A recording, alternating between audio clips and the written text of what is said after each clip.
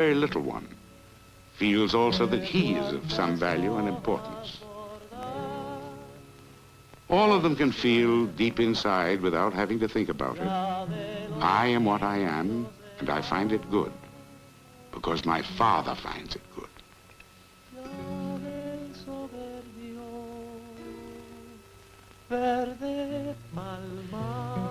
The man who understands, when a young child is old enough to dig holes, it is useless for a father to get angry and say, "Don't dig." He would not say to a tree, "Don't grow." A wise parent understands that playing is part of the growing of a child, part of the business of learning how to be a man.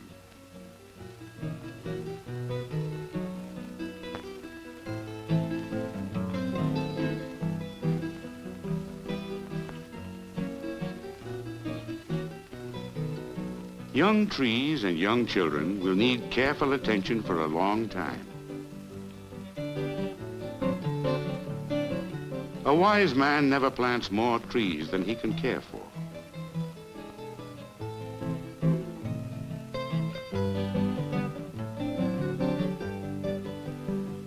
Fewer trees, well spaced, properly cultivated, will grow better than many trees planted too close together.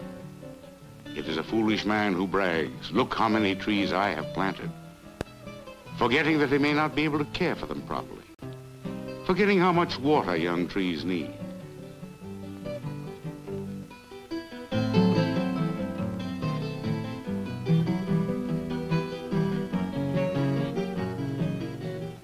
The care of boys and girls continues even when they are almost fully grown.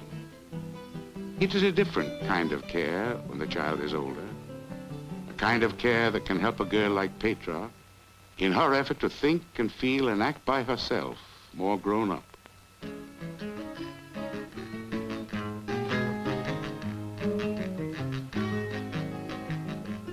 One way young children learn to be grown up is by imitating, in their play, the things grown-ups do.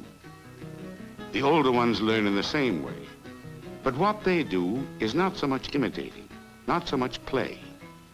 It comes very close to living the way grown-ups. At this age, boys often feel that they have to show that they are really men already, proving to themselves, to the girls, and to other boys that they have already come to manhood.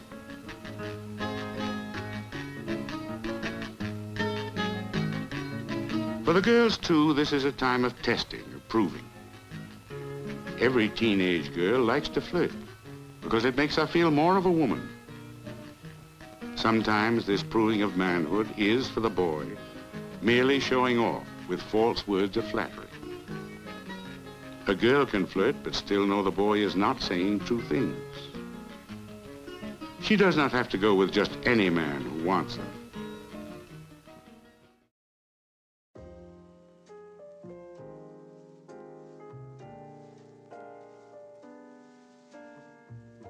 Hello. Hello. Let me try that one more time.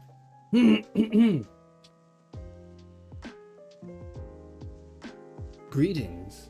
I was gonna say, the War Owl greets you because I've watched like 10 years of War Owl, and whenever I hear the word greeting, like my brain just auto-fills it. Sorry. Hello. Charis Euphranor, first and last philosopher VTuber, last submarine of Alexandria.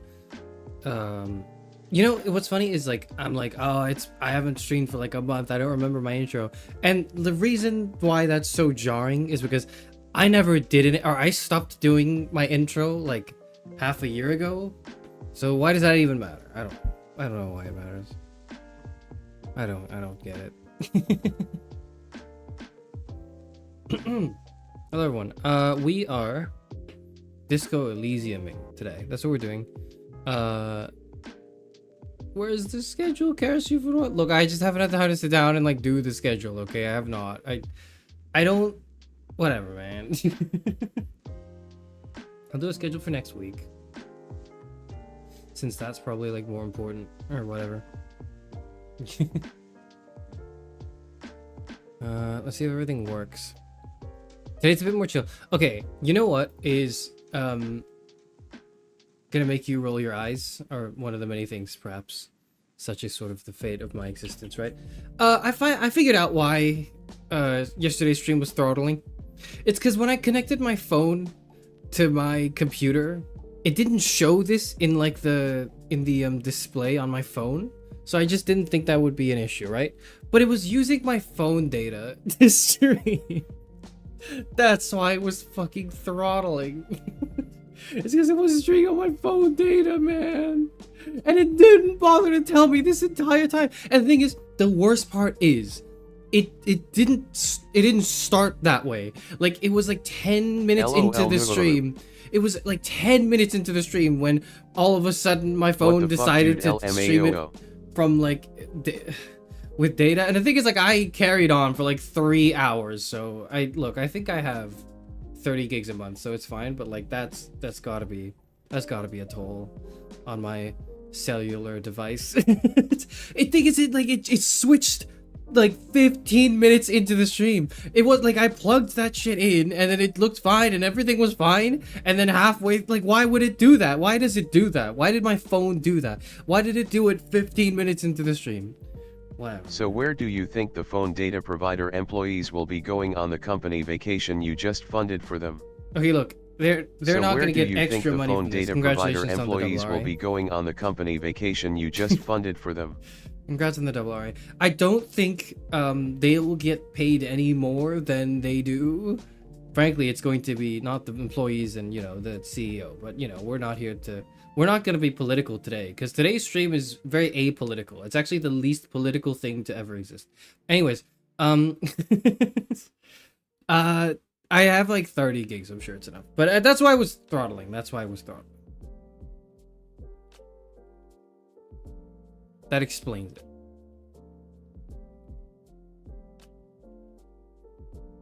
It is me, Charis Euphranor, the first and last philosopher VTuber, the last librarian of Alexandria.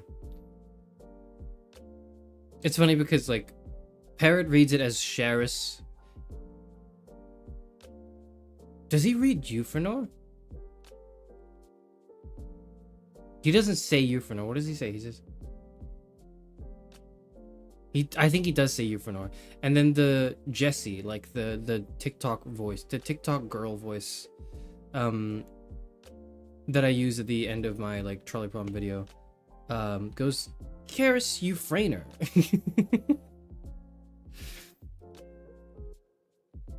Charis Euphranor has been stuck in my head.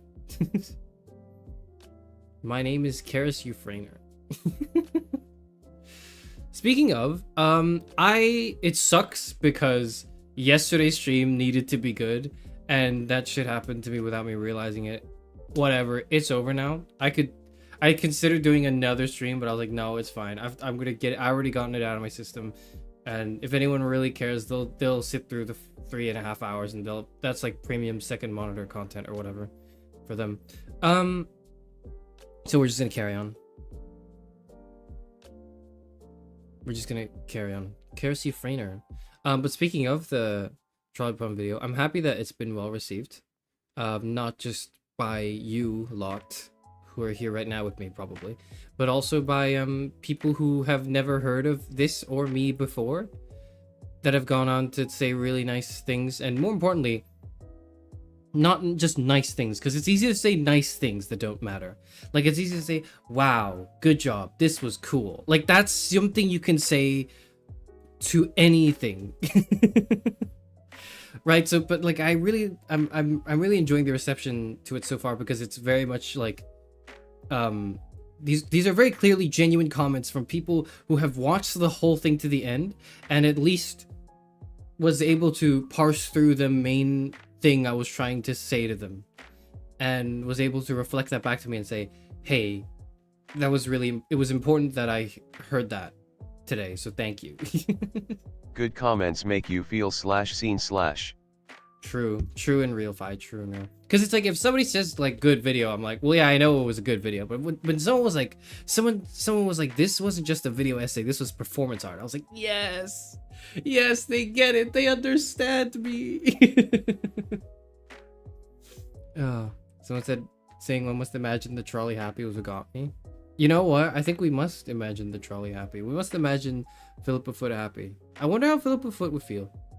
I wonder how she would feel about all of this. I wonder how she would feel about my video.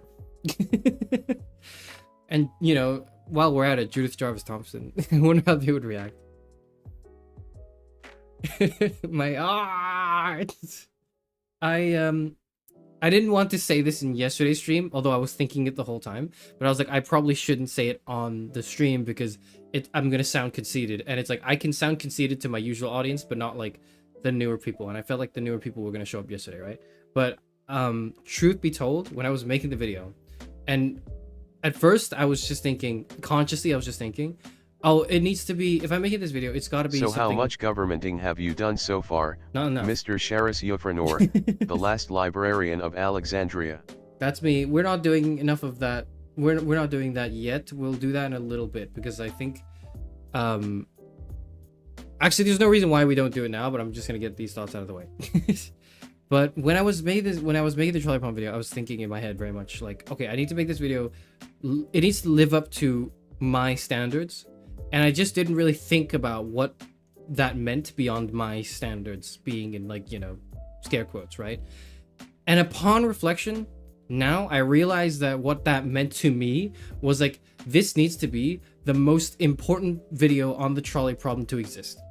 Because it comes after everything that's been done. I have the benefit of being able to watch all of the trolley discourse, the trolley discussions, everything. Like, I've sat down and I've parsed through and I read the whole paper, the original paper that nobody else has read, and it's like, this is something nobody's ever bothered to talk about.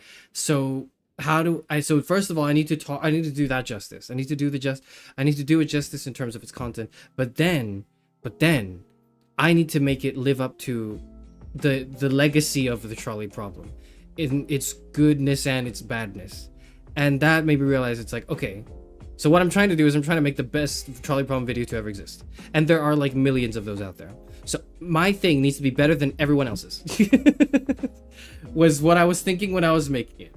And look, all I'm saying is, if you have seen a better trolley problem video out there, link it to me. I want to see it. I want to see a better trolley problem video than the one I did. I'm so proud of it. I'm so confident that I'm so confident in myself now because I'm like, it's now that it's done and dusted and I'm looking back and I'm like, this is perfect. This is beautiful. This is it. This is what's gonna make you inch closer to 1K, by the way. This and recycling class of 09 content. Dude, okay. This, I don't care what happens after, what, 3.2K views? But that's where it needs to get to, okay? My trolley problem video needs to get to 3.2K views. Why 3.2K? Because then it will eclipse my Class of 09 stream. Okay, it will eclipse the Class of 09 anime pilot stream where I reacted to like a 10-minute video for 3.5 hours, okay? It needs to do better than that. And if it's better than that, that's all it needs to be. Okay, like then I can finally like shake off the shackles of being known as the Class of 09 guy. I do not want to be the Class of 09 VTuber, okay? I don't want to be that guy. I can accept being yellow guy from Velocity. That's cool too. But, you know, if I had to pick one thing to represent me, it would be this video. It would be this trolley problem video. So please, it just needs to get to, please YouTube, it just needs to get to 3.2 or, you know, like just slightly above that. And that's it.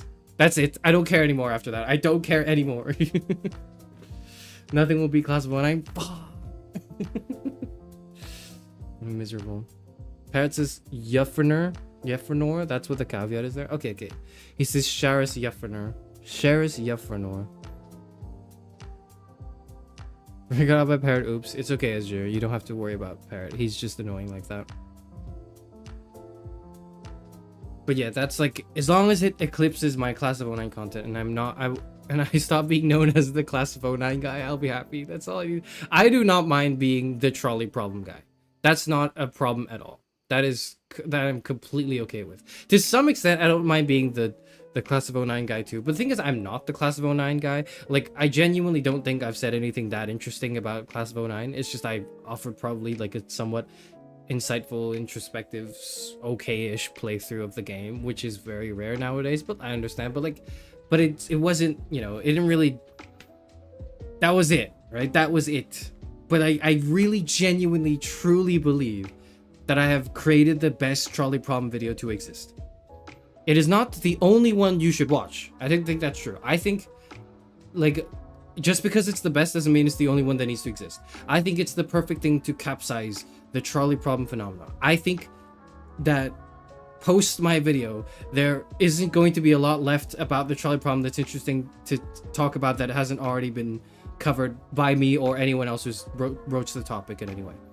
I really believe that. Now, I'm so happy to be proven wrong. If someone's like, no, you're in your head too much, okay? Like, shut up, small VTuber. Here's some proof. I'd be happy to see that. I'd be happy for you to recommend to me things about the trolley problem, public-facing things, like front-facing media. So it doesn't have to be like a YouTube video, but just anything that's like front-facing, right? That deals with the trolley problem, and not just the literal thought experiment, and not just the context of the thought experiment, and not just the origins of it, but the way its legacy has evolved over time, and the state of trolley content that now plagues this godforsaken site.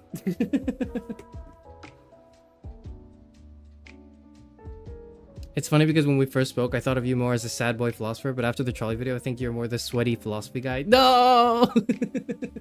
No, not the sweaty philosophy guy. Because it's like, I'm not as sweaty as all of the other philosophers in the library, because they are like locked in on the most metaphysically complicated like structure of the world that explains everything. And it's like, I'm not interested in explaining everything. I'm interested in asking you, what are you doing? In every sense of those words, that is my thing. And like, to me, that is I think a part of that is definitely sad boy philosopher too, because it's like, I'm asking myself those questions. I'm not just attacking you, the viewer, like impersonally by going like, you know, what are you doing with your life? You should get a job and touch grass. Like, I don't think that's right. I don't think that's quite what it is. It is truly like a, what are you doing? And I have to realize that whenever I do that, I'm also asking myself, what are you doing? Also, we'll get a little sad later on. It's fine. I mean, sweaty in a literal sense is like, as in I could sense you sweating in the video. I was sweating. That monologue took, well, the whole thing took about 14 takes, I think. No. The whole thing took about probably 8 or 9 takes. I just worked with the last one, I believe, right? The last one or the second last one. But the monologue at the end, I had to do separate recordings for. And by the 14th, it's like 4 minutes. It's just 4 straight minutes. The monologue goes for 3.5, 4 minutes. And it's so hard because the first few times I was like doing it, I was just reading off the script. I was just reading the words, and I didn't like feel the words enough. And then as I just kept doing it, I got the words stuck. They ingrained themselves in my head more and more. They imprinted themselves in my brain. And then by the 14th take, which is what it was, right?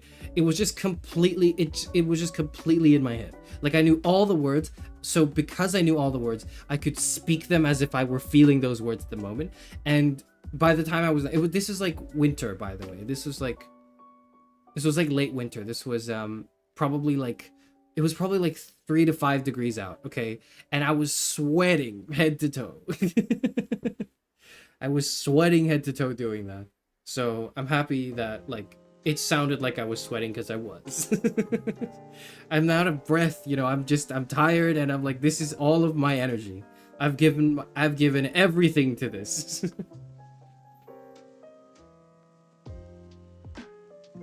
This is more of my auteur side. If you want to see a bit of the sad boy side, you'll get that soon. We will return to our sad boy roots in due time, don't worry. Have you read the comments in the video? Some of them are hilarious. I have been like obsessively I've been obsessively refreshing to check the comments. Like, the views is like cool. It just needs to get to 3.2 and then I'm happy. But the comments, all of them are like, there was, you know what I'm surprised by? There was only one comment. There's like 50 something comments, right? Only one of those comments was like a debate on like when life begins. And I was like, I knew it was coming, and a part of me was a little optimistic, thinking like, okay, surely, you know, the first like 40 or so comments in, right? Like, there wasn't, it appeared later on. But I was like, At first I was optimistic. I was like, okay, sure, everyone's who's watched this has actually watched the whole thing, and they're commenting their experience of the whole piece, not just like the first 5 minutes of it or whatever, right? And then one guy was like, actually, that's not like the debate in for pro-abortion, Hey, because all. like life believes at like contraception or whatever he's like fucking said. And like that to me was like reassuring in a weird way, because I was like, ah, there it is. That means that it's reached a sufficiently large enough audience that there has to be, like, just given the sheer, like, the law of big numbers, right? There has to be one dumbass comment. There has to be one stupid comment, because that tells me it's made it, right? It has made it splash on the general public. That's all it needs to do. Just one stupid comment, and I'm like, yep, there it is. That's the law of big numbers. I'm happy now. You're ever gonna go start debating in the comments? Ah! 150 is quite good. It is quite good. It really is. It really is. And I'm not getting one guide by that comment, because of the other comments are actually so genuine and thoughtful. Like, they're not just video good. They're all like, everyone's trying to be a little clever, or at least very sincere and genuine. That, like, it's the experience of reading those comments is irreplaceable. People do like just saying stuff. At Phi, I think there was some similar stuff in your abiogenesis video where people started talking about evolution versus creation. Yes, yeah. Phi's abiogenesis video had a lot of, not a lot, but like had a few. I did have to scroll pretty far to reach those, or no, actually no, I had to like sort by new to see them, because I was so curious when I was watching Phi's abiogenesis video. I was like, surely there's got to be some really like annoying comments, right? And I scrolled down, I was like, no, this is all really nice. And I sorted by new, and I was like, okay, I'm seeing some of this. My video was kind of asking for it. I mean, like, asking for it in like the sense that like that's what it was all about is fair. That's true. I didn't check, but did you get a drifted hit everyone comment? No, because it's like, even if you do it ironically, it's not funny anymore. You know what I mean? Like, especially once you've watched that last montage and seen like all of those comments scrolling, like, it's not, even if you did it ironically, even if you did it tongue-in-cheek, like, haha, like, you know, I'm just commenting the thing everyone's commenting.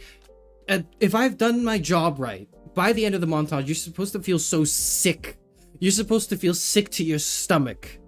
Like, just reading a comment that says, why don't we drift the trolley in multi-track drift and then hit all 6 people? Like, you're supposed to be so sick of it that you can't even do it ironically. You can't. And I don't think anyone has done it ironically yet, because no one's done it. So that means I did my job well.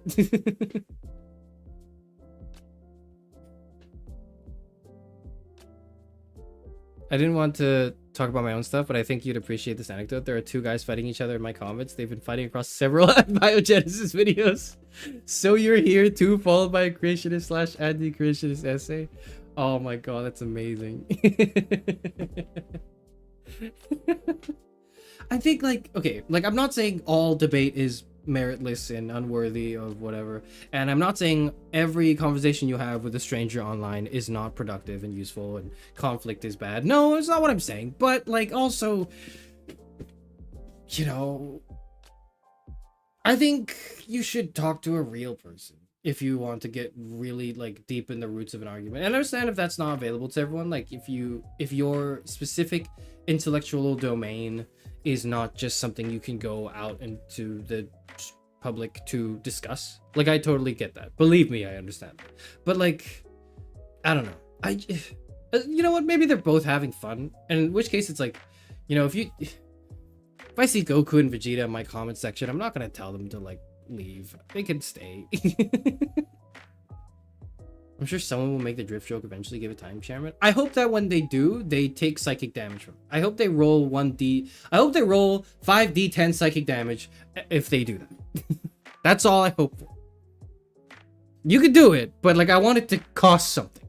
Like, you know, every choice matters, right? So if you want to make that choice, you can, but I just think you should suffer the consequences of it.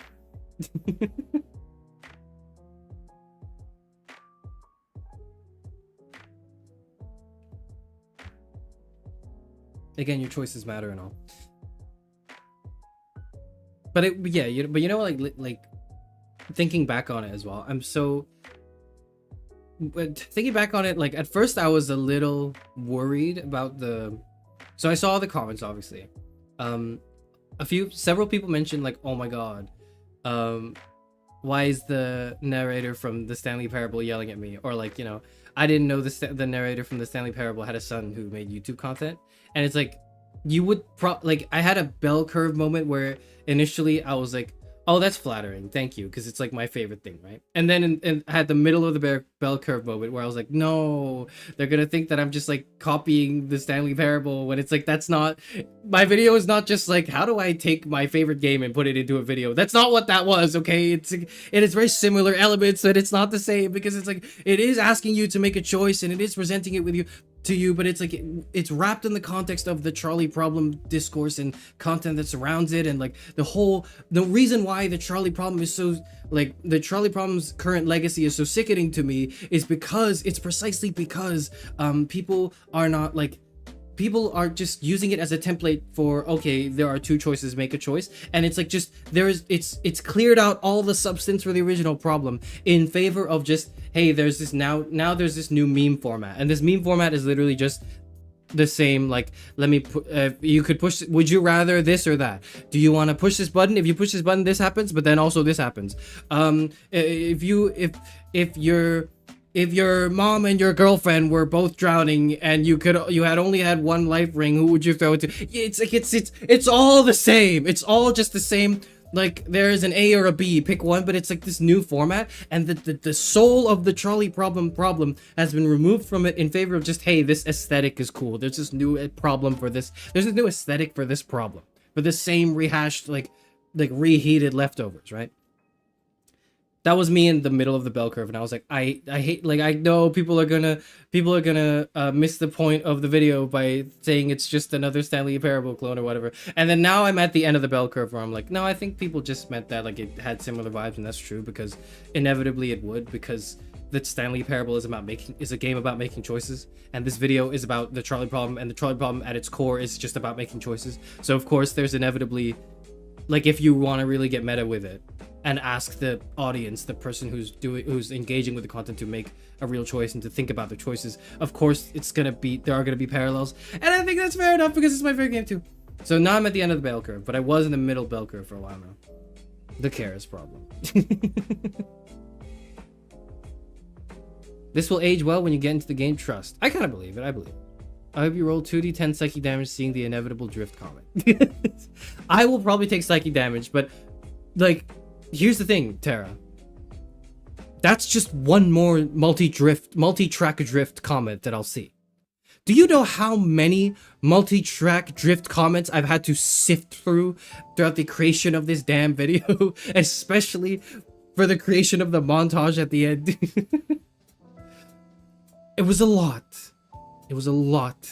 It was a lot of multi-track drifting, like, comments. So much content. So much content I had to consume for this. Like, that montage at the end, that didn't just happen, okay? I had to sit there and watch all of those things before I could put them into my video, right? And, like, trust me, I selected these. This wasn't just, oh, the first 10 things I clicked. This was, like, I clicked on 100 things, and then this was, like, just, I think, the 10 best ones that represented the slop that I was presented with. But have you considered multi-track drifting? I think I have. I have considered it. I honestly, sometimes, you wake up and you just think about, like, why don't we just kill everyone, right? Like, don't you think about that sometimes? That's not what I don't mean, like, everyone. I just mean, like, a lot of people. Whatever. Whatever.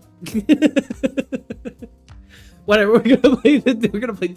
I'm gonna shut up and we're gonna play Disco Elysium. I'm gonna shut up. We'll play Disco Elysium. That's it. That's all I needed to speak on, I think. I mean, I don't really need to speak on it to be honest. Like, I don't have to do that. It's just I would like to. Charis Euphranor. Charis Euphranor is stuck in my head. I can't stop thinking about Charis Euphranor. It's just the sound bite of the TikTok like voice saying my name and then following it up with top 5 thought experiments that will truly melt your mind is just that's now imprinted on me too. Oh no. Oh no.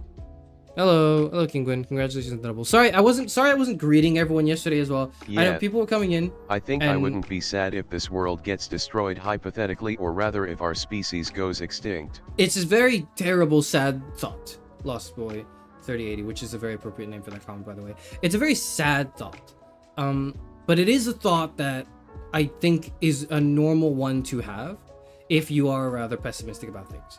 Now, that said, I don't believe the thought. I don't believe that I truly, like, want, you know, total annihilation. But sometimes the thought does creep into your head, doesn't it? I think it's normal for it to creep into your head. I think it is an intrusive thought. It is very much like when you're driving, what if I just veered the car into the like sidewalk, right? That's the gist of it. Charis has the Elysium. I don't know what that is. Since when?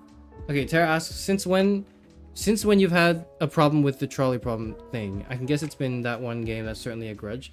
No, that's not really an issue. You know what? Maybe it was. I didn't like that game, the trolley problem game I played a while ago. I think it was because I think it was a lot of accumulated hatred. And there's many things I hate about the trolley problem, right? That makes me love talking about it so much because I love hating on it. But one of the things I hated about it was the things that have come out of it, you know, in pop culture and popular media. But so, a part of that hatred is also like when I tell people I'm a philosophy major, they go, "Wow, that's so cool. That's like the trolley problem." Or like they go like, "That's like the Matrix." And it's like I just have to nod my head and go, "Yeah, it's or Inception, the Christopher Nolan movie." I'm like, "Yeah, you know what? Yeah, sure. It's exactly like that. But yeah. Okay.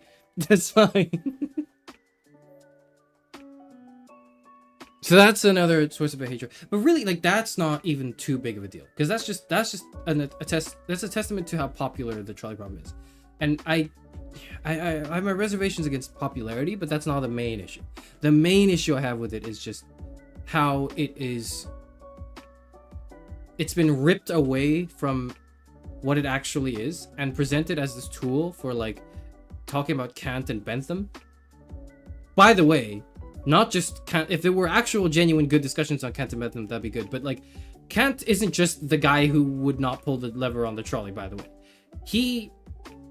Immanuel Kant, among many other things, invented geography, I believe. I believe he invented geography. Like, he was, okay, like, maybe invent is a little bit of an over-exaggeration, but maybe it isn't, right? Because he was like the first person to like lecture on geography, I believe. If I recall correctly. Among many other things, by the way. Among, like, you know, his contribution to Western philosophy and like what I could only draw a parallel to. The only thing I could draw a parallel to is like the Copernican turn, really. Kant's critique of pure reason. But like, to be just reduced to he's the guy who wouldn't pull the trolley lever is disgusting to me. And the worst part is, up until I started researching the trolley problem, that was all I knew about it. Up until I actually started reading into the trolley problem myself out of my own curiosity was when I actually started to realize that. It wasn't taught to me. No professor yelled at me and told me that, like, what you are experiencing is just this, like, it's just so flagrantly empty. Like, nobody did that. Nobody did the monologue I did to you. And I wish somebody did. Like, that's why that monologue exists, right? That monologue at the end of that video exists partially as like I wish somebody yelled at me the same way I'm yelling at you right now. Philosophers live in the Matrix and the Inception, got it. Yeah, that's exactly right, yep. It's like the tism, but socialism. Lism. I mean, like, I guess. I don't know yet. Socialism is when the government does stuff. I wouldn't be sad if I died. I wouldn't be much of anything on account of being dead, I think. I mean, that's not true because you're contributing to my YouTube chat, so that's gotta be something. No, but like I understand I understand feeling that for sure. I think it's not helpful for when you when you express those thoughts, not like you specifically, right? But when one expresses those thoughts, it's generally met with like a no, but you're so important. It's like, yeah, like I know some people probably care about me, but it's like I don't feel that, and that's the issue, right? It's like the deeper issue isn't like isn't my contemplation of disappearance. It's that I'm even contemplating disappearance in the first place because of how little I feel like I matter to the world and the things around me. At least in a way that is mutually fulfilling, and rather than just like I need to exist by virtue of being a human being that is like burdened with the responsibility of existing and doing things for things like around me. Like, when will I stop being needed and actually wanted, right? That's like, anyways. We'll save the sad boy for later. We'll save it for later.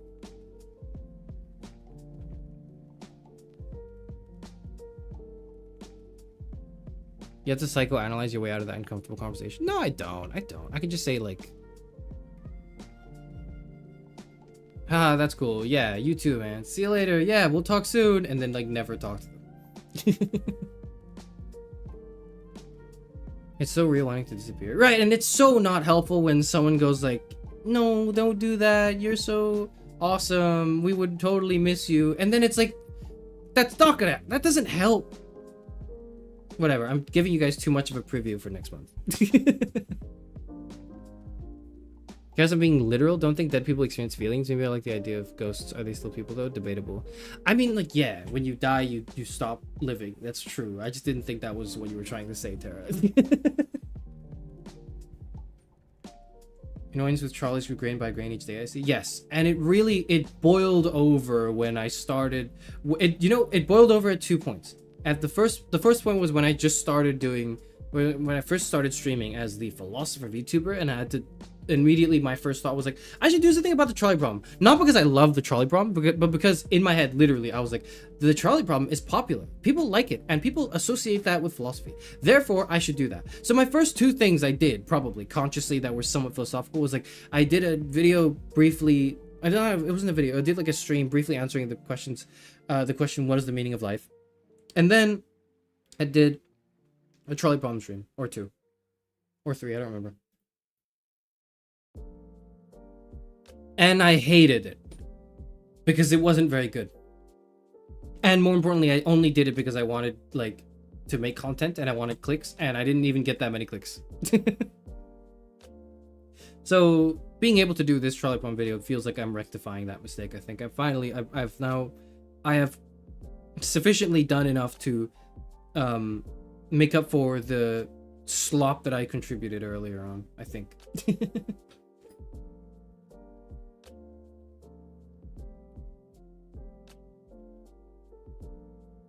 When people are like, we miss you, where have you been? And I'm like, holy shit, my absence is noted. It's real, it happens. It's good to keep that in mind, and it's a good feeling to have. Also, sorry, I wanted me to sort through baby stuff. And was like, are you keeping this to things I literally haven't seen in 20 years? I feel that. But also, like, we were, like, moving. My mom was thinking, like, of throwing away her, like, wedding photos. Like, my parents' wedding photos. I was like, what? Don't do that. Why would you throw that away? And she's like, we don't need it anymore. I was like, yeah, you don't, like, nobody needs wedding photos, but, like, why are you contemplating throwing the wedding photos away? What? No, like, no, don't do that. And then, like, I don't know, I was at a bit of a loss for words because I couldn't quite justify why it was important in the moment, but I was just like, just don't throw them, just like put them somewhere. I know we don't look at them every day, but like just put them somewhere, you know?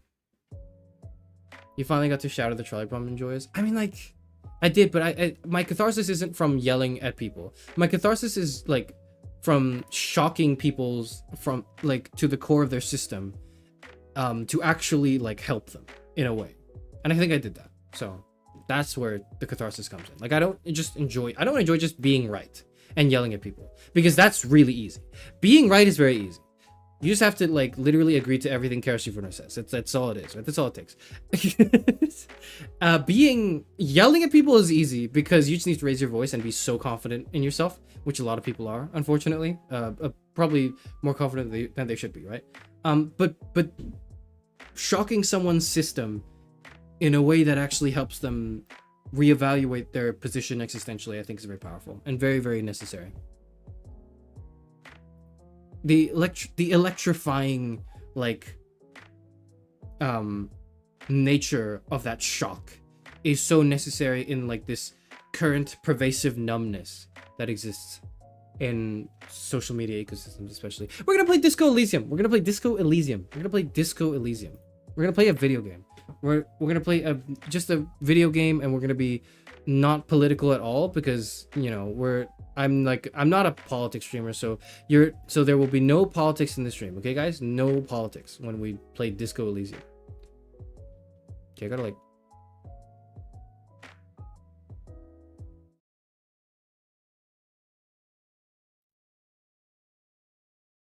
Well, does that to things I would obviously want to keep, and then it's like, do you want this to my middle school textbooks?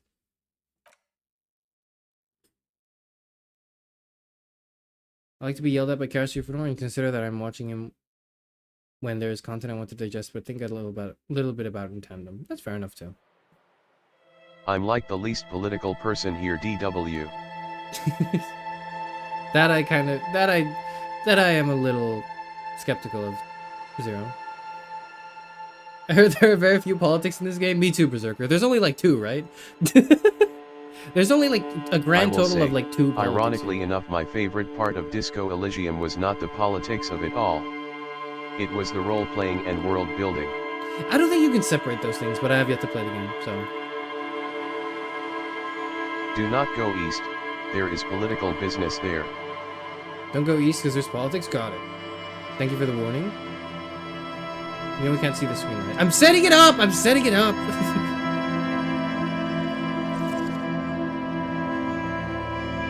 Okay, how do I make it, like... How do I make the volume just a little lower? Streamer mode. Replace a certain copyrighted piece of music with alternate tracks. Thank you. Hardcore mode. Okay, I don't know if I want to do that. Existentially difficult. I kind of like the sound of that, though. There it is.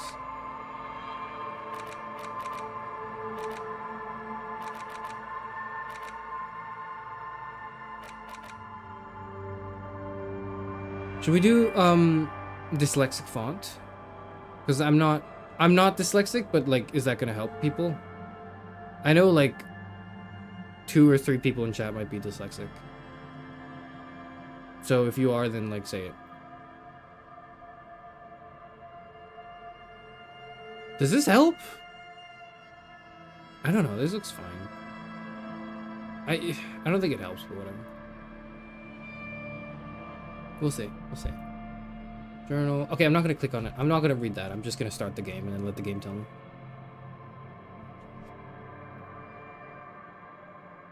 Is the volume okay? Okay, I'm gonna go into the game and you tell me if the volume is not okay. Otherwise, I'm gonna assume it's okay. Okay? It is so ugly. May's dyslexic. I know, but I'm wondering if May cares about this game enough. Alright. Volume's good. Okay. Oh, we like choose a character? Okay. Thinker, sensitive, physical. Extremely intelligent, very bad with people, knows interesting facts, comes up with original ideas. Sensitive, very psychological, a magnetic personality, but unstable. Might begin to lose his mind. What? Might begin to lose his mind? Extremely physical, interacts with the world through his body, gets things done, but dumb as a rock. I mean, like...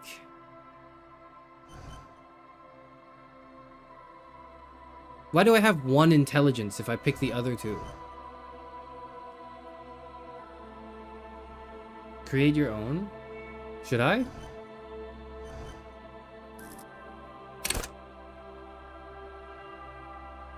Okay.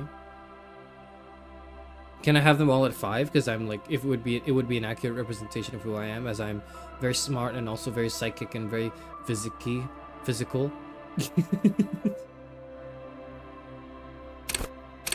Oh. Okay, well, we're not like weak, but like we'll do like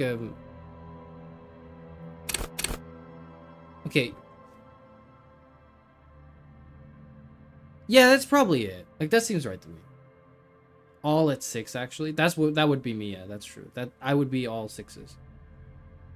Or 4323 don't remember. 4323. 4423. Where are you getting that extra stat point? Where are you getting that from? Is it because I'm playing on hard mode? Physique I mean, I 1 don't would think I be in clicked hard mode. character for you. That's not true. My physique is not 1. Okay, I literally like. I can't think of a physical feat that I've achieved, like, in recent times, so I... So maybe I should... Whatever, we'll just... You only get 12, okay, cool. Humbleness at 10, I know that's right, humbleness at 10. Everything at 10, including, like, humility. Perfect. What the hell? Okay. Logic...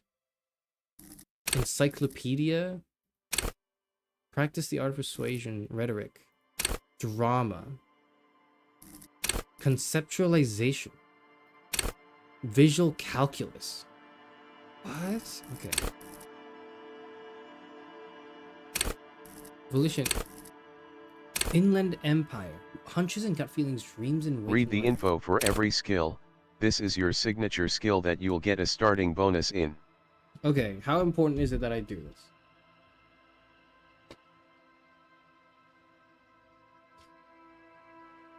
Fine, I'll do it. Okay.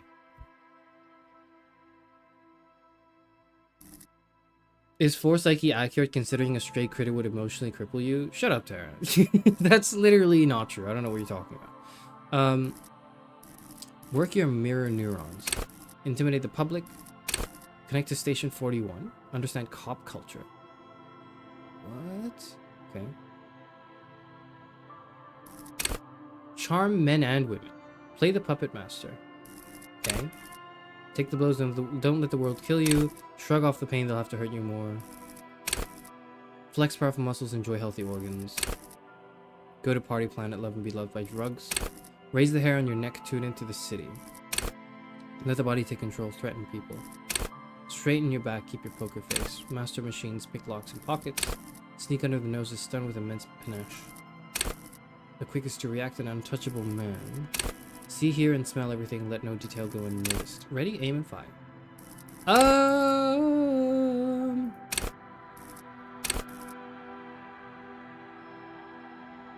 This is probably, like, the thing.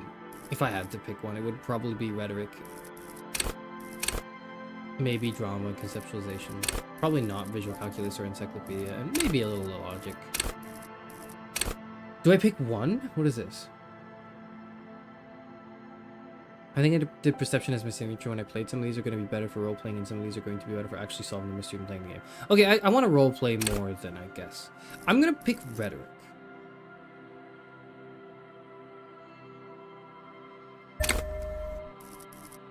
Okay. I only get to pick one? Okay, then. Oh, so you do get an extra point. Of course he chooses rhetoric debate, bro. That's not... Why did you say that after I clicked start? Whatever. If heroes are at home in the mirror, it is their address. Even the clearest waters, if deep enough, can drown.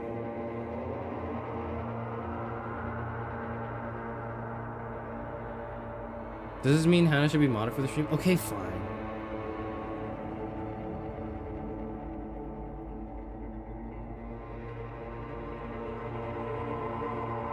There is nothing. Only warm primordial blackness. Your conscious ferments in it.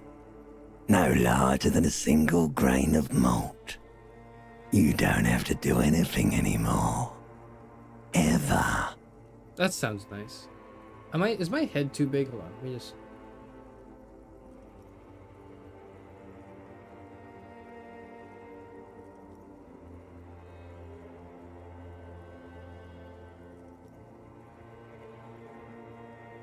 Is the game fine?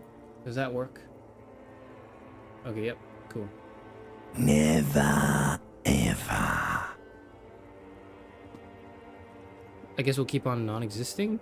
No, I will ask the question. Never, ever, ever? Never, ever, ever, baby. Alright, okay. An inordinate amount of time passes. It is utterly void of struggle. No ex-wives are contained within it. No ex-wives? An awareness creeps up on you.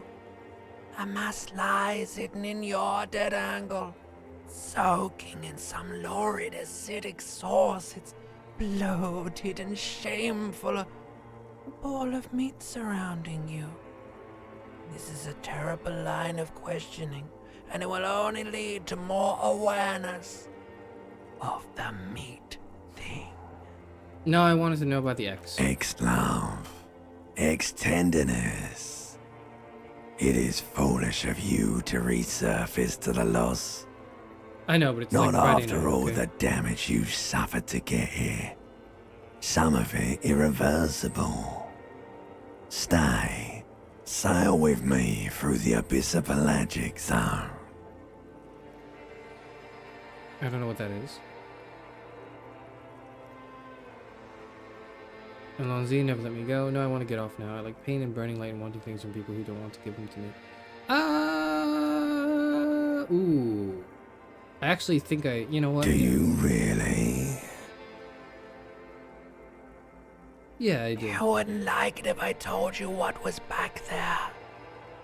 Why'd you think you had to bludgeon yourself into oblivion? Or did you not sense yourself marinating? Poured so much on yourself, got a bit carried away, did we, Chef? Sorry, we can just do it again. Fear and apprehension. You should ask what's out there first. Okay. What is waiting for me? There's this giant ball there. An evil apes. Okay. And the evil apes are juking it out on the ball. You're one of them. Oh. It's basically all just evil apes juking it out on a giant ball.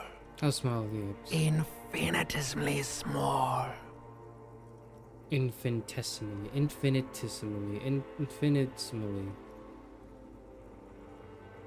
How big is the ball? You can't even make out it's a ball when you're juking it out. It's that large. And this juking it out, I keep hearing about. What is that? Vying for resources.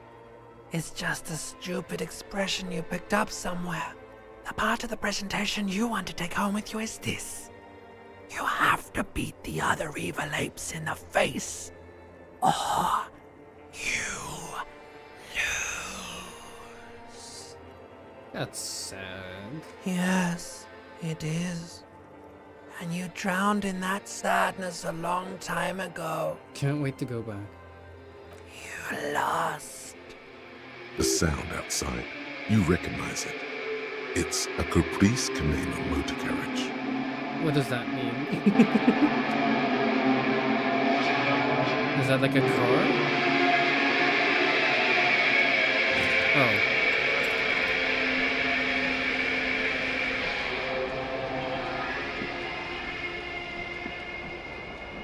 Who said that I would relate to the main character? That's not true. Because I probably would have a shirt on, okay?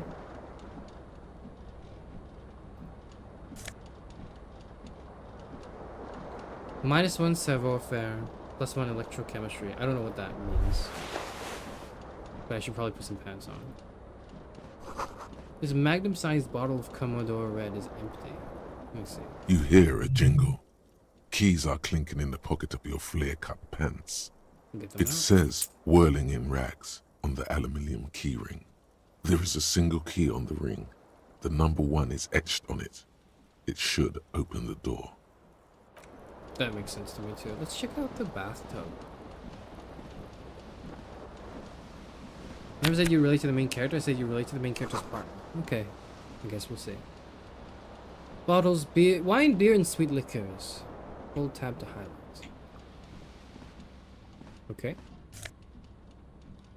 Those are my clothes. I got my clothes. A mirror hangs above a bent and broken sink. In a fierce discharge of masculine energy, someone has ripped half the faucet off. I hope that wasn't me.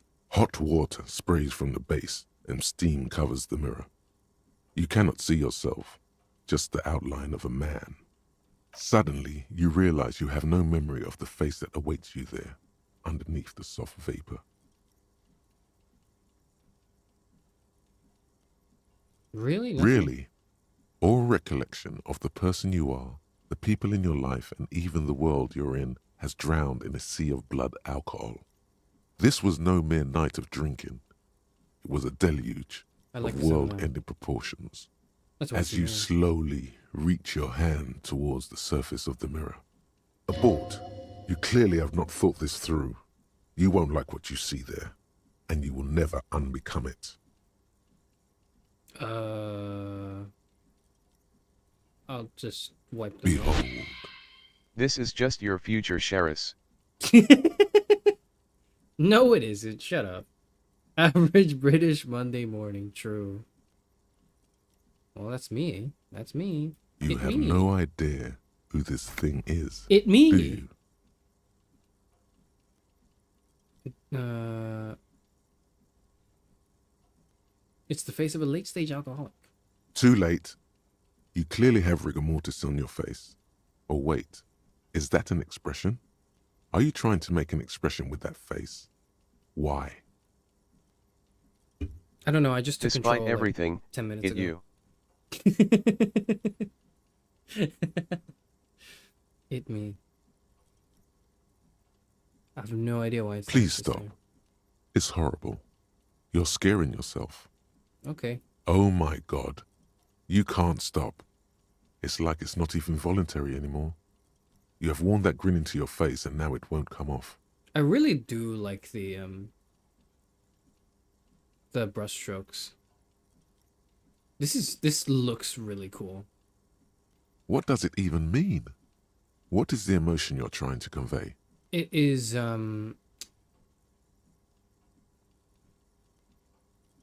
it's gotta be oh wait, hold on, is it 5 or 4? I'm either insinuating that I'm vaguely sympathetic. I think I'm sort of pulling it off too in a sad has-been kind of way. There's some charm to it. Or it's an expression of pain. I feel like it's both. It's an expression of pain. You are correct. Okay. I'm correct? Wait, what do you mean I'm correct? Encyclopedia Formidable 13. Dig deep into your mind to locate the source of the expression. Electrochemistry. Impossible 18. Attempt to stop the expression from happening. What? Okay, well... So it is Dungeons and Dragons, okay. Like the rest of you, it comes from a bad place somewhere in the past. That's all you know for now. What if I did this? It's too late. Like an image on film. The expression belongs to your primary motor cortex. It would take a minor neurological miracle for you to cease producing it. I'll just look away then. It's fine by me, really. What's this about a fan? Can I run? I'm drunk. Probably not. Is that broken glass? This fan has 2 chain pull switches. One ends in a tiny fan, the other in a light bulb. A truly horrific necktie has somehow attached itself to one of the blades. Or has it been consigned there as punishment? Okay, it's mine. You feel as though this creature is your friend and wants to reattach itself to your neck so that you may continue your adventures together in this strange world. The blades come squeaking to a halt. It should be easier to reach the tie now. 72%.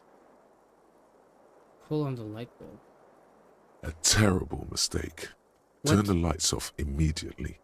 You can practically Okay. feel the photons burning a hole in your brain. Dude, it's fine. Your eyes burn with What? photosensitivity. It's not good. What? What? I hurt myself by turning the lights on? Am I that drunk? Hey y'all, :_chair heart. You swoop Hi, up Estella. and catch the tie. Snap. It's released from the blade.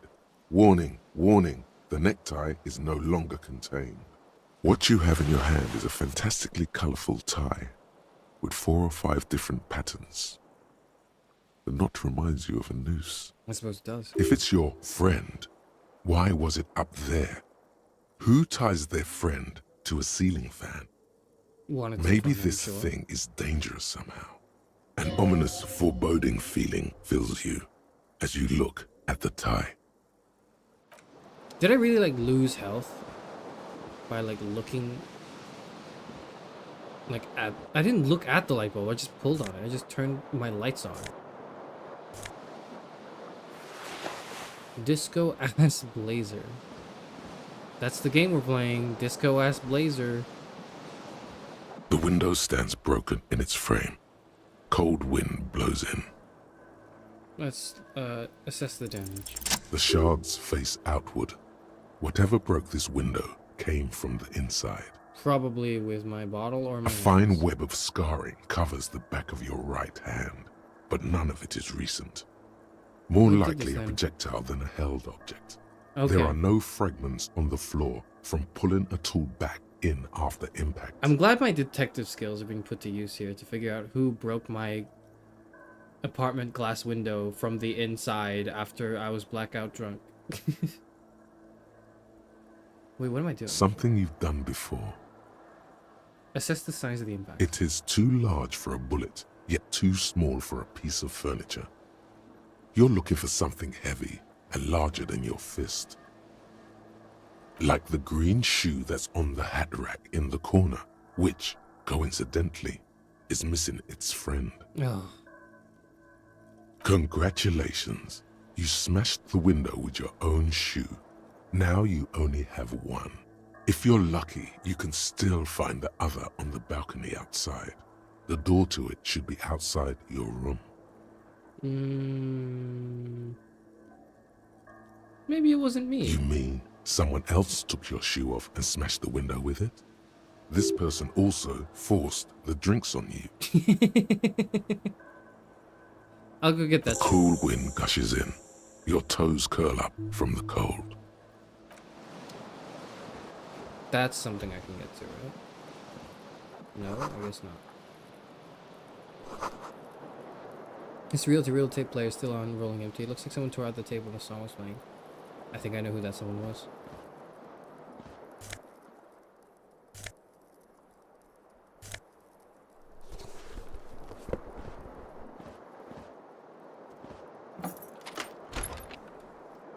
I like the opening so far. Okay, I need to go get my shoe. Ma'am, could you help me with my shoe, actually? Hello, officer. The young woman raises a cigarette to her lips. Officer, am I military personnel? Turn your bloated face away from her beauty and just keep on walking. No. She seems perplexed by your question. There's only one solution to this. You're a businessman. No. Why did you call me an officer then? Because you're a police officer, sir. Are you sure? I'm police? I'm a cop? Yes. Unless you've been feeding us a set of very well-rehearsed lies all this time. All this You've time. been here for 3 days. On official police business, no less. And what business is that? Couldn't say. In truth, so far, mostly drinking. Okay, try the expression on her. Let her know you want her physically. I don't think I want to do that. Why don't I remember being a cop or anything else? Who in their right mind would let me be an officer of the law? Could it be because of the drinking? Yeah, it probably is. Who in their right mind would let me be a police officer? Don't be so harsh on yourself. They let almost anyone be a police officer. Game's not political, by the way. No politics. Mods ban anyone who mentions anything political in my Disco Elysium. A glib remark. Don't let it stand. Assert yourself.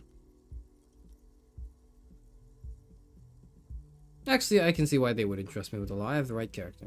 A fondness for contradictory statements. No, I get these tidbits of information sometimes, little facts like trivia. It gives me a detective-y vibe. Of course. She remains unconvinced. I'm not going to try to, like, I'm not doing that. I'm gonna leave. Of course. Be careful, officer. They don't like the police around here. Oh, got it. She looks back at you, a light glinting off her eyes. Goodbye. See you later. Okay, I need to get my shoe. There's something on the table. There's nothing on the table. You lied to me. I cannot click on anything on the table. Let me get my shoe. There it is. Shoe. Shoe detected. Shoe acquired. These are both my shoes now. Did I need my shoe? I'll put it on. You can go back to the table, don't worry. I literally don't see anything on the table. This calendar says in March, the year's 51. 2051? Okay. This table, even. This is the weekend edition of the satirical newspaper Trompe Le Monde. Shoe acquired. Game over.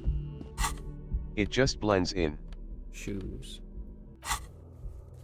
You're literally blind, it's small and highlighted. What?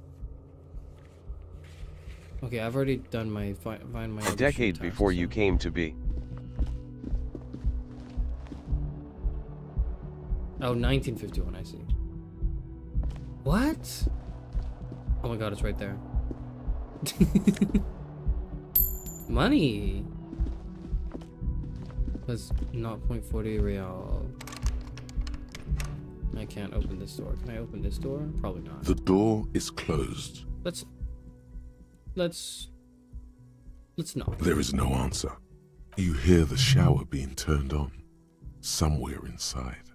A tremendous loneliness comes over you. Everybody in the world is doing something. I'm not gonna stand outside someone else's room as they're showering and say, I'm so alone. Why are you doing this? Don't do this. No, these are all like, I'm not saying any of these things. I'm gonna just The like door is swallow it. closed. I'm just gonna leave. Underscore cheer LOL. I'm not doing that. Who would do that? I'm not doing that.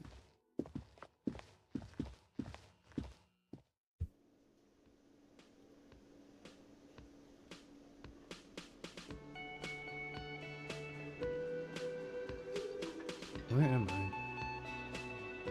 I suppose we'll find out.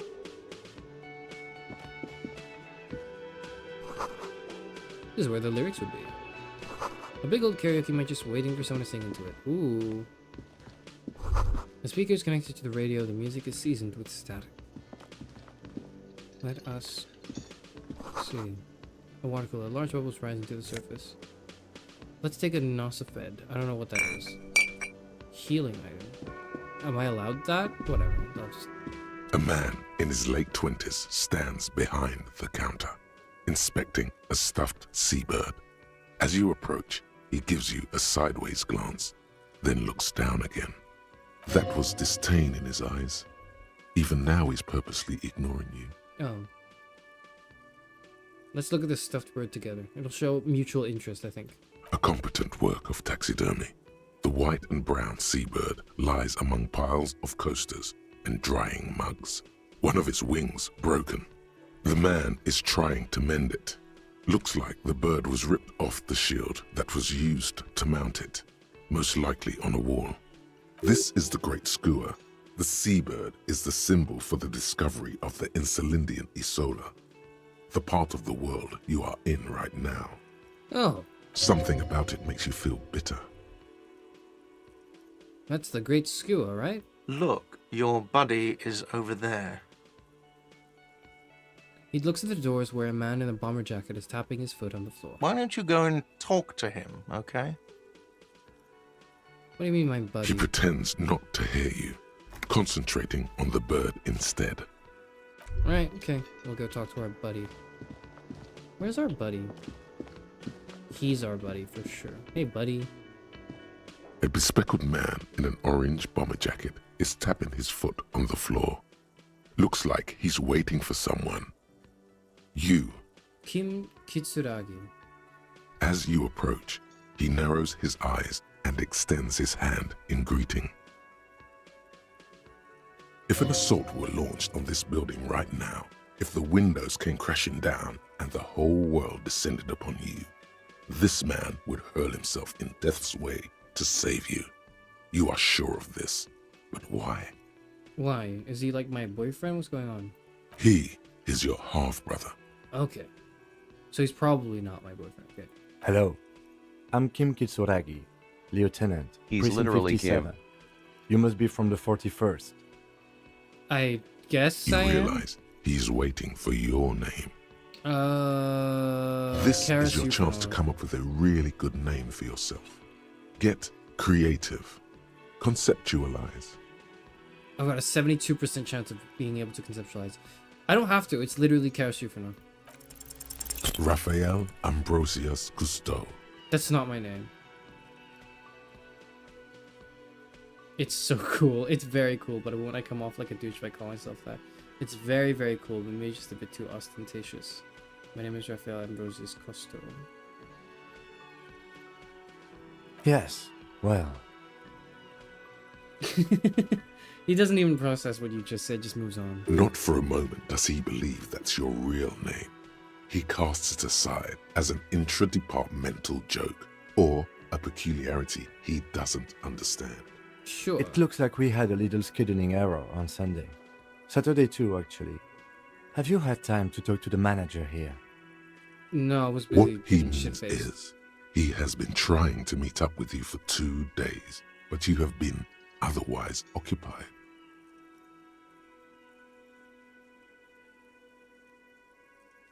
No, I haven't. Then we should ask him for a rundown of the area. Get me up to speed. I understand the scene is out back, right? It Yeah, also wouldn't sure. hurt to assure him the police are finally here. In full force, I mean. Have you mapped out the initial interviews? I have, yes. I haven't. Okay, we'll have time for that after we take a look at the coroner's case. I'm not gonna lie to my police partner because I'm gonna need this guy's help, I think. Have you removed the dead body from the tree? No. So, the body is still in the tree. Okay, look, I don't know. I'll go check. This is the first time you detect a weariness in the lieutenant's voice. It is obvious he would have preferred for the body to no longer be in the tree. Chairman, that's you? It's literally you? Okay, I don't know this guy yet, so... Where I it has been hanging for 7 days straight. He's We been should hanging go there there for as 7 soon as we are done days. talking to the owner. It's been hanging... What am I doing? It's been there for 7 days? Okay, we need to go. He's right, we need to go. I can't remember anything. What were we supposed to do again? How did you be so sure of the police? What if I told you I'm not... Yeah, no, let's just go. After you, officer. Alright. If you're about to embark on an investigation, shouldn't you have a badge? Let's check my You mean you pockets. don't have a badge? Pretend you found it. I have my badge. I'm a policeman and I have my badge. It wasn't on me when I was... Losing your identification card is a serious matter. My vehicle has a shortwave. You can use it to report your badge missing. I advise you to try to locate it as quickly as possible, but getting the body down should still take precedence. Lieutenant Kitsuragi is now in your party. You can talk to him whenever by interacting with him. Thank you, Tutorial Agent, my new favorite character. Swirl pinball machine unplugged. Alright, let's talk to this Hello, lady. sweetie. The elderly woman turns to you with a smile. Wait, who's Sweetie? Who's Sweetie? Does that mean you like me? Leave. I'm going to click leave because that's the least insensible option. A sign reads mess hall reserved for union members. Doors open 4 p.m. Okay. Whatever. There's a person here. I didn't notice. Bottle of rum has been knocked over. Oh, beautiful dark liquid is spilling out. Shame. Sleeping dock worker. Man is sleeping at the table wearing mud-caked boots and rolled-down overalls. The back of his shirt reads Wild Pine encircled by a logo with On the trees. counter, rolled out of his open hand, you see a blister pack of headache medicine. Pick up the pills. Physical injury challenging. Wake him up. We'll ask Lieutenant. No idea. Looks like he works for Wild Pines, the logistics company who owns and operates the harbor. But why is he sleeping? Possibly during the because day? there's a strike going on in the harbor. There's not much to do aside from drinking and sleeping. There's a strike going. Got it. There is only one Oh, he way woke up. to wake this bone idol from his slumber. Roar like a hurricane. Rip the buildings from the earth. Wake up, this is an order, I am the law, or just a primordial scream? Why the yelling, man? The 30-something man slowly lifts his head and gives you a pensive look. Looks like a sow descendant. A lot of sow dock workers around. I need you to answer some questions right now. Really? You woke me up for that? Fine. What is it, officer? Officer, even after a rude awakening, this dock worker respects the police. More than they usually do, at least. That's suspicious already. He didn't say, fuck you, go away. That's suspicious. Wild Pines, sleeping, striking. Who's behind the organizing the strike? What about the dead body in the yard? Yours. Always at the bottom on spilt rum. Alright, I'll let you sleep. Okay, we will ask about the dead body in the yard. Yeah, what about it? You seem cool with it. Do you have many of those hanging from the trees here? I'm just trying to find out what you know. You know, people die here every day. Someone's found in a ditch, another one falls in a manhole, a third one gets eaten by stray dogs. Right. If someone has decided to die on top of a tree, then how is it my concern? Well, okay. If you get lucky, I might even have answers for them. Tell me about Wild That's the Pines. name of my employer. I work in logistics. He doesn't sound too enthusiastic about this. How's that going? How's it going? Got it. Haven't you noticed what's going on outside? Of course, it's a total madhouse. Good. Then you understand the gist of it. We would all be better off without the employers and their employment. For one, I can get some goddamn shut-eye. Right to sleep, I say. Why are you here instead of striking? They got it. Majoret's got it. He's guarding the gate. I'm just getting some sleep. Or was. Who's behind organizing this strike? We are. The workers. The union. We know what we need. What's right for us. You mean there's no leader? Okay. I guess there's also Everard. Ah. He's in charge of the union. He's smart. Knows how to negotiate. He's got our back. Yours? Indeed. Help yourself to some. Wait. No. Oh. It's empty. That's alright. Sorry about that, pal. I'll let you get back to it. The dock worker doesn't answer. His head is already back down on the table, in sweet sleep. Talk to Lena, what the fuck? Is she the, Is that her? Hello again, sweetie. I see you've met up with your colleague.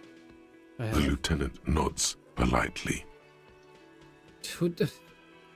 Who's Sweetie? Why, you are, officer. I'm no Sweetie, look at me. You're a handsome man, officer, with your mustache and your chiseled jaw and that silly dimple on your chin. Dimple or not, I am a bitter man. The years have taken their toll. That stupid dimple has only brought me suffering. Thanks. You must forgive me. I'm getting so scatterbrained. I completely forgot to introduce myself. I'm Lena. My husband Morel and I are staying with our friend Gary just down the street, but I come here for tea when they're away. Why are you telling me this information without me asking you? This Lena is wacky enough for the motley crew. Hire her on the spot. What does that mean? What? She's flirting? That's suspicious. No, but she's like She's 60, okay? I think she realizes that I'm also 60 years old. I'm not too surprised. You seem to be in a chair. How would you like to roll with me? Whatever do you mean? I want you to be my wheelchaired partner in fighting crime, ridding backyards of corpses, catching sequence killers. I'm not saying that. Nothing. I was thinking of lyrics to a song. Ah, yes. Probably Roll With Me by the Fletchers. People often quote the Fletchers at me. Morel says it's my theme song. Cool, alright. Of course, dear. Good luck with your case. Goodbye, lady. Let's go, partner. Where? Go where? Go here? What are these double doors? The door is bolted. A sign reads kitchen reserved for personnel. Alright, let's go get that corpse off of that tree. Summer door close to the window. Okay, I'm trapped. They've trapped me. They've not trapped me.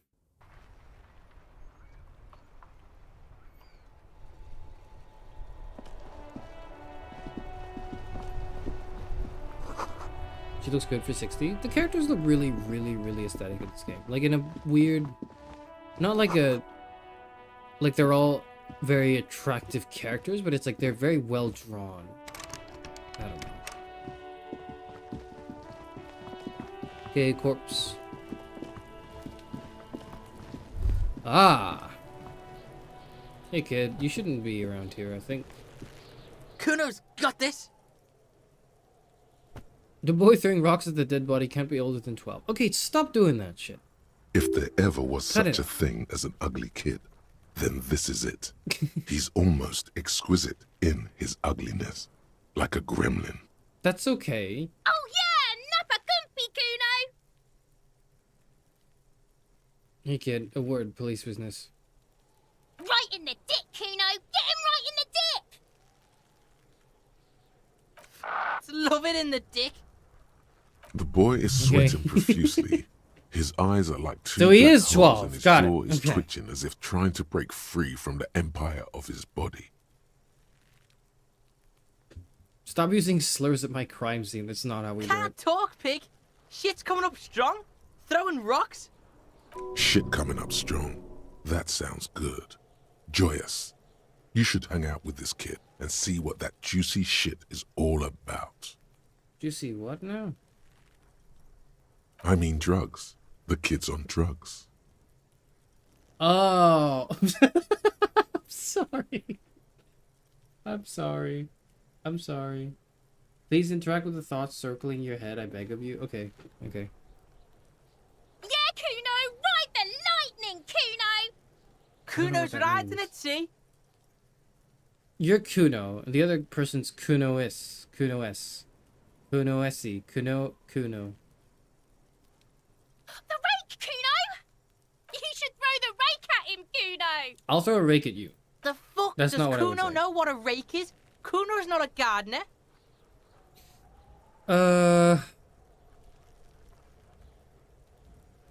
Kim, what should we do? We shouldn't do anything. I don't tempt such forces. What forces? You will see.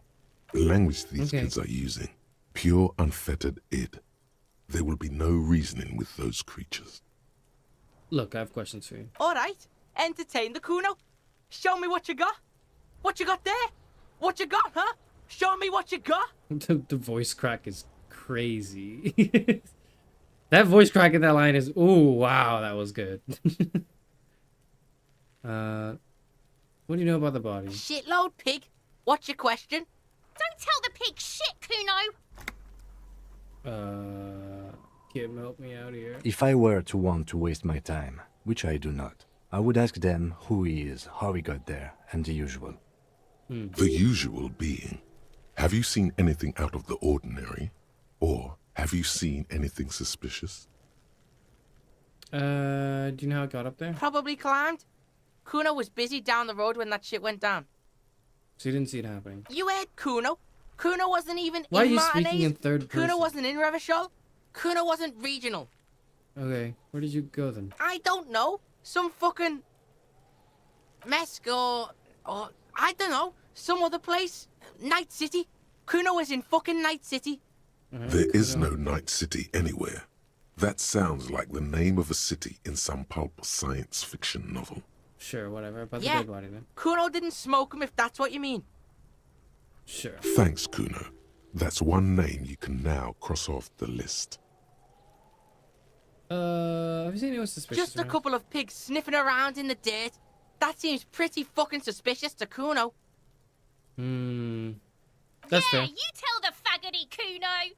Okay. I wonder what this person meant by Looks that. like you're a fagari now, whatever that means. The suspicious question doesn't really work in antagonistic situations. Do you know who he was? Kuno's fuck imp. Kuno uses the fuck imp for target practice. He's trying to hide the fact that he doesn't know. You don't know anything. Kuno knows all kinds of shit. Kuno's not a snitch, that's all. Trying to make the Kuno sing into the popo phone. Look, kid. Honestly, that's fair enough. You're testing Kuno's patience here. Get lost, I gotta ask, who is Kuno? Kuno's Kuno pig? Boy points to his chest with both thumbs. It's always Kuno, never I. Clearly the kid's using the third-person perspective as a shield. Likely.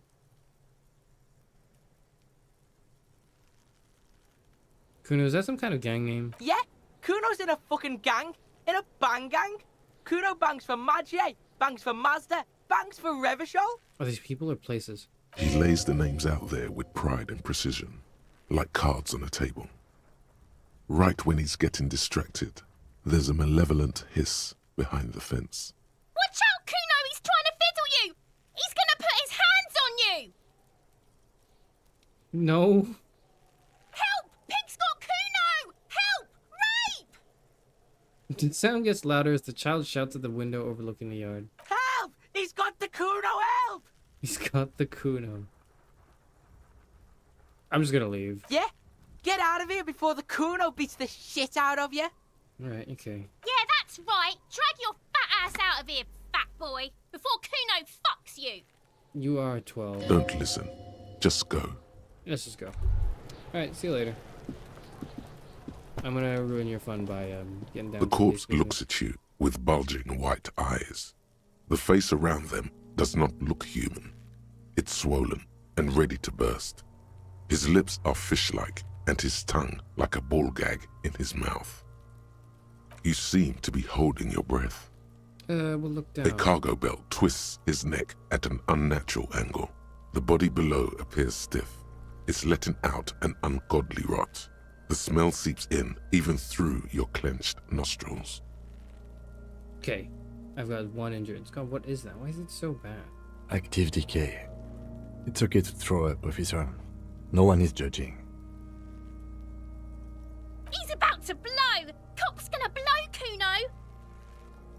We're gonna let go of our nose without throwing up. The smell is repulsive. It pushes in from your mouth, more instant and more familiar than anything you'd expected. More fever than odor. It fills your mind, flushing you from within. Alright, we will try to walk away.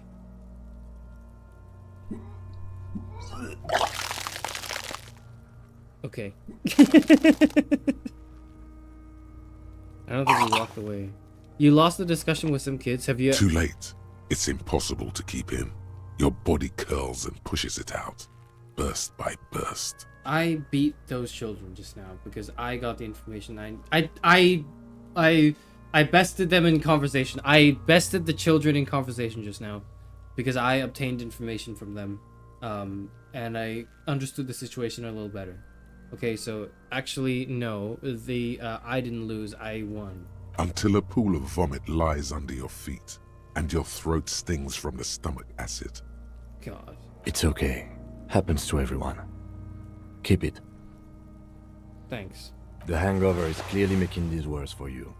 You could use some ammonia to clear your head.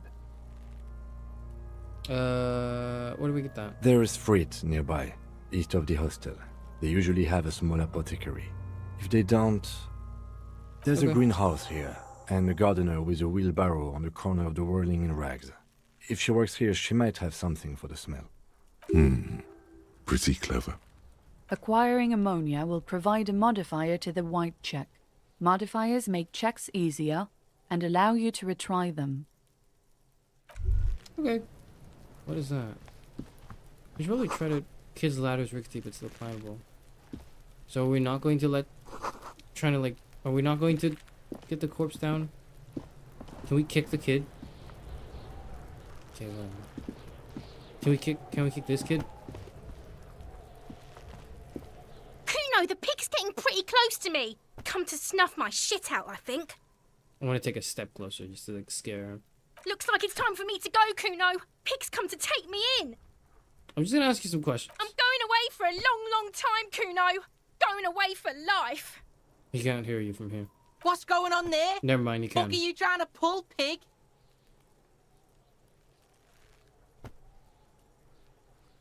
You there, behind the fence. You don't want to fuck with me. I got my hands bloody. I'm not here, pig. You're not seeing this. You can still see the top of her hat from behind the fence. Success. Okay, I guess we're not talking to her then. Whatever. The other R wears a crown on the ribbon below, a light above descending. We need to go get ammonia, is that right? How do I... Oh, hold on, what is that? I can hold tab to, like, highlight things. I forgot I have that superpower. Wait, that's money. Okay. And magnesium. These are footprints. There are several footprints in the mud, left by work boots. Anywhere from 6 to 12 pairs have walked here. Let's get an exact amount. What do you think you are? A super detective? You're hungover. These are just dents in the mud. No pattern emerges for the time being. But I'm like really smart. Okay, whatever. Heavy workers' boots with reinforced toes and hobnails all over the yard. Right, Isn't sure this something an industrial worker would wear? Why don't you roll a check, Lieutenant? Noted. Okay. Right. Guess that's it then. You can level your skills later and retry the white checks. Okay. I can't... Wait, what is that? An inconspicuous pile of the roofing material, Eternite. Inconspicuous, you say? It's nothing. Someone just left some roofing material slanted against an old shack. Because it's nice and orderly, well-laid pallets, easy on the eyes. Rhythmic pattern calms your mind. Mammals like this stuff. Okay, we got +1 morale. I don't know how No. that works, but sure. There's more to this. You get this strange feeling. What's the feeling? Hard to say. It's gone now. Feelings pass, you Put see. skill points into perception. Especially the output, small ones. Okay. But, like, I don't get to do that yet, do I? Oh, there's like so many missions. Okay. Items, Lieutenant's handkerchief. Thank you, Lieutenant. Fuck you, kid. Eat shit. Alright. Alright, let's go. What do we got, partner?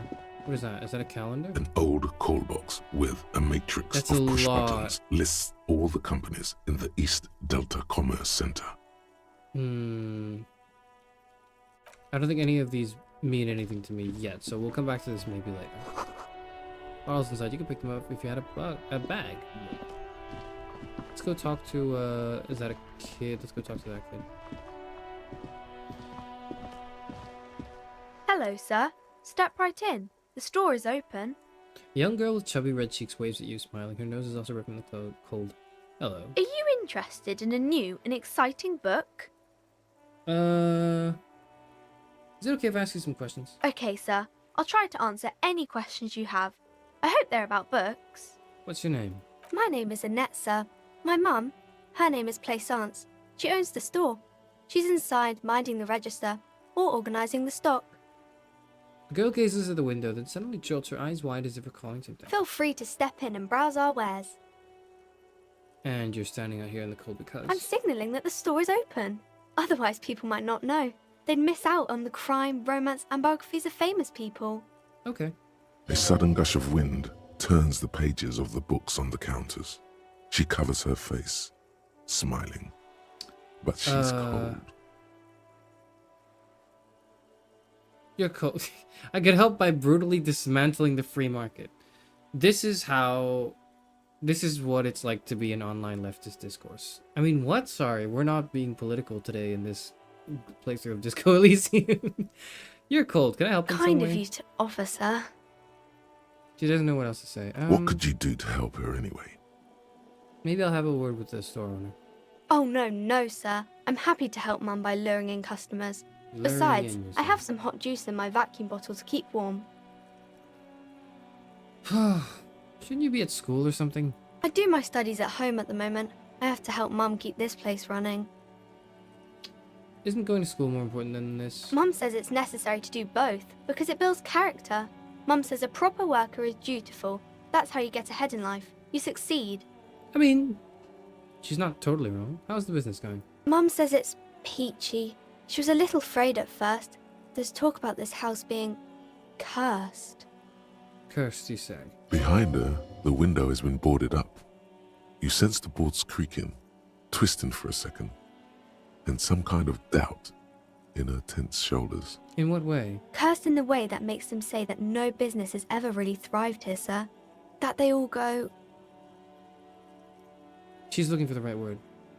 Bankrupt. Exactly. But we've been doing fine so far.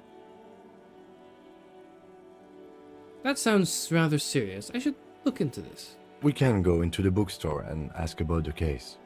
But I don't see much more to look into here. Yes. Please do also look at our wares inside. The postcards and board games are there, sir. What do you know about the other failed businesses? Nothing really, sir. Mum doesn't allow me to sneak around in the back rooms or the cellar. I don't really know what's there. How does this curse manifest itself? It does not manifest itself in any way. It does not exist. I liked it better when we were talking about whether it's appropriate to stand out in the freezing weather. Kim, I agree with you. I just need to click through all the dialogue options. Fine, I'll show you. Anything else you wanted to talk about, sir? Enough about the curse. Maybe I can tell you about some of our books instead. Uh-oh. Is the store closed? What happened? What is this crime business? Crime fiction is about murders or burglaries or things like that, and the work of a policeman or a private detective who's trying to solve a crime and catch the criminals. Okay, I get it. And it's kind of like a puzzle too. You can guess who the criminal is or how the good guys are going to catch him. I'm a policeman myself, by the way. You don't look much like a policeman. That's fair. That's what makes me really good at my job, though. Didn't mean to offend, sir. Sorry, sir. It's just that you don't look like Dick Mullen. She points to a book cover in which you see a strapping Vespertine officer. He stands grimly over the body of a dead woman. I used to be exactly like that Mullen guy, then I decided to live a little. You know, nobody actually looks like the guy in the picture. That's a stupid fantasy of a man. It's not your body that's important in the police work anyway, it's your point to your head. We'll do that. Head? Yes. No, it's your soul. Your blue soul. Yeah, sometimes they're one and the same. Not head, child. Heads. Who's speaking?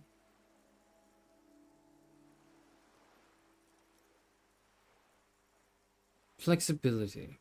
Soul. I'm not sure I understand. A policeman's gotta have the right stuff, an ingrained sense of the law. No one would follow a weakling like Mullen. If you say so, sir. He's just a fictional character. He's no match for your soul. Maybe you can show me some real police work, sir. Like in the books. I'm going to deduce something now. The girl keeps her hands folded, hidden. Why is that? Why do you keep your hands folded? What do you mean, sir? She looks wary. She knows where this is going. You can show them to me. She looks around anxiously. Her hands remain folded in front of her. She doesn't want to show them. The lieutenant stands by, looking at the two of you with little interest. A facade of true professionalism. He is far more intrigued by the I was situation literally just than going his to say. poise reveals. I was going to say, the lieutenant stands by looking at the two of you with little interest. I was going to say, he should be interested and tuned in by now, but he shouldn't look like he's interested. And I couldn't say it before the game said it for me. Fuck. Damn it. It's okay. She brings out her reddened hands, her nails frayed, nearly chewed down to the flesh. Bite your nails. And you knew this from me keeping my hands folded? It's super simple for a detective such as myself. Well, that proves nothing. Anyone could do an easy deduction like that. You think so? Fine, do better. To do something about me. Bet I can figure out why you bite your nails. I've got a few reasons in mind. She nods, half provocative, half enthusiastic. Rats have been nibbling on your fingers. Child labor and dismal working conditions. Chewed on nails means you're recycling your body material. It's an intense dedication to the way of business. There are no riches without personal sacrifice. I feel like the other options could have been a bit more confusing, or convincing, right? To confuse you, but whatever. Maybe so, sir. Okay, I know it's a bad habit, and I shouldn't. Can we give her like a stress toy? Can we do that? Either way, another ace deduction by the #1 detective in town. It was okay, sir. There's more that can be achieved here. Ask her to do the same. You think so? Fine, do better. Do something You're about quite me. sober. It's true. The lieutenant does not flinch at the comment. He does not flinch even a single bit.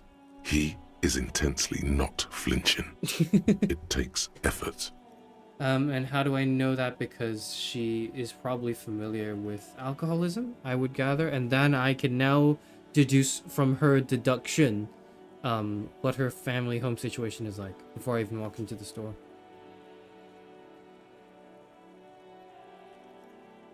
I'm also sad and my head hurts. I'm sorry, sir. I hope things get better soon. She looks you in the eye, a gleam of sympathy on her face. There she stands, swaying on her feet, assaulted by the early spring breeze. She smiles at you. The whole situation suddenly feels familiar, somehow. Would you give her a fidget spinner? Fidget spinners do not help. Because you don't... you start spinning it and then the toy just goes. You need something that your hands need to be actively involved with. I'm speaking like I'm like an expert on kids' toys.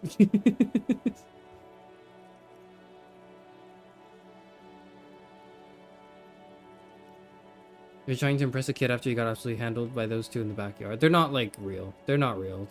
They'll grow a brain cell in due time, but for now they're like not real. There's something you're missing. Something I'm missing. What are you missing here? What does this feel familiar? Because you know each other. She's been talking to you so openly because you've talked before. No. Really? Hang on, so you know me? We've met before. Yes, I stand in this spot all the time. She sways back and forth on her feet. You've been running around all week, sir. Sometimes without your shirt on, asking people questions. I haven't really understood what about. Did I ever talk to you? Of course, you've stopped by a few times. You certainly look better than the last time I saw you. Okay. Thanks, I'm trying. Yeah, I can see. You don't have party eyes anymore. Right. Party eyes. Yes, of course. That makes sense. I'm not surprised children have seen you running around with party eyes on, he thinks. Not at all. You know, like a cat in the dark, all big and wide-eyed. It certainly looks odd on a man. So drugs. The swiveling eyes of a loony drug addict. Got it. That is what she meant. You were probably gurning too. Understood. Fuck yeah. You should get some party eyes right now. Snap those sequins on you, boy. Does that mean I've been partaking in narcotics? Oh, baby. That's not what you have to worry about. Worry about the important thing. So why didn't you tell me you knew me to begin with? I didn't know I had to do that. Well, I mean, you don't have to, but you could have been like, you could have just said hello again, you know, like that would have worked, alright? That would have... Thanks, I learned something about myself today. I'm glad I could help you, sir. What is romance? It's the type of book where there's a rich lady and she has to choose between the good man and the bad man. Got it. That makes sense. Or there could be a story about a poor lady getting a rich man. It's about man and lady business, sir. Right, right. What about when everyone is poor? That's really not a proper romance story. That's more like everyday life. Yeah, poor people are boring. I guess, yes. People in books are always very interesting, especially the romance people. What about a book where the man and lady business doesn't work out at all? I haven't read many of those. Maybe you should ask Mum. Yeah, you think she has one about an excruciatingly painful breakup? I don't think it's a romance story if the main characters break up, though. No, think about it. One where they plunge into a torrid spiral of pain and recrimination. Only it's really long and drawn out. Scarred for life. No, I'm just gonna say okay. Sometimes they break up for a little while, but then they always get back together. Sure. Maybe some about other books? Oh, hold on. I want to go back It's to the that. type of book, or there could be a story about What a about poor a poor lady man getting a getting rich man. rich It's about lady? man and lady business. It happens, but usually the guy gets rich in the process. Or should actually be rich himself, but has Right. lost his family property unjustly, like during the revolution or something. Right. Those are unhappy books, for most of the pages. People sad about what they have lost, but then it all turns out just fine in the end. What about when both of the men are bad? These are not very common. You can't have a choice between bad and bad.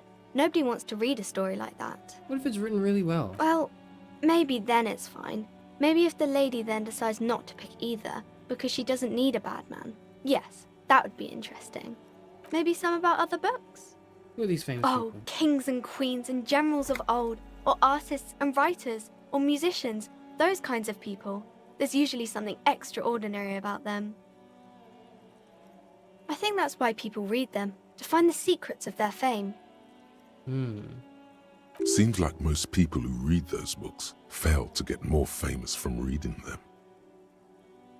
Reading those don't make the readers more famous, does it? But it does make the famous people more famous. Yeah, I suppose it does. Famous for vain people have better things to do. Fame sounds delicious. Maybe someone will write a book about me one day. These famous people sound like a bunch of dorks. I'm gonna say this. Why would they do that, sir? Because I'll be a superstar cop in the papers and everything. That'll show them. That's so cool. Maybe they'll make you a book cover picture and everything. Standing over a dead body, holding a gun. It'd be pretty cool. Alright, see you around in that.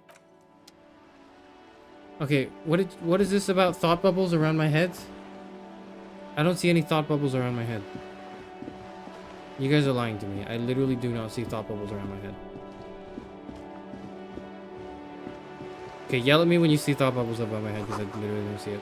A book about the future of government reads your mind using radio technology. That's an anime, I know for sure. Book about Boidero culture promotes freedom and roaming upstream.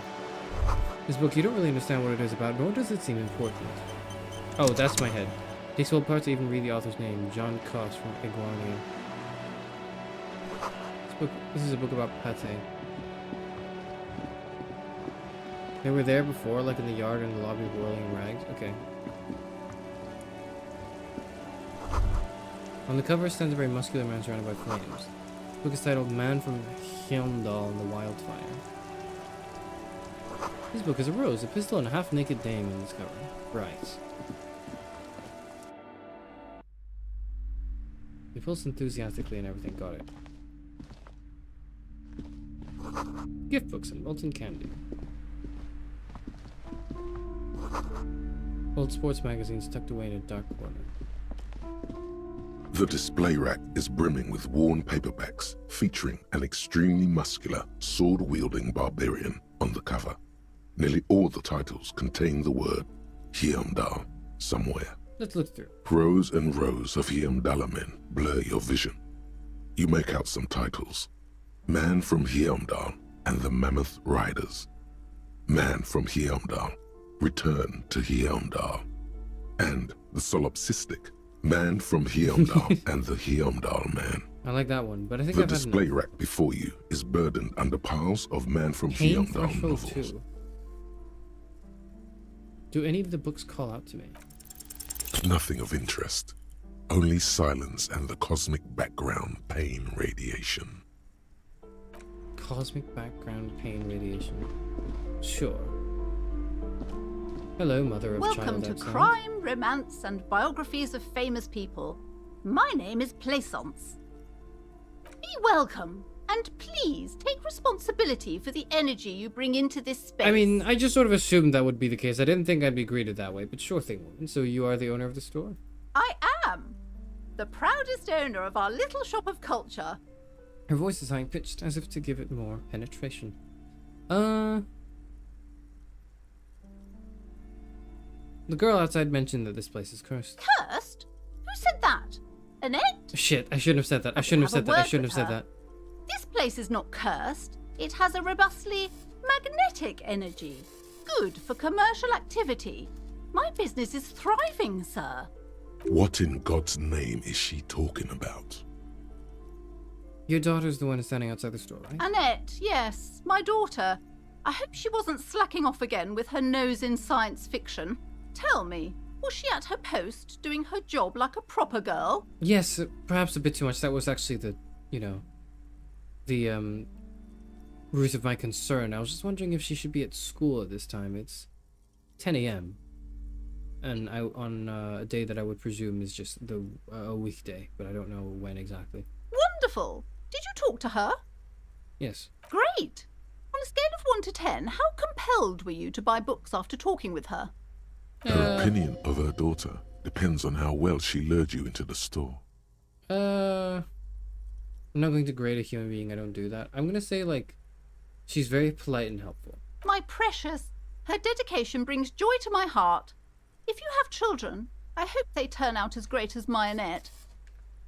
I'm here to dismantle the free market and abolish child labor. That's not what I'm here for. I'm here to ask questions. That's what I'm here on, maybe on this earth for, but that's not what I'm here in this store to do. So, the way you're handling her strikes me as wrong. Mind your own business, sir. I shouldn't have In said that our that way. society, people don't get to tell each other how to raise their children. It's none of your or anyone's business. Denial is the way she copes with criticism. Yeah, of course. All this pressure has made her really anxious. You know she's been chewing her nails. God, I've told her not to do that. It's disgusting. And I told you to mind your own business. Clearly, you have no idea how hard it is to raise a girl in this No, I economy. get it. It's just, maybe do we have any free school lunches? Is that on the... This economy is a mysterious force, like cosmic weather, mysterious and harsh. Yes. I don't think she could do anything about it. She can, if she has enough willpower. This is what's called growing pains. Life isn't easy. Life doesn't give breaks. Sure. Chairman, you fucking suck at interpersonal relationships. You just sold that kid out. No, I said she was doing a great job, okay? Come on, ma'am. It's obvious she can't do anything about it. You are placing an unnecessary burden on a young child. Yeah. What he said. Just what he said. That is true, and obviously the will of the market. Why is it... Why... This really is the socialism game. What you're doing is wrong, even I know that, and I usually don't know anything. No, I wouldn't say that. I don't know if I would say that. Yeah, actually, it's super alright for kids to chew their hands off. Forget I said anything.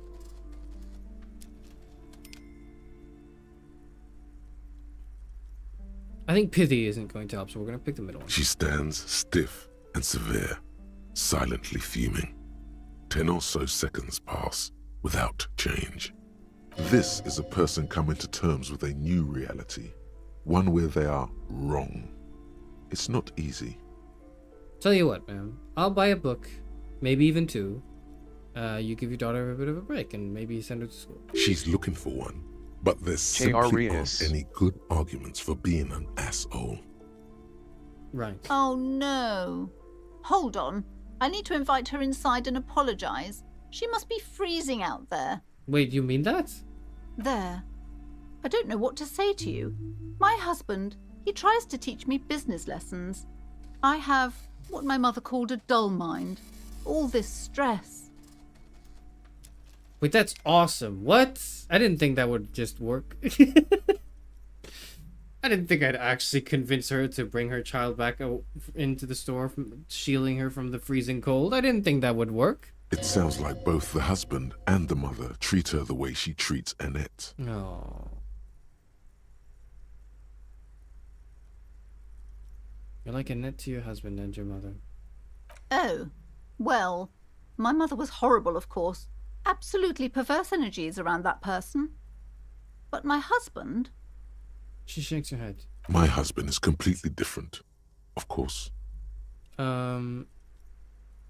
She told me she doesn't go to school anymore. She's been too busy helping me here. So she studied at home this trimester. This is a temporary solution, of course. I assure you, I of all people understand the importance of education. She will be back in school the moment the store takes off. I don't know. I don't think that's a...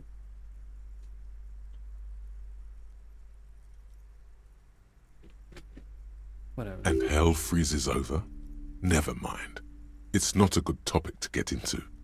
Is this husband Annette's father? Yes. My husband is a successful entrepreneur east of the river. If only he were more involved in the business we're running up here. No matter. Soon we'll both be off for Grand Couronne. And you say both. Okay, first of all, what is that? It's a proper place to live. One of the most peaceful neighborhoods east of Jamrock. You may know it for its massive housing projects. How are the schools there? Most of the buildings are empty at the moment. Oh. It's a great opportunity to get ahead of the crowds. Better times ahead for sure. And your husband, he's also involved with the bookstore. He made the initial investment. Since then, he's been what you might call a silent partner. Super silent. Almost inaudibly so. Is Annette an only child? Yes, I'm afraid so. A real treat she is. It would be nice if she had... No, we couldn't have afforded more children, really. Not in this economy. Of course, this economy. Exactly. Alright. The woman looks aloof. Her features much softer. Occasionally she glances at her daughter's silhouette. What if I want to buy a book? Goodness, you were already doing good, browsing the shelves. Why'd you stop? Don't you feel compelled? Go, go. Get back there. The books await you. So what types of books do you have? Everything is on the shelves. Take a look yourself. The shelves compel you, don't they? Oh, I don't She's know attempting to mentally direct you towards the shelves. She only wants you to buy the goods. She doesn't care about the books. That's what it feels like to me too, yes. Do you even know what books you have for sale? Truth be told, not really. Oh. My sister brings in most of the goods. I'm sure it's all very literary stuff with well-written prose. Could you recommend something? But you don't learn about the important things in life from fabricated stories. Where do you learn about the important things? The then? truth is available if you just know where to look. And you have to open and free your mind to understand. Okay. She smiles and nods, seemingly relieved. Farewell for now, book peddler. Curtains. Maybe there's a You dead body here see too. a set of tattered curtains blocking the way to another room. A strange cage-like trinket dangles from the curtains. Hello, Lucky. Hello. Why are you streaming the best game while I can't watch? You can watch the VOD. It's literally going to be here forever. Actually, there's a cool Disco Elysium cosplay event at the Con I'm at right now on Sunday. That sounds cool. Ring on the bell in the courtyard? I have no idea what that means. Talk to Measurehead yet? I don't know who that is. Excuse me, officer. The back room is strictly for employees only. Okay, well, what's behind it? Oh, sorry, I didn't hear you. What? Just as you're about to pull apart the curtains, the petrified voice of the shop owner cries out once more. touch that. I told you it's off limits for the customers. Okay, I wouldn't have let her finish that sentence. I would have just opened it. Parapsychologically speaking, we're done if you decide to open them. I won't be held responsible for the consequences. It's too dangerous. Parapsychologically speaking. She looks away, mumbling. Why is everyone always messing with the curtains? Why can't they just buy books like normal people?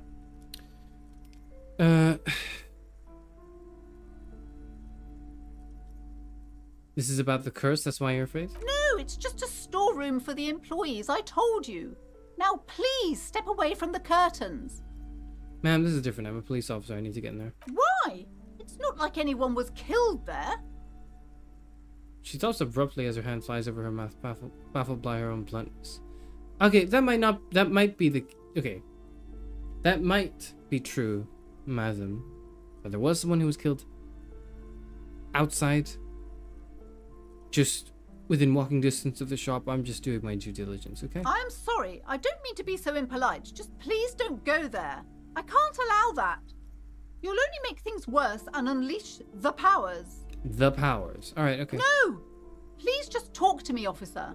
Come here and let's talk this through before you decide to do anything extreme. Why am I still entertaining this conversation? I'm just gonna walk in. Talking is always good. Go see what she has to say. There is something mysterious about the curtains. Be careful. You see a tattered set of curtains and a polyhedron-shaped cage-like trinket. Rip them apart this time for real. Shopkeeper, what's behind the curtains? Examine the trinket first.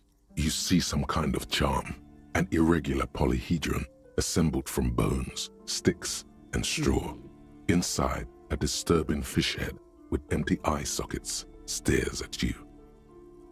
This is a traditional Seminese ward, meant to provide protection against ill luck, bad dreams, curses, and other supernatural scourges. Any other Seminese? Inhabitants of Ile de Fantôme, the Seminine Islands down south. Aside from poking at it suspiciously, there is nothing else to do with the fish head charm at this time. The curtains remain shut before you. What's behind the curtains? Nothing. Now please go back to browsing the books. Don't you feel compelled to look at the books? The books are all you care about. That may not be exactly false, but the fact that you're saying it wants me to think otherwise. She speaks almost as if she's trying to put a spell on you, urging you to buy more books. Oddly enough, the more she tries to draw you away from the curtains, the more alluring they become. We shall rip them apart. You see a dimly lit room full of dusty furniture and trash. A doorway stands in the back, covered in dozens of scary little Seminese wards, your shadow looming over it like an omen. I warned you. You're unleashing forces beyond your understanding. Okay. Sure thing, ma'am. It does look a little scary. Ghostly silhouettes of hair dryers. There's a cool poster. Vaguely androgynous portrait of a man. That's cool. A heavy door with a missing handle stands before you, covered in dozens, if not hundreds, of Seminese trinkets and charms. It appears to be locked. Let's knock on the locked door and see what happens. Only an echo. No one is there. Okay. Let's roll. Easiest roll of my life. Ow! Ow! What? I thought that worked. It was green. I clicked it and it was green. You smash into the wood and see a small crack appear on the door frame. It's going to take one more try to break through to the other side. Am I dead? Did I just die? You feel something in your chest, an unnatural pressure. It's spreading to your left arm. What the fuck? Wait, what? Lieutenant! So I'm guessing this is bad. Very, very bad. This is the end bad. My lieutenant is literally right next to me, and he, like, I've got, like, herbs in my pockets. All you feel is pain and weakness. You have to surrender now. We all do. It gets so dark. You don't even see her face. Like you always thought you would. You only see pain and fear. Cop suffers final heart attack. A detective lieutenant of the RCM passed away yesterday. His death, though abrupt, did not come as a surprise to those who knew him. He was the heaviest drinker I'd ever met. Captain Ptolemy Price, the deceased superior officer, commented, "That ain't easy on the ticker." He loved his liquor, sure, said Detective Chester McLean, friend and colleague.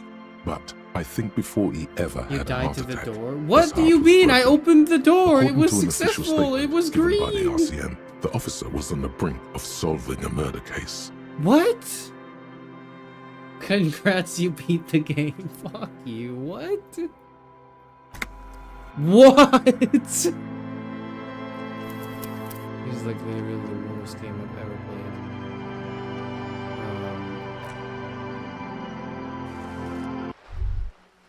Okay, what the hell am I doing? Do I need to like heal myself then? Okay, fuck going into the door. I'm not doing that shit. Hi, Ace Detective. Are you here for more books? Nope. I want to go talk to your mom. The shop owner tried so desperately to warn you, but it worked! Wait, it's open! Oh, it autosaves then, did it? Welcome to crime. Be welcome. then And please, I am the proudest owner. Your Annette, daughter's out yes, there. my daughter. She was Wonderful. doing her job well. Did you talk to her? Yes, Great. I talked to her. Her opinion. 10 My out of 10. precious. Her dedication brings joy to my The mind way your you're own handling business. her Denial is seems the wrong. way she copes with criticism. She's God, have anxious. This economy is a mysterious force. I don't think she can do anything Come about on, ma'am. It's obvious. She's looking for one. Oh, there. it. Oh, I don't know what to no. say to you. My husband, he tries to teach me business lessons. I have. It sounds like both the husband and the mother treat her the way she treats Annette. I'm gonna nod compassionately. Yes. Sometimes it's better to let people come to these conclusions themselves. She said she doesn't go to school. And hell freezes over? Never mind. It's not a good topic to get into. Yes, my husband is a successful. It's a problem. Most of the he made the. Super silent. Yes, exact. Yes, I'm afraid we're quite. I'm sorry. The woman looks aloof.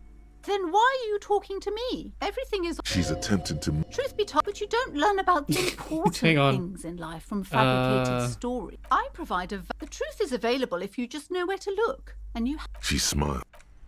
We're back. We're so back. We've never been more back. Now what we're gonna do is we're gonna open up the healing item I have. I've got a healing item somewhere, right? No? No? Damn. Oh, I just need to click on it. Okay. Well, now... Why can't I go in? The You curtains are see open. a set of... Excuse me, officer. The back room Oh, I is think it's a strictly bug. for employees only. Just as you're about to pull apart the curtain, Sir, don't touch that. Parapsychological. she looks away, mumbling.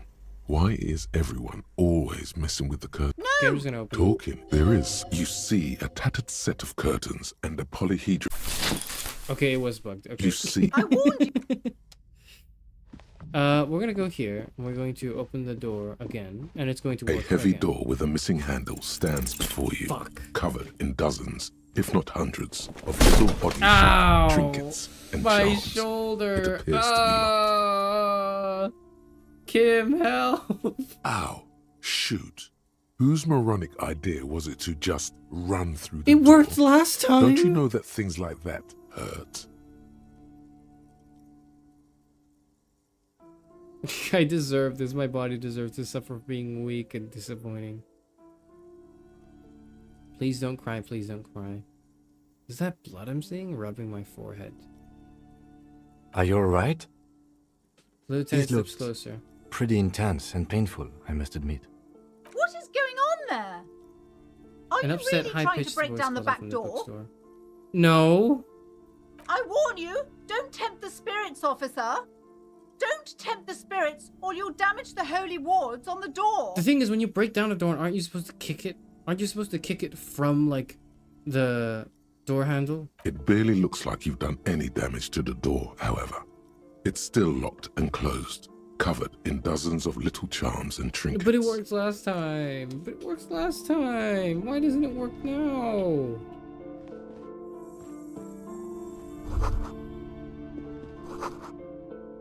Merely looking at that unmanly haircut threatens your masculinity. I was gonna say that looks awesome, but whatever. I guess I'm wrong. Hey kid, how you feeling? I'm sorry, sir. I can't talk right now. I'm very busy with my homework. I have so much homework now. I could help you. You just can't win. Out of the rain and into the gutter. Math. It's really difficult. Like, how difficult? Really. They say you need it to get rich. Better than standing outside in the cold, I guess. You could always just do math outside in the cold, but I don't think I want to implant that idea in your mother's brain. Oh, I found something while you were away. What is it? I thought this would fit you. Like, thanks for Oh. helping out. Not me. The city, I mean. Like a detective does. She gives you a hat almost exactly like the one Dick Mullen wears in the covers. Wait, where did you get that? Just what Dick Mullen would ask. I got it from behind the curtains. I'm not really supposed to go there. Thank you. Yes, I bet it looks good on you. Really serious. Right, I have to get back to my homework now. Before Mum notices. Man, this is hard. Can't be that hard, right? You're not doing like calculus, surely, at the age of like 8 or however old you are. See you later. Let's put our thing back on. Ooh. +1 encyclopedia, really? If anything, this wide-rimmed hat looks even better than the hat Dick Mullen wears. Dick Mullen is stupid and not even real. You're real. Your brain is real. Your real brain is inside the hat. That it is. What's up there? Is this important?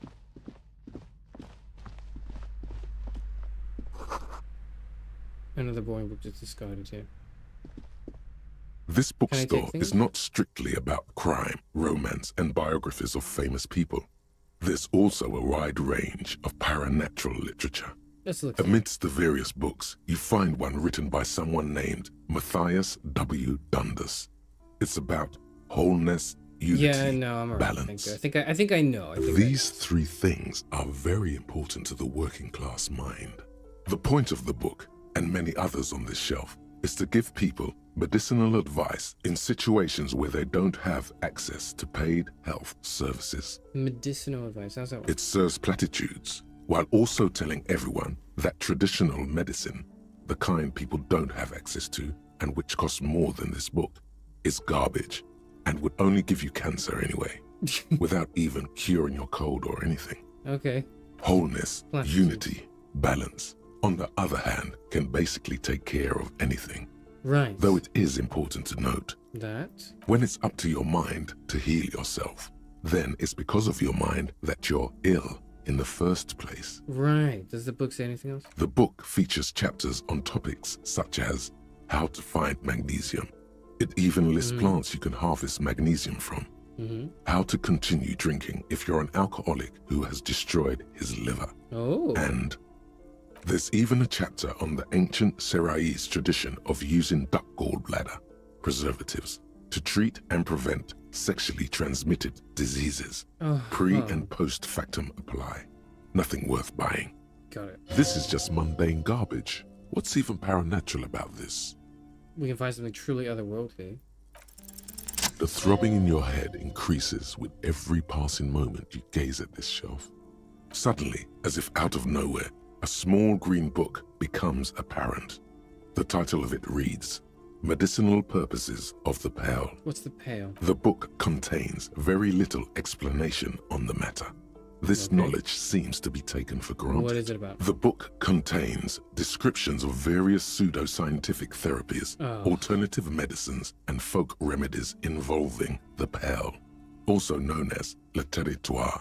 Oh. For example, it recommends vigorously swatting one's naked body with a venik or hand broom, made from the leafy twigs of a young birch tree from the near I'm pale. not really into that. It is, and good for the circulation too.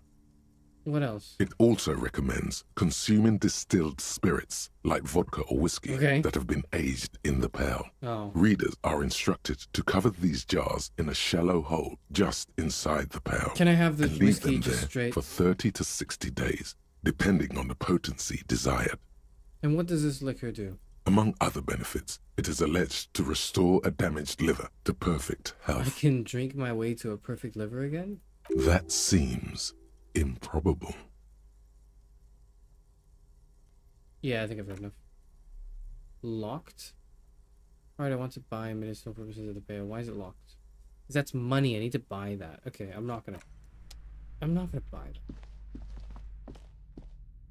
Can somebody tell me if I'm... Okay, I understand that you want me to click on literally everything in this game, but also I think you want to watch me get into like combat or something. So I don't mind if you gently suggest where to go. I don't mind. The plaque on the shelf reads, Biographies of Famous People. You see a large variety of names, none of which... Yeah, okay, I'm not gonna... I don't need that. A quaint picture book brochure, very colorful. Tome of Fascist Magic, rather candid. These shelves are overburdened with books from the same series. Oh, you see the name Dick Mullen over and over. Oh, crime, robberies, murders, even sexual crimes. Okay. We're fortunate to have Dick Mullen and his stories to sort all that out. What do you mean even? You're like, a police officer, apparently. Apparently You so. should buy all of these. They really do teach a person how to be a proper detective. Sure they do. What's over here?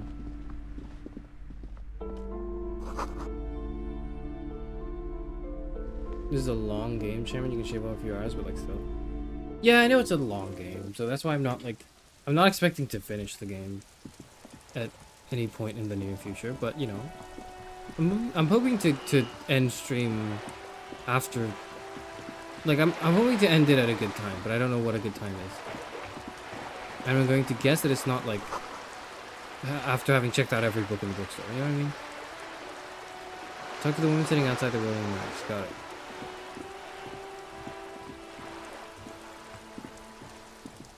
Wait, we're going really far, okay.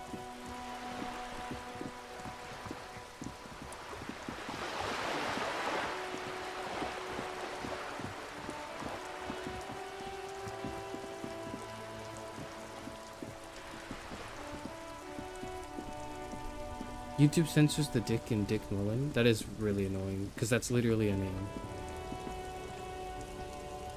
The RCM in Martinez. What can I help you with? I have some questions for you. Of course. What can I help you with? My partner told me we have ammonia. Sure.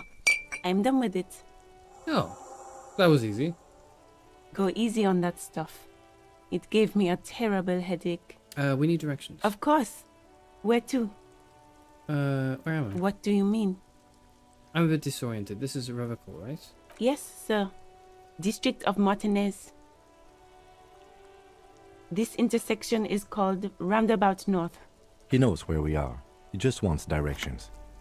The lieutenant seems uncomfortable with the level of disorientation you are displaying. What's up in the north? There's the pier, the Cape Side apartment buildings, some more tenements. Not a lot, really. East? The harbor gates. Some kind of commotion, I think. Okay. I don't follow the local politics. Politics to the too. east. So we gotta avoid that because we're not doing. This stream is not political, and it's. Some shops and a bridge. The canal bridge leads to the coast, but it's broken, I think. Some kind of accident, probably. Where's on the other side of the canal? Just coast. There's a little fishing village there, and a fish market, but that got closed down ages ago. It's just water. No, actually, I think they call it the Martinez Inlet. There are some islands in the bay, but they're hard to reach. Thanks, that's all fun. No problem. Of course. I won't hold you back. Her gloves. You get the feeling that you need them. You have a dead body to deal with after all. Can I borrow your gloves? Sure, keep them. I have another pair. Thank you. With no visible annoyance. She's really nice. Okay. That's refreshing. After our encounter with the kids. Maybe they'll like me now that I have a cool hat.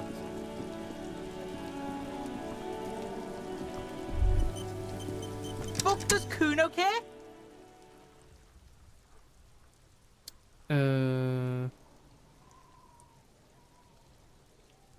You kids often play in this yard? Right, Pig. This is where Kuno plays with his little wooden choo-choo. Fuck do you want with it? That ladder yours? No, it's not fucking Kuno's. It's ancient. Look at it. He thinks you're fucking fool, Kuno.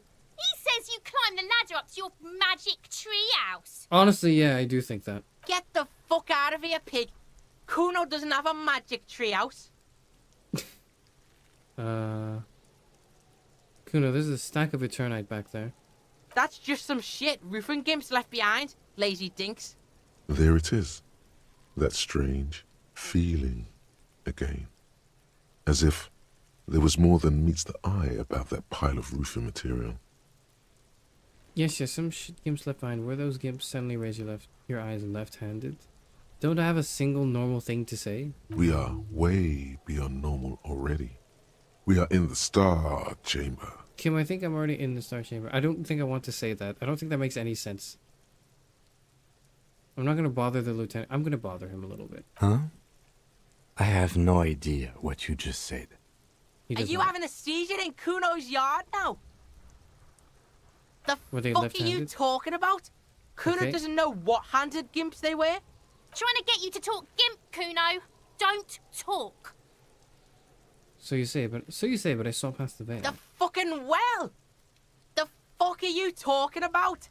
Ask me a normal question, Pig. I'm gonna be real with you, Kuno. I'm looking for the normal question in my menu right now, and I'm struggling to find it. Stupid, Kuno. You glance again at the roofing material in front of the shack.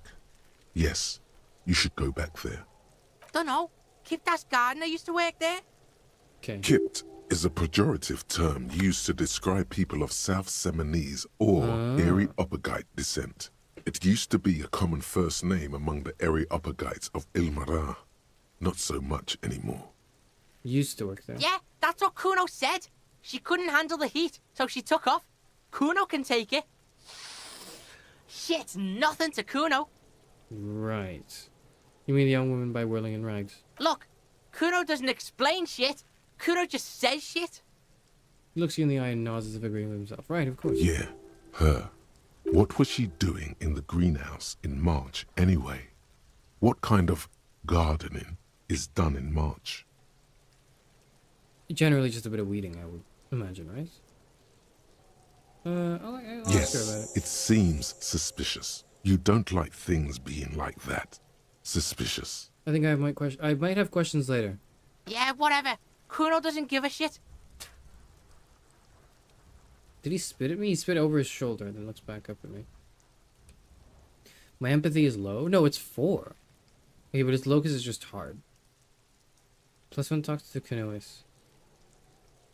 Legendary 14. Figure out what's going on with this case.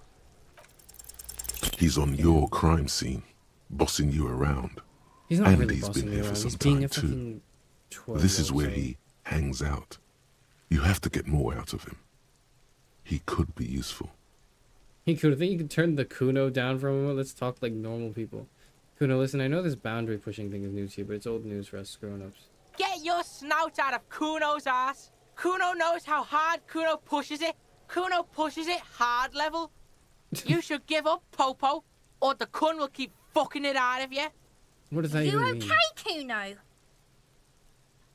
She looks worried. The Kun has her confused. That went wrong. He took it as a compliment. Then he had a minor seizure. What is that? What? Okay. Kuno, I threw up and I can't investigate the body now. I'm not going to say that to the drugged up 12-year-old. I'm going to leave. Kuno doesn't fucking care. Right, yeah, okay. I know you didn't care. I have a thought in my head. The ladder's for kids. It wouldn't hold the weight of a grown man. Got it. How do I get there? I'm gonna go ask the gardener some questions. I have to head out, but I'll be catching the VOD later. My parting advice is to talk to your partner to get the lay of the land a bit. Okay, see you later, Berserker. Yes? Tell me about the case. What do you want to know? Literally anything about it. Would you say this is a mysterious case? We're from different precincts. Why are we on the same case? I'm afraid you and I are pawns in a pissing competition. His disdain is clear. This man would not use such an expression otherwise. You don't know? I assumed you were in on it. You know what I'm in on? Retrograde amnesia. Better still than an imbecilic cop-off. Cop-off? It's just stupidity. We shouldn't waste any more time on it. If you want my take, ask me after we've inspected the victim. Okay. Was there anything else you wanted to know about the case? Maybe you can tell me what you do know to help me narrow it down a bit. I know literally nothing about it, only what you told me before. Do you want me to brief you? Yes. 3 days ago, the RCM Emergencies Desk received a report about a security guard who was found hanged in Martinez. An anonymous caller said there was a dead body behind the Whirling in Rags hostel cafeteria. The cadaver had been there for 4 days. No one had come to investigate. During that time, the victim had been stripped of his belongings. The caller did not identify him, but used the word lynching. There is an ongoing labor dispute between the local dock workers and the logistics company Wild Pines. I was told we should approach the death as part of this dispute. Who was the caller? To find him or her is one of our tasks here. For now, all we know is that the tone was muffled using a device of some sort. The desk could identify neither the caller's age nor sex. Why hide themselves? There's a strong prejudice against involving the RCM in what's seen as union matters. The dock workers' union is the de facto police in Martinez. Now it appears they've started executing too. We cannot allow that. And the RCM is? That's us, the Revachol Citizens Militia. We're the police in this city. The RCM, or the Revachol Citizen Militia, is the police force you and him are part of. A self-organized peace corps of the occupied city of Revachol. The RCM operates within a legal twilight, yet its authority is rarely questioned. It's super useful to know this. Super useful. Alright, I understand everything. Just to be clear, we are police officers. It's our job to find the killer. That's the case. Uncover and arrest the killer. Yes, thank you, Kim. But I also figured that you would have to emphasize it to me, and I don't blame you at all for it. That's all I need. Good. I want to talk about you. Me? Yes. I don't see how my life is pertinent to the investigation. Well, it's pertinent to our cooperation, I would imagine. We'll work better together if we have more rapport. That's a fair point. All right, for the good of the investigation, what do you want to know? Wearing glasses? That's correct. You feel a slight urge Legendary to put failure. the lieutenant down for this. But you can't quite muster enough testosterone. Enough testosterone. Just observing? No, I don't. Glasses are cool, I guess.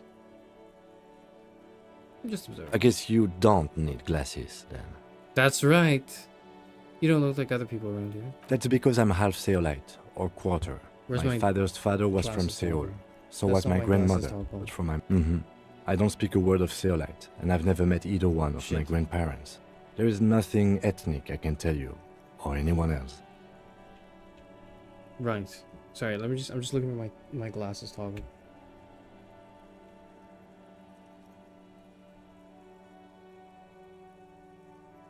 Where are my glasses? Am I... Okay, I can take them off now. I took them off. I don't actually need glasses. I do. I need them. I'm gonna put them back on. Tell me a secret about yourself. No. Okay. The lieutenant nods. Do you ever talk with yourself? What do you mean? You know when you're thinking, do you ever have a conversations with like your brain? I have no idea what you're talking about. He has some idea, he has to. The lieutenant's conceptualization skills must be rather rudimentary. No, I think he just doesn't want to share. The lieutenant is a police officer of the old school. His concerns are material and extrinsic. But this isn't an old school case.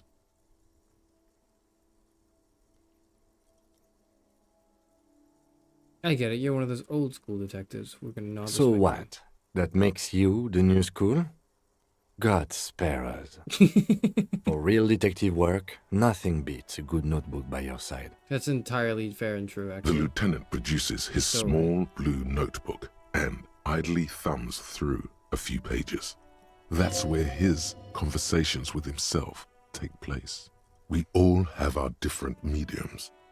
His is written. Ask him about the secret? Okay. No. That's his answer. I'll ask again. Your brain sends the signal to your lips, but they refuse the order. Something is paralyzing them. You're pretty sure it has something to do with the lieutenant's eyebrow. Is he like raising them? What do you mean? The eyebrow is exercising psionic control over you. What's happening to me? Something the matter, detective? This guy's got authority off the charts. With just the flick of his eyebrow, he's able to make you his thrall. I mean, yeah, I could. That makes sense to me. So what can I do? Nothing. You better hope he doesn't abuse his authority. There's a lot of it. We're gonna scream for help. If the Silent. lieutenant were an evil man, who knows what sort of havoc he could wreak. Fortunately, he is a committed officer of the RCM. He'll only use his powers for the good of the investigation.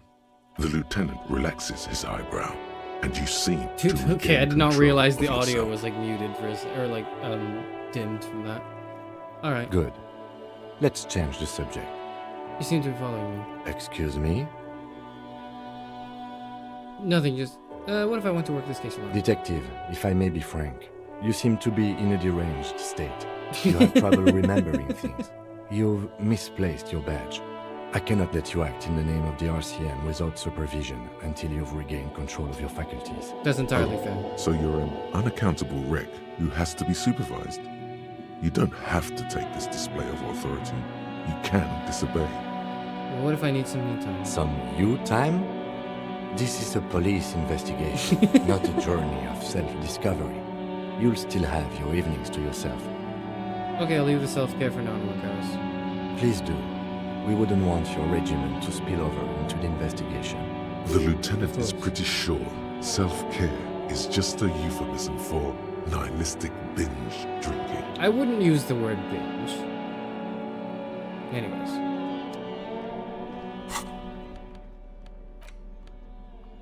Ampoule of ammonia. What do we do with that? Do we equip it? Do I hold it? No? Finding other shoe, we've done that. Cafeteria manager, I think we've done that. No. I don't think we have, actually. But you know what? We're gonna go into the backyard. No, we're gonna go talk to the gardener. Hello again, officer. How are things? Tell me, what exactly have you been doing in your greenhouse in March? Well, this might be the last snow we get. At least I hope so. Snow has nutrients in it. Helps everything green up in the spring. At least that's what my grandma always told me. Yes, think about the cute grandma, not the weird snow. Squint your eyes and look at her intently. Stop looking at her. Look around. What do you see? What do you mean, what do I see? The traffic jam, the plaza, an inch to the yard, an inch to the yard? That's right. And the canal, the bookstore, the harbour gates. Ah. This is a great vantage point for keeping an eye on you. Noted, but I'll keep it to myself. Glad to have been of service. Now you know the locals are keeping tabs on you. Alright. Well, she gave me like her stuff, so. The street sign reads, "Fuck the police." Right. Pigs go home. The street name is illegible. Right. Hey, it's me. Welcome to Rivachol. Racist lorry driver.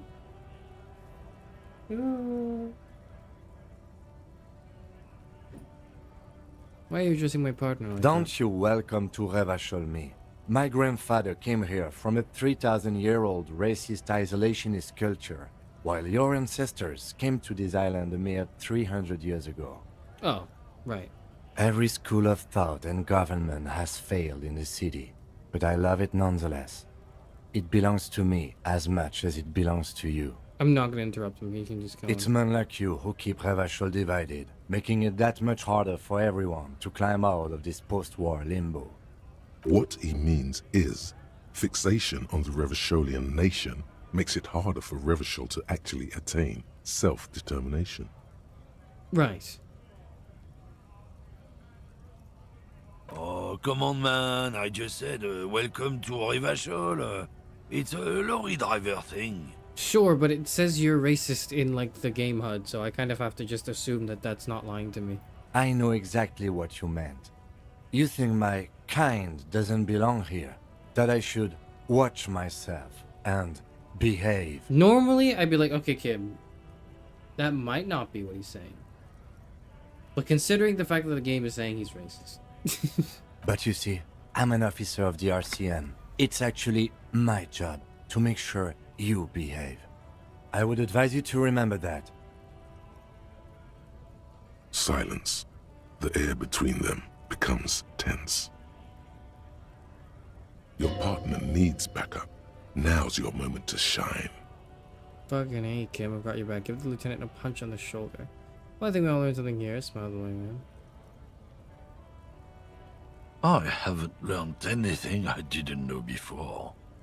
The lieutenant exhales and resumes his regular calmness. Now that that's settled, we have a couple Whatever you say, officers. What are you hauling? Oh, not much anymore. I'm here to pick up some cargo, but the dock workers are on strike, so it's a sit and wait on your ass situation. How long's it been going on for them? The strike? Oh, they've been at it for a while. A month, 2 months maybe. But this here is just the last week or so. What kind of cargo are you picking up? Apples. Apples is exactly the kind of thing you'd say if you had something to hide. Sounds like a cover story to me. Look, as detective, I come from a long line of lorrymen. We got ancient rights and privileges. Do they? Oh, I'm here to pick up a load of fucking apples, man. Just regular, Koiko-picked apples. Koiko may be another derogative.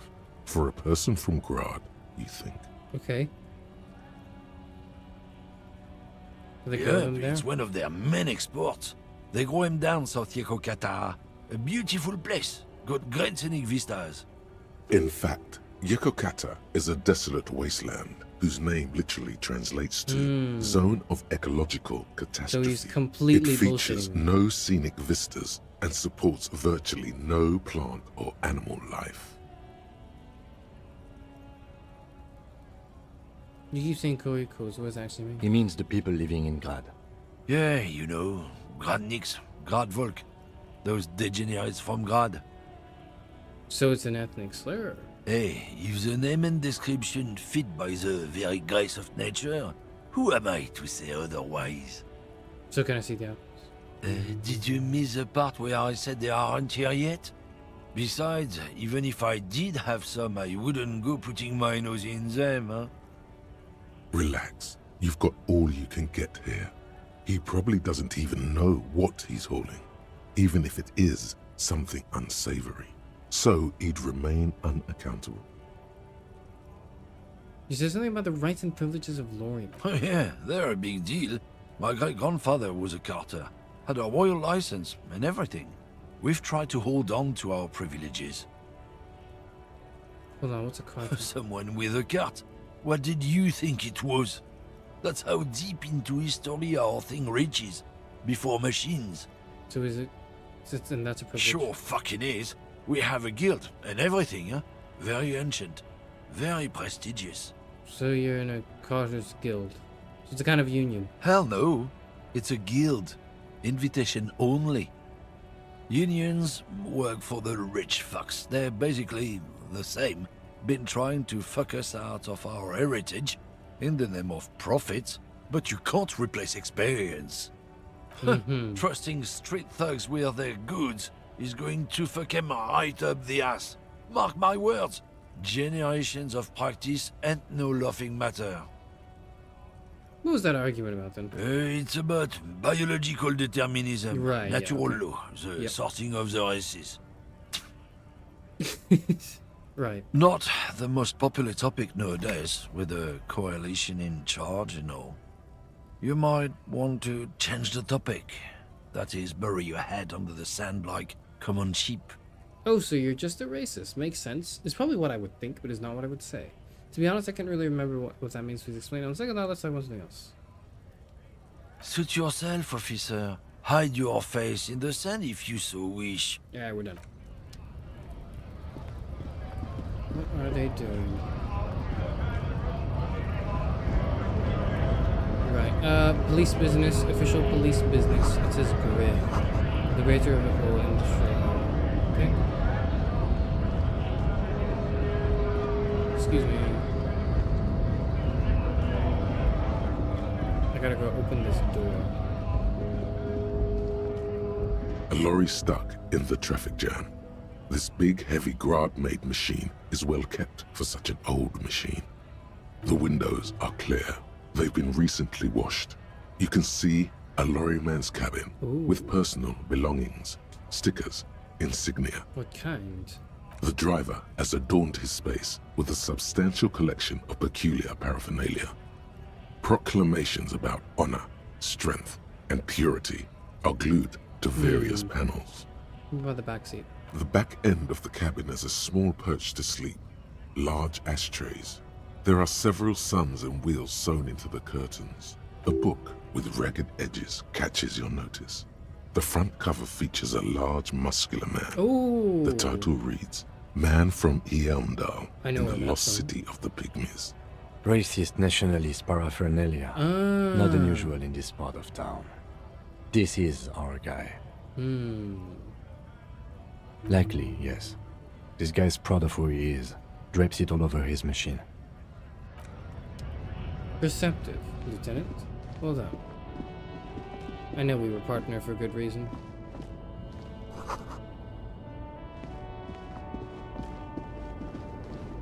Anything else I should notice here before I go and actually... Oh, you can investigate the body again with the ammonia gloves. I forgot I could do that, so I'm gonna go do that now. And then we'll go talk to the people on strike.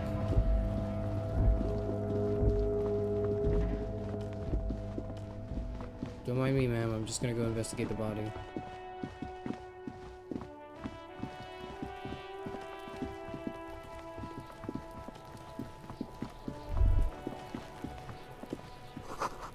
Smells like spoiled meat and curdled dairy. A human being decomposes. There he still is, looking right through you with his white eyes. The body It's still below is 3%. entirely dedicated to But I that have corpse ammonia now. smell. Emitting it is all it does now. No, wait, but I wanted to investigate it. I don't want to, like... Wait. There he still is, looking right through you with his white eyes. The body below is entirely dedicated. No, I need to... Okay, how do I get to the kids? That's how, surely. This trash container is locked. The sliding lid has a padlock that says, Whirling in Rags. There's something in there, not necessarily connected to the case, but still. No, I'm thinking I could climb it and get over the fence, right? Isn't that what I'm doing? The body is downwind from here. Maybe you prefer the smell of garbage to the Lieutenant, smell what of do you death. think? Trash, food waste from the cafeteria. They lock these containers to keep the derelicts from flocking in. Could be evidence too. Seems like a reasonable assumption. How do we get it open? We could try using a pry bar. There's one in my motor carriage, or what? Or we could ask for a key from the manager of the Whirling in Rags. He probably has one. He might also have information. This is better than the pry bar idea. Seems reasonable.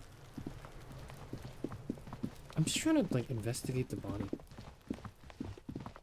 You can only investigate when you pass the check. Don't worry, it's meant to be hard because you're supposed to try it again one more time at a later point. Okay. I'll come back in a minute. Damn it. Main entrance.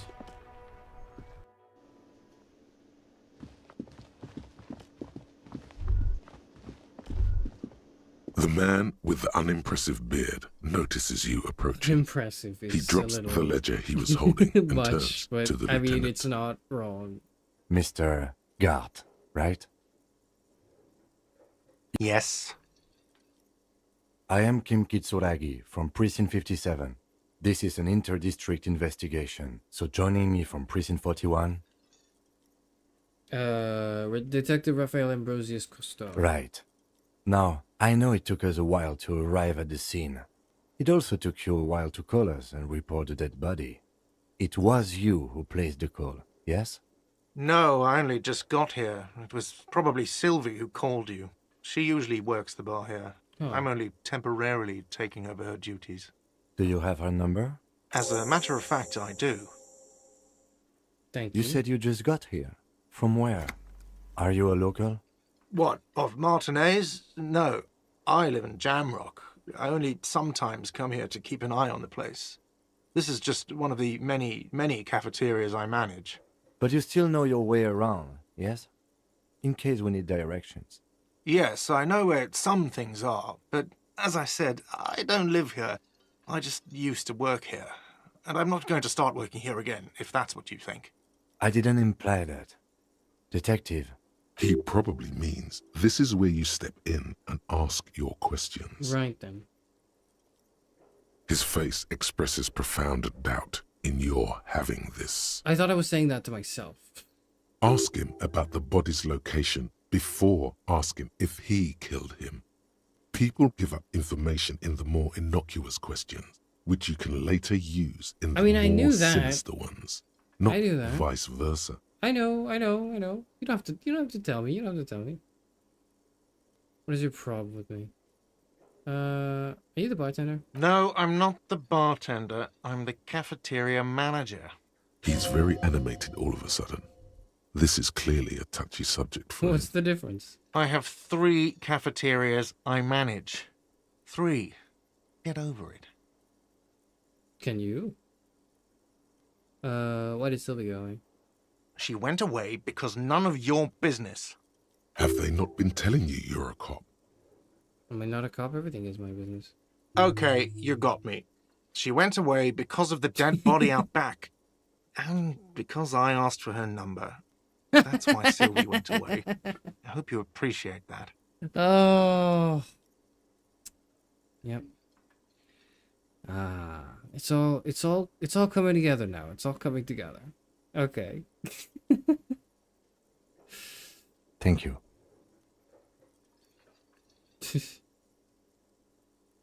Didn't go well. I asked an employee out. She didn't want to come, but felt obliged to. It was a bad idea. Now, what is so goddamn fascinating about that for you? It's got nothing to do with the lynching. Use the word lynching. I don't get to question that. Never mind. This stuff gets on my nerves. I'm a feminist. I guess I like to be thorough. Everything has something to do with everything. And I just went for it. You're right. I probably shouldn't have asked. I'm going to say that because I think that would really annoy him if I said that. What? That's right. If there's one thing I know about myself is that I'm a total raging feminist. Okay, I'm not raging, okay? Is that so? Mr. Feminist? Thought gained. Inexplicable feminist agenda. You've gained a thought. When this dialogue is over, go to your thought cabinet and internalize it for special bonuses and effects. What? What's your problem with me? Why would I have a problem with you? You're a hero cop. You're being sarcastic. Am I? Or did you ride in, take the body down, solve the murder, and not trash my hostel room? I didn't actually get it down, did I? You're right, you didn't. And it's only taken you 3 days not to. What have I been doing all this time? Have you seen me around? No, I haven't seen you around. I just got here, remember? Was there anything else? Who killed him? I don't know who killed him. I'm not the police. That's your job.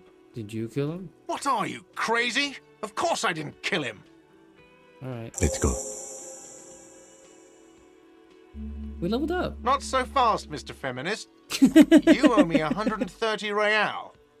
No one is saying the multi-pattern necktie you found tied to the ceiling fan can talk. No one. It must be merely imagination. But Let's bail! Time to push the eject button! Sounds like a responsibility! You don't like those! What's real? What's real? Savoir-faire, medium 10, slip away unnoticed. 7, yeah, okay. It cannot be retried. It's a red check. I don't owe you shit. What's real? Oh, excuse me. You owe me 130 real. With a mock aristocratic accent. the IIR, or Inter-Isolary Real, is the global reserve currency. Whatever part of the world you're in right now, it's safe to assume he means you owe him some money. By real, do you mean some form of street cred? No, you don't owe me street cred. You owe me money. You owe this establishment 130 real. Who does that clown think he is? Arrest him! What do I owe this place for? Let's see. 3 nights at a tariff of 20 real comes to 60 real. Then there's the window you annihilated. The hole in the window was the first thing I saw when I came to work. So don't try to tell me you didn't. That will be 40 real in damages. Honestly, that's fair enough. Another thing you've annihilated is half the bar. You've run a tab of 30 real. Actually more, but we'll round it down to 30 for your hard work maintaining the stability and order of Revachol. That's 60 plus 40 plus 30 equals 130 real. And yes, real is still money. I don't get to just say okay. What is money? What are you, a philosopher? He got me. He got me. No, he got me. I'm a feminist and a philosopher. How did he know? How did he know so quickly? Oh, actually, I might be. Regrettably so. Money is what grown-up people use to pay for things. Things like this hostel room or 8 bottles of potent blend and 9 packs of Royal Extra. We use it for everything, really.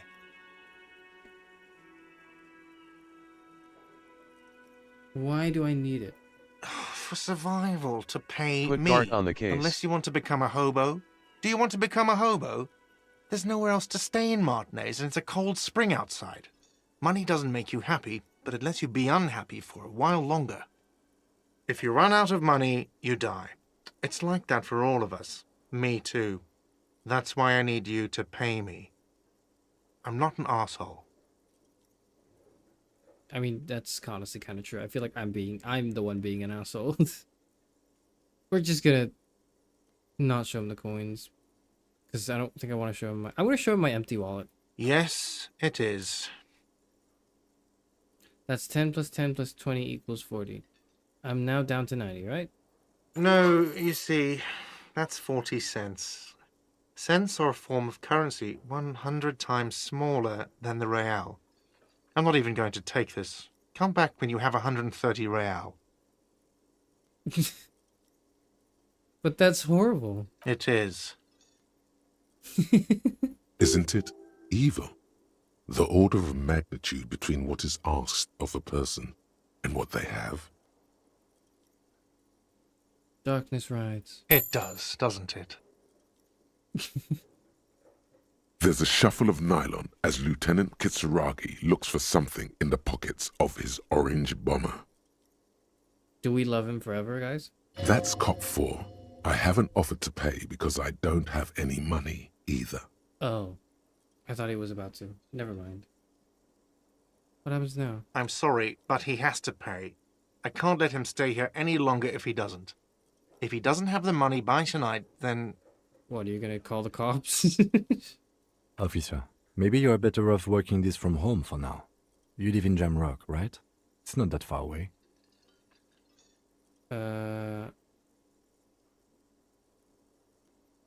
Isn't there somewhere else I can stay around? You mean somewhere else to run up a huge debt? I don't think so. The union squeezed most places out of business to fund the strike. You're better off home. I don't remember where that is. Officer, you really need to take this up with your station. I have a shortwave radio in my car. Call them, ask for assistance. We have to get this investigation started now. He's so right, though. Good luck.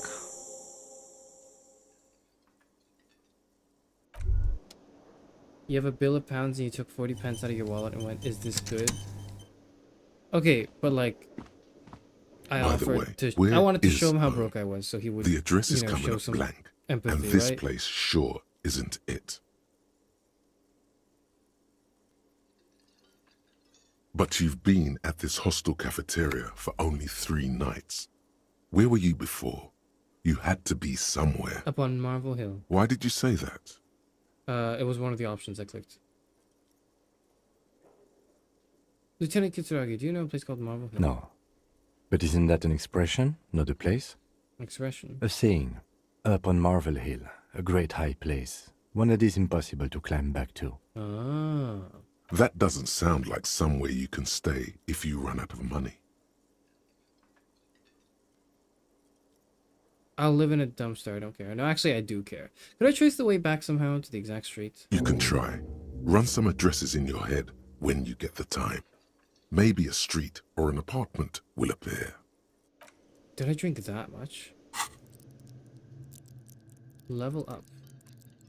What if I level up something else and unlock that other thing? How does that work, actually? Inexplicable feminist agenda. Temporary research bonus. +2 authority against men. What? Something stirs in you. Something interdisciplinary. Is it a newly formed reaction to the tyrannical gender roles around you, or something you've always had? One thing is for sure, you're not a mild feminist. Oh no, these are incendiary thoughts aimed at undermining the right pillars of society. Could you fashion them into some sort of weapon, perhaps? A first strike weapon to decapitate the XY chromosome hegemony. Let's internalize that. I don't know what that means. Factual memory returns. Let's rewind. Trace your drunken steps back home. Jump across the raised channel ridge southwest of here. Fall over, get up, get off the asphalt. In 20 minutes, shuffle your feet through courtyards, scaring little children. Go under the great raised motor track, the 881, until you reach Le Domaine Eminent in North Jamrock.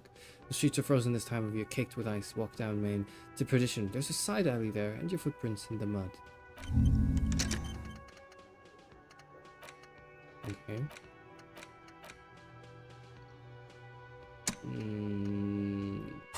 What does that do?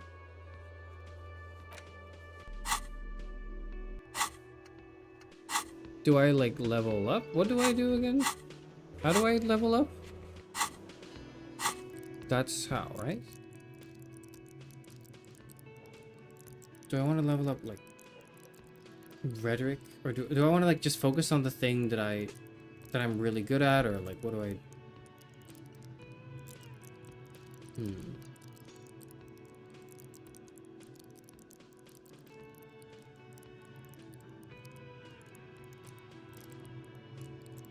I'm gonna increase this by 1. Should I have done that? Is that a good idea?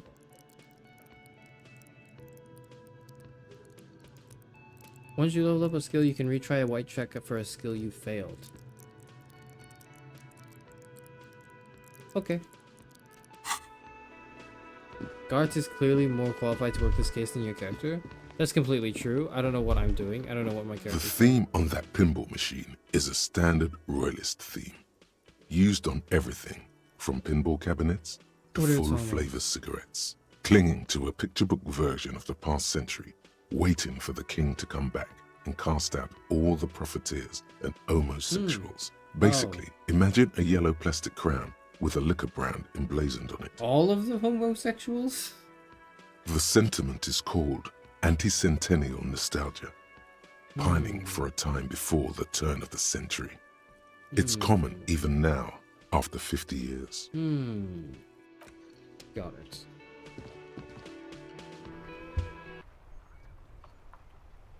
So we're gonna go back and we're going to talk to the dead body.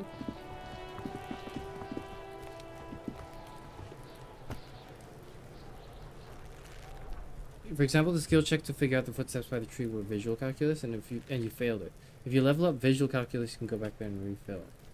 Oh, so I wasted my thing leveling up my current skill that I already have. Is what you're saying. There he still is, looking right through you with his white eyes. The ammonia only makes it worse. The combination forces tears out of your ducts. You managed to keep it in once. The second time, not so much. Okay. When the vomiting is done, your cheeks are wet with tears. Okay. Can we puke at the kid? Can we do that? I don't think we got to do that. That didn't help at all. Nor does the wind right now. You feel the lieutenant pat your back rhythmically. Thank you. The weight is reassuring, like a crenel on solid fortification. Pat, pat, pat. I've seen strong men turn themselves inside out for hours. You are facing tough odds here. Alcohol withdrawal makes it considerably harder. This is bullshit. I don't want to do this anymore. I don't want to be a cop. Why can't I keep it in if I've been a cop my whole life? I've seen captains puke their guts out. It never gets easier. You never get used to the smell. Every Monday is cadaver day. Throw up, investigate. Throw up, initial autopsy. Throw up, bag it. Then drive to the station. Maybe throw up on the way there if you didn't bag the thing tight enough. You seem to be fine. I think I've lost my sense of smell. A white lie. Not being hungover helps too. Can we do something else? I think I want to solve something else now. That's probably a good idea. Clear our heads. But before we can do that, do we need to get the body down? You need to get your shit together.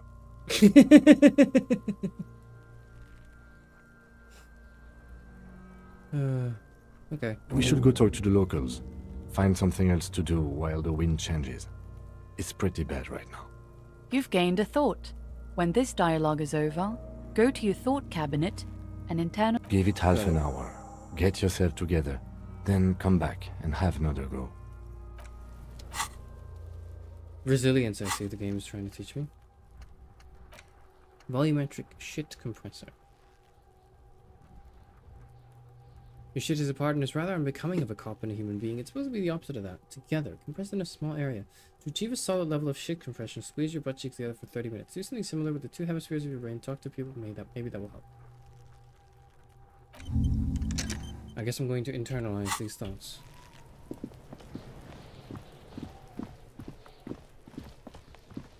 Let's go to the docks.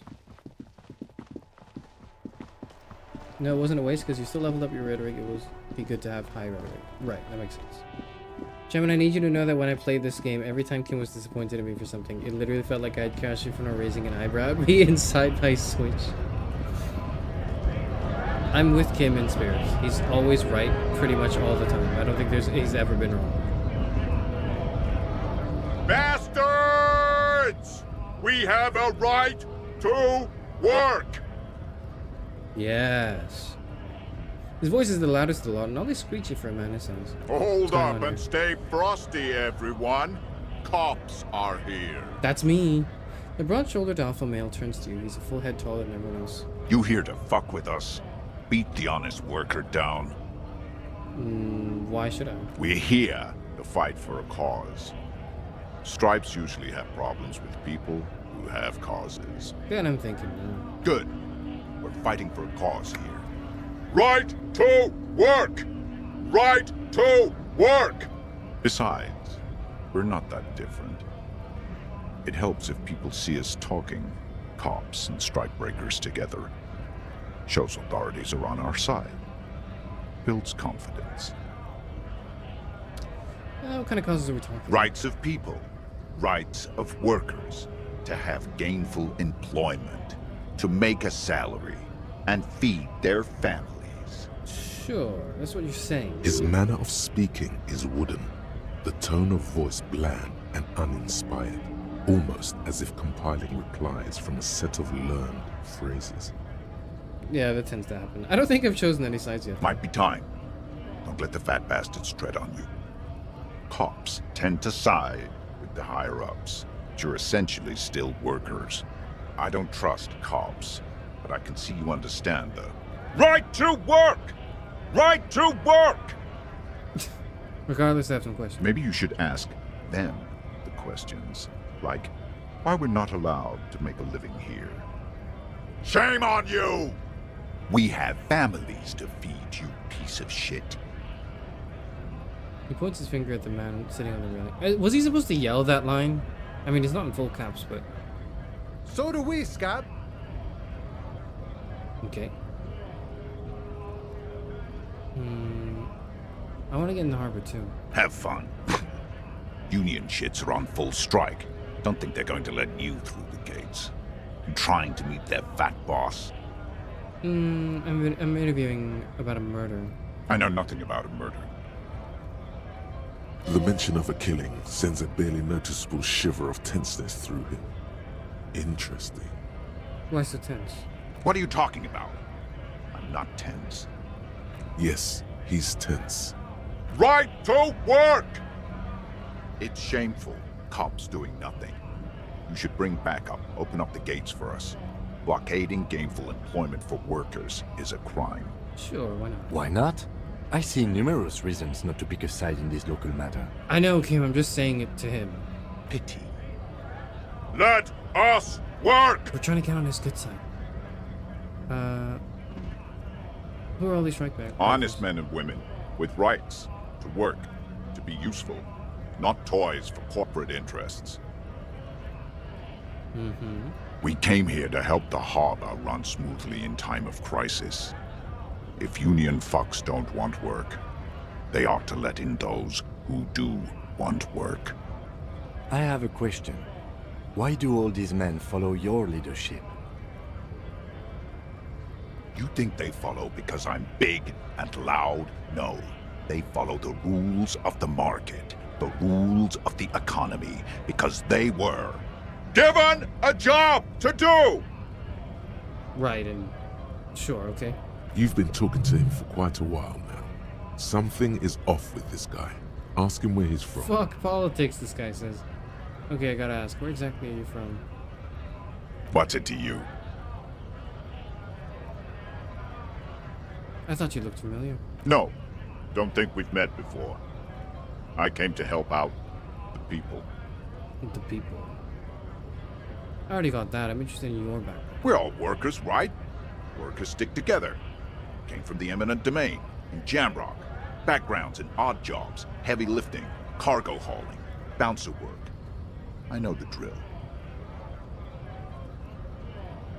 Sweet, I know bars. Been thrown out from several. Maybe that's why you seem familiar. Worked at Territorial. Ring a bell? Never heard of it. Are you lying? We're done here. I have a strike to break.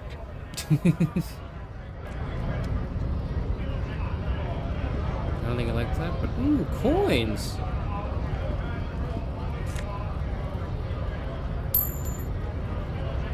Let's go talk to this guy. Scab?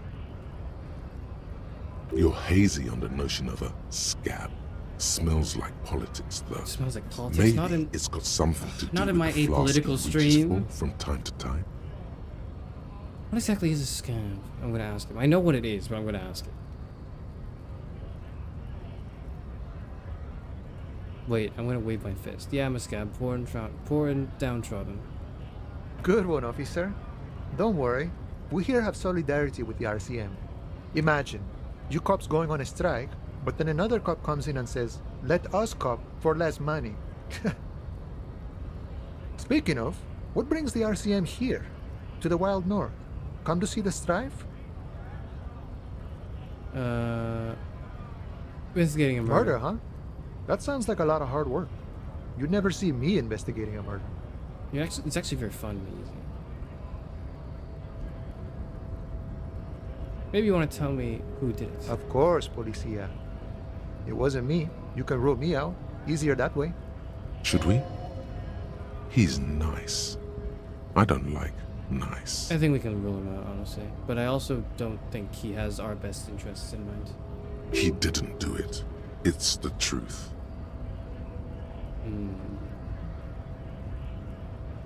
What's it about anyways? You know, serious business. I'm sure the big boss will be glad to tell you. You'll have to ask him first. He's a chatty guy. Wants to talk about the strike. Return once you've met the union boss and are on a Wasn't better that guy the footing union boss? with the organization. Bit short on money. Could you give me some? Sure thing, my friend. I can help you out.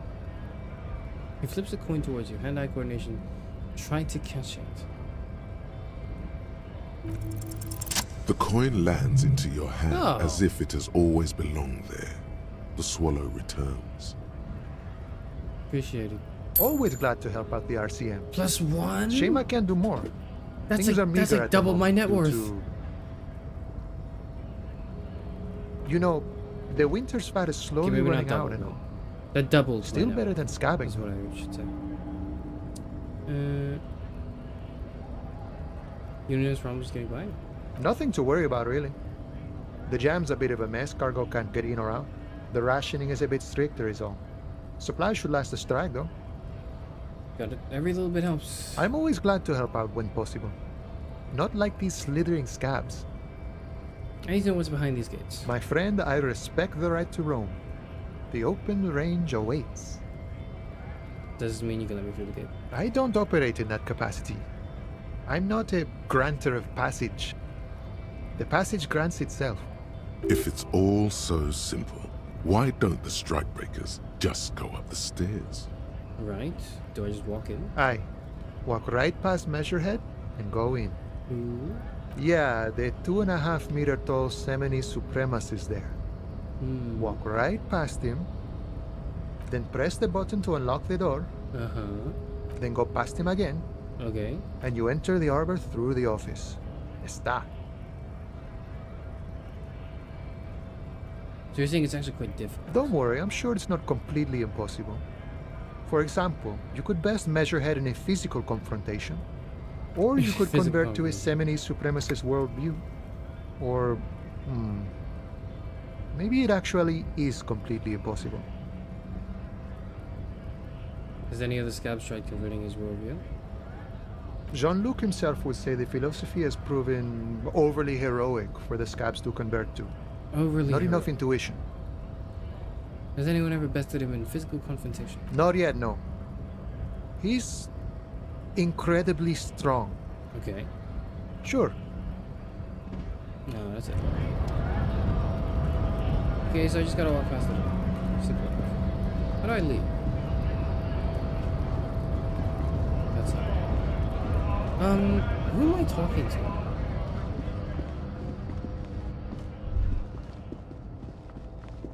A Stars Ryko, one of the finest Zhimsk-made motor carriages ever. An oldie, but a goldie.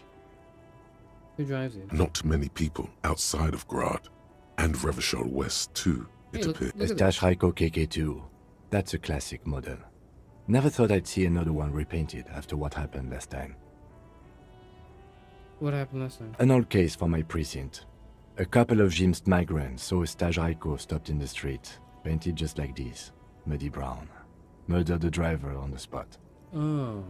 They said it was an honor killing, Oh. Hussar style. The Zhimsk community protested the trial, flying the banners of some old king or whatever. 5,000 came to protest. Correction. 4,395. The fourth largest public protest of a criminal trial in Revachol.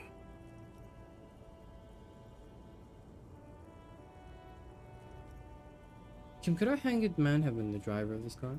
I tried to avoid drawing far-gone conclusions like this before actually examining the body, but my initial guess is the two are unrelated. Hate to correct you, but it's only 4,395 people. Is that so, officer? I'll take you at your word.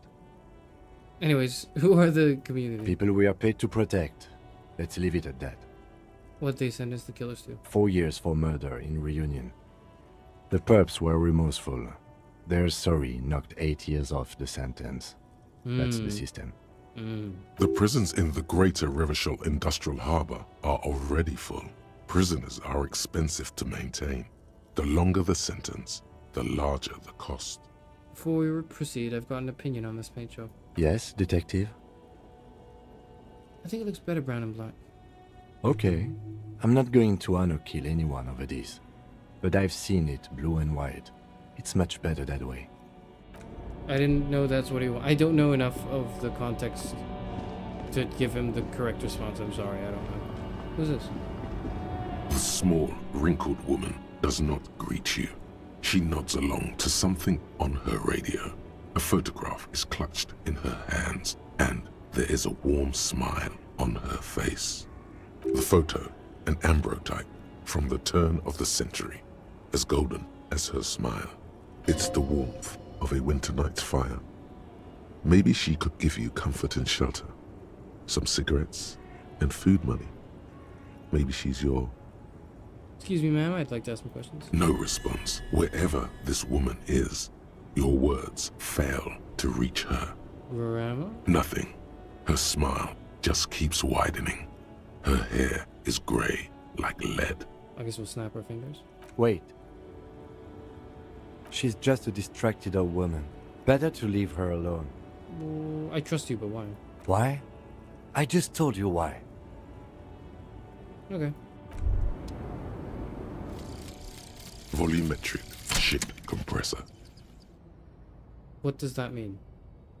Bizarre scientific news from Revachol West today, where a police officer's shit has been observed at a pressure of around 495 gigadecimals.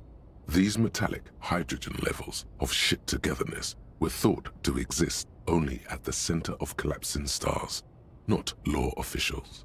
It remains to be seen how long the shit singularity lasts. That's me. Okay, what does that do?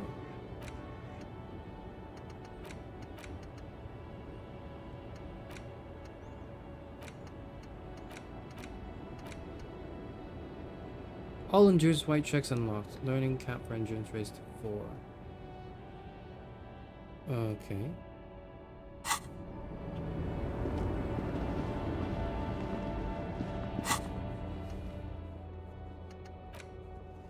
Inspect the body hanging. This is a preliminary inspection. You just need to rest your store open a project. I've already done that. Have I not? There's gotta be money down here. Ruins full of snow. I thought that would be money. Wait, that might be money. Wait, that's definitely money. We got a white tank top.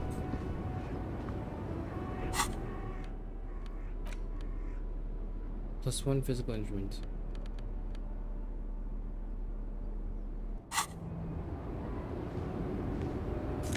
Money! Wait, we're actually so bad. How much do we owe the guy? 130? We've got 3.5. An old monument stands in the middle of the traffic island, pointing toward the sea. It looks as if it's been reassembled piece by piece, secured and mounted in the air with the aid of numerous ropes and rods. A silver plaque on the statue's pedestal reads, "I am Philip III, the Squanderer, the greatest of the Philippian kings of Revachol, son of Philip II, the opulent, father of Philip IV, the insane." Not a good track record of mental health in that family. And I am Charis Euphranor, the first and last philosopher of VTuber, the last librarian of Alexandria. We are going to check out what the king did. What did he do? You have no idea what you did a week ago. How would you know what this guy did many centuries ago? I just, because it was like 83%. High above you, the king stands triumphantly oblivious to your memory trouble. Okay. It was like 80%. Whatever. Put my badge missing. Open trash container. Oh, okay, yep.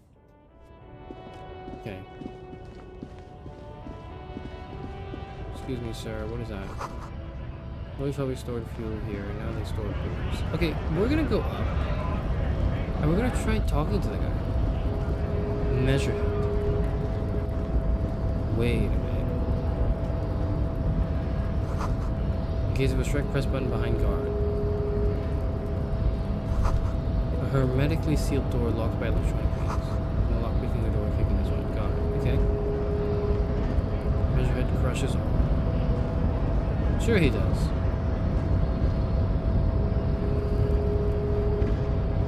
Hello, sir? Or can I just grab that? Okay. Your body betrays your degeneracy. Nice to meet you too. Yeah, Measurehead. His body totally betrays his degeneracy. Yeah. Don't say anything. Size him up first. Okay. What do you mean? My body does not betray my degeneracy. My body is unimportant. I'm with the police and we need to get into the harbor. That is precisely the negligence that has led you to succumb to Al Ghul. His face contorts in disgust as if he were smelling a dead rat. You reek of it. An invisible sword of Al Ghul emerges from your throat. You cannot see it, but others can. It is making the woman in my company sick. Are you saying I'm scaring the host? Is that what you're saying?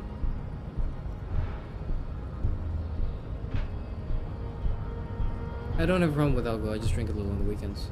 Your mouth moves, but the one who speaks is Al Ghul. You are but a vessel for the Ghoul now. Very little of yourself remains. I would actually argue that a lot of myself remains. Occidental Haplogroup B4 is done giving orders around here. The influence of the ham sandwich race is waning. I don't know what that. What is he saying? Show him the ham still got it. Does this remind you of someone? The guy down there? President, to say I'm not a drunk, I'm a cop. I just have a drink every now and then. Everyone does. That fat racist over there, point to the racist lawyer, and you're just him after pumping some iron. Actually, I think the ham sandwich race still has it in them. I'm the police, I need you to comply now. Take a step closer. Ooh, the race stuff is not important here. I just need you to help me do my job, please.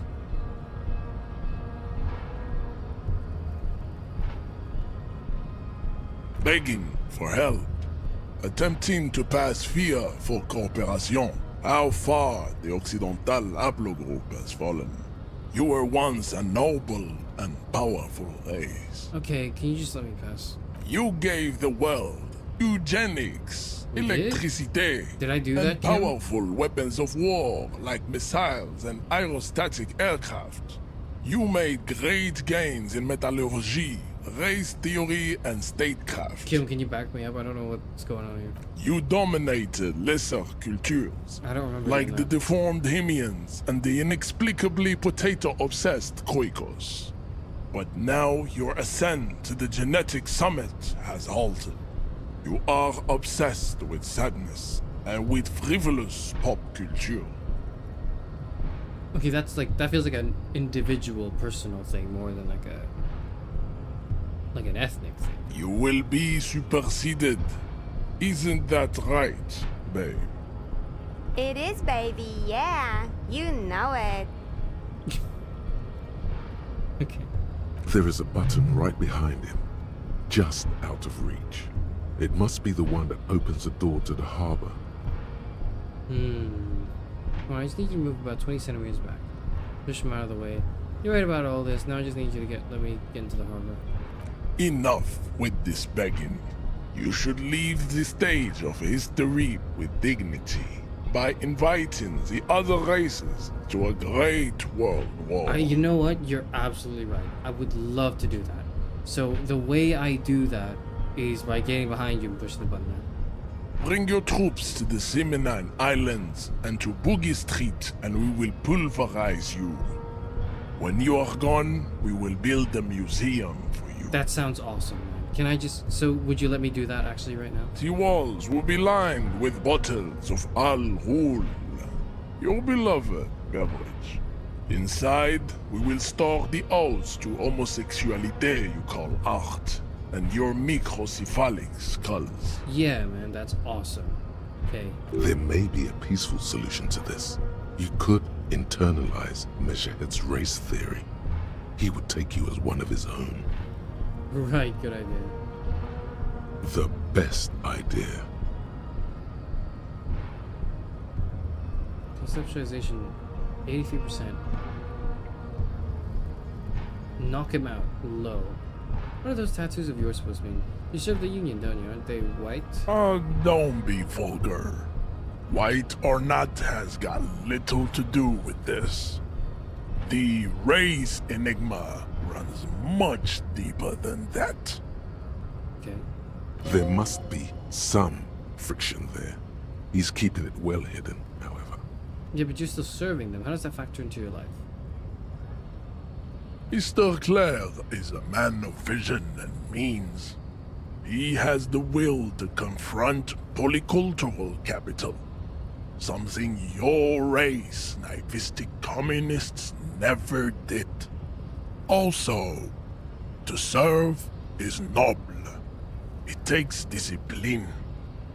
Your petulant individualism has only contributed to your race failure. It is lax and moronic. I just, you know, like, okay, whatever. My jam is a mysterious fourth thing. Communism is pretty cool. I'm no communist. Individualism is my jam. Communism is pretty cool. Idiotic communism is the single greatest contributor to your race descent. This is so everywhere political, around you. This is actually like not the political fruits at all, of and its failure to challenge made the sure world of that order. by making this a Individualism, apolitical Disco Elysium. rock and roll music, sexually transmitted diseases. Was I responsible for those things? Damn. Above all, rampant multinational finance still reigning large. Tell me, where have you gotten your love of pathetic communism from? Degenerate youth culture? Got it from disco. Rock and roll actually. music? Disco Elysium. You ever heard of that? Offshoots of the Seminoles people invented disco while having sex under the influence of cocaine. It is a shame upon my race. But what is done is done. Okay. I am not surprised you enjoy it so much. This has happened to many of the side products of the inevitable cultural victory of the Seminoles race. Wonderful. I need to enter the harbor now in police business. What you need is to come to terms with extinction and never getting into this harbor. He looks at the button behind him. The tattoos on his face move to reveal the smallest of smiles. What are those tattoos supposed to mean? Racists are generally not very good examples of their race. Uh-huh. I am not like them. Right. I am craniometric perfection. I have taken the trouble to permanently draw a phrenologic grid on my skull and features. This should dispel any doubt. Any and all. I'm gonna say nothing. Your silence betrays your inferiority. You do not have a reply. You should enter a deep race slumber. Perhaps in 4,000 years, there is need for a servile Kim, what do you think? homunculus. I think this racist is better than the last. But the next racist will be the really good one. Awesome. I can't wait. That will be the... That'll be our lucky races. How do we know there will be a next one? Actually, I like the previous races better, actually. He seems surprised at your choice of races, but then slowly nods. That is understandable. The previous racist was probably an Occidental and did not prove a real adversary. One could say he has quite a measured head. I mean, I suppose I can see where he got his name from now. These cops are just jealous, Jean-Luc. Yeah. We're gonna subscribe to his advanced race theory.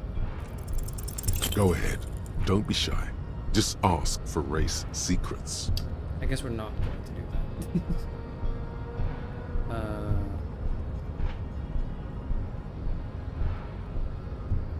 I want to learn this race theory of yours so that we could become friends. I need some of that race stuff in my brain sucked. No, I don't think either of these are good. I'm just gonna not say it. That's understandable. Jean-Luc Measurehead is a sage and an intellectual giant of race theory. Who are you, handmaiden of Al Ghul? That won't work. What do we do now? Why are you subscribing to his race theory? Because I had like an 83% chance of doing that.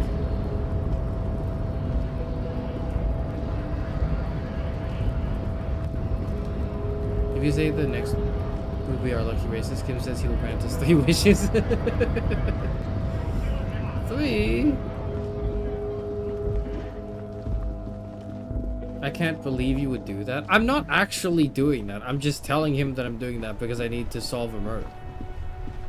Is that not like what the game is telling me is going to happen? Before you stands a motor carriage. The bodywork is covered in blue and white livery, bearing the number 57. Vapor emanates from the large engine on the back of the vehicle. It hasn't had time to cool off yet. This must be the infernal machine that tore you from oblivion. The Caprice Kinema motor carriage. In the cabin, you are welcomed by a set of steering levers, a radio microphone on a hook, a pull-out toolbox under the seat, and the soft glow of the fuel preheater gauge. Chairman, I can't believe you would do that, OMG. And then literally in the next message you type 67. In the cabin, you're welcome by... Okay, yep. I'm gonna pick up the radio. The frequency tableau lights up, and the green button labeled Prime Line glows like a feline eye. And then you hear something. The soft purr of electrical kittens. Radio waves cast far and wide over the metropolis. A woman's voice greets you through the... This is Precinct 57. Hello, Lieutenant. How may I assist you? Hello, Alice. Please assist our colleague from the 41st Precinct here. I'm putting him on. Hi, Alice. This is the officer from the 41st Precinct speaking. Nice to meet you. This is Officer Alice Demetri, Precinct 57. How may I assist you? I need you to connect me to a civilian. As Sylvie, she may have reported a murder. Of course. What is her number, officer? Kim, didn't God give you Sylvie's number? Yes, hold on. Her number is 005 1944 298. Received. Hold on, officer.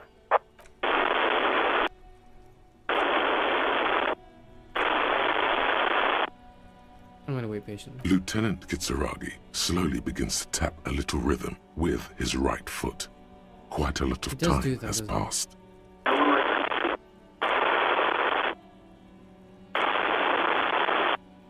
Officer, I have Sylvie Malaika on the line for you. Oh, nice. Yes, hello? Hello, this is the police calling. I have some questions for you about your last days of work. Oh, right. Hello, officer. What can I do for you? You can hear resentment in her tone. She's not thrilled to be talking to you again. Was it you who called the police? No, not me. Do you know who made that call? No, sorry. I don't. Not a lot of people have phones around here. Copper thieves take the wires. People don't have the money to have the cables put in again. They use the Union's phone, or the one on the coast. So the Union has a phone, and there's one further down the coast. Got it. It was someone else. We'll find them sooner or later, officer. It just might take a while. Why didn't you call? What? Of course it bothered me. But I thought the Union already knew about the corpse. I meant us. You should have called the police. No one calls the police. The Union would get angry. What do you mean by that? You know, what the Union says goes. People listen to them and they take care of their own, which is like everyone here. Garbage. Garbage. Wait, Kim, lower your microphone. You're speaking the truth and you use the law around here. I am the authority around here. Tell me why exactly did you let a corpse hang in your backyard for a week instead of calling us? Legally, no. In reality, yes.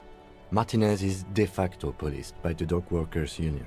Right. Words are not necessary to feel the lieutenant's discontent for the situation. I didn't want to get in trouble with the others. That feels right to me. Push her further. Show her the error of her ways. Okay. No, don't push her. Oh. It sounds as if she's about to cry. It really does. What others? The other people who live around here. Local people. I didn't want trouble. Her voice is resigned and weak. What trouble? You don't live here. You don't understand. Squealing is frowned upon here. Everything is dealt with, well, by the union, internally. Who's it dealt with? Who is it dealt with by specifically? Please, I just didn't want any trouble. I see, don't worry about it then. You do? What else can I do for you? Yeah, go on. Why'd you quit? You mean, why did I leave the bar? Honestly, I'm not really comfortable discussing it with you, sir. Well, I'll have you know, Sylvia, that I'm actually a feminist. I'm like a certified feminist in my thought bubbles. Why not? Did you leave because of Gaute? What? No, why would you even think that? Sylvie, don't be afraid of that pig. You have to stand up for yourself. Please, don't bring Gart into this. It's none of your business. I already said I don't want to talk about this. You're messing everything up again. You mean, why did... Why not? Why aren't you comfortable discussing it? Let's just say I left because I needed to get away from someone. From who? You know who. You think you hear a sliver of accusation in her words. Don't be paranoid. She's obviously talking about someone else, not you. You mean me? I really don't want to talk about this. Let's just forget about this, okay? Alright. Maybe, I don't know. I just know I have to take some time off right now. Right, I think I got everything. I do hope so. Please, don't call me again. Bye. Empathy, why does she seem angry with you? Yes, you have obviously done something to upset her at the Whirling in Rags, when she was still working there. Before you go, can you tell me what I did? I'm not mad, it's just... You were so drunk and so emotional all the time, and then the skewer thing happened. It just made me want to quit. What's the skewer thing? The stuffed bird. The great skewer. Oh. You threw it against the wall while screaming, "Fuck that bird," and laughing like a maniac. Oh, fuck. Maybe I'm not a feminist. I make women around me uncomfortable. No! I think you said it had been giving you shit ever since you got there.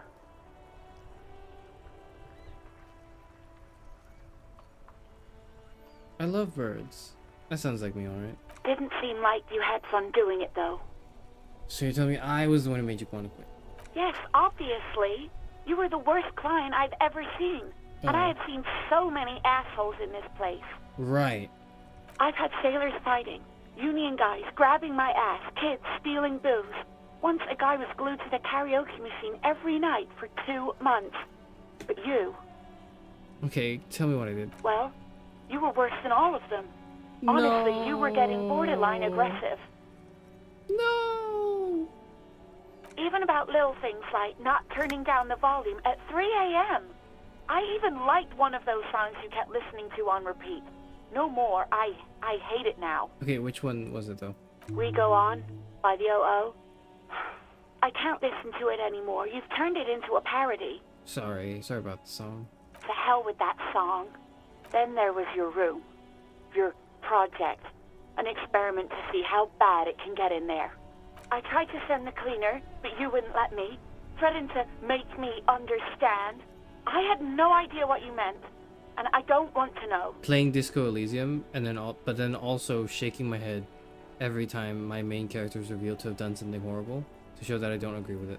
And then you scream something about how you're actually a real cool guy, and no one understands it.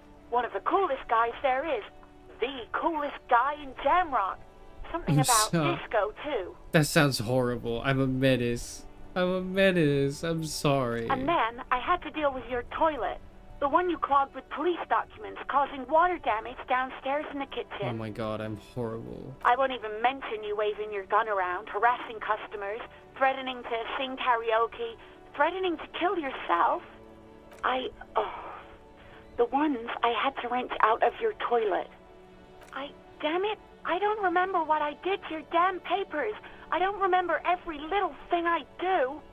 Resentment gives way to concern in her voice. Especially when there's a hurricane loose. It's your fault for losing them, not mine. Something in you wants to immediately forget about this, as if there was a reason you threw them away. Okay, I get it. I wasn't a very good tenant. No, you really weren't. You were simply the worst. I show you the world of tomorrow, the great panic of the end. Well, you're the worst tavern wench I've ever seen. Girl, just loosen up a little. I'm truly sorry for everything. God, I knew I shouldn't have brought it up. Just try not to call me again, and let's pretend it never happened. Okay. But when I spoke to Garth, it seemed like he thought you left because of him. Wait, really? No, this is absolutely not true. I like Garth. I really do. Didn't he cross the line when he asked you out? No, I was actually flattered. I've always liked him. Oh, it was damn. just bad timing. With the corpse and all that. Oh. There's a pause. You can almost see her on the other side. The telephone cord coiled around her index. I didn't know what to say to him later. Then you came and destroyed the place. So I left without explaining. I should have told him, maybe. I can tell him. Okay, but please don't mess it up. Please don't take out your gun or something. Look, just because I'm a cop, lady, doesn't mean that I will take my gun out and wave it violently at every opportunity, right? Of the radio. Wordless, the call breaks. Then, the already familiar voice. Anything else I can help you with, officer? Could you connect me to the 41st precinct? Just a second, officer. 10-2, 10-5. This is 41st. Come in. Over. A scrawny old man sits in a dusty cubicle, smoking, with a large white rectangle sewn on his vest. In front of him is a box-shaped apparatus with an array of wires and antennas. The radio switchboard. Shake my head as I subscribe to Measurehead's critical race theory to show I'm actually not racist. So true. I just needed to get past the harbor, okay? The man uses relay code. You got this. You're a cop, and cops know relay code. 10-4, Station 41, I've got an urgent business, over. 10-4, message received. 10-5, relay message. What's your status? Over. Just reporting in, over. 10-18, state your message, sir. I need to report my badge message. 10-9, over. A badge, I can't find it anymore. Basically, it's gone. 10-4, message received. This is a very serious situation. I need to 10-22 the captain. Over. Is it him? What does he want? Says he lost his badge and needs to report it. He what? He lost his badge? I'm gonna say nothing. Who lost his badge? Dick fucking Mullen. Who do you think? I am Dick Mullen. I've got his, hat. It's Officer Dick Mullen from the bestseller Dick Mullen and the Lost Identity. Dick Mullen is not your name. It's the name of a fictional detective who would not lose his badge. Yes. Defend yourself. Immediately.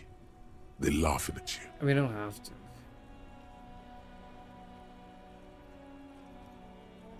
Haha, officer has lost his badge. Haha, like I'm the first cop to ever misplace his badge. He says this has probably happened to other policemen before him and laughs sarcastically. Oh god damn it. Is he fucking kidding? The whole station's gonna be dicked for this.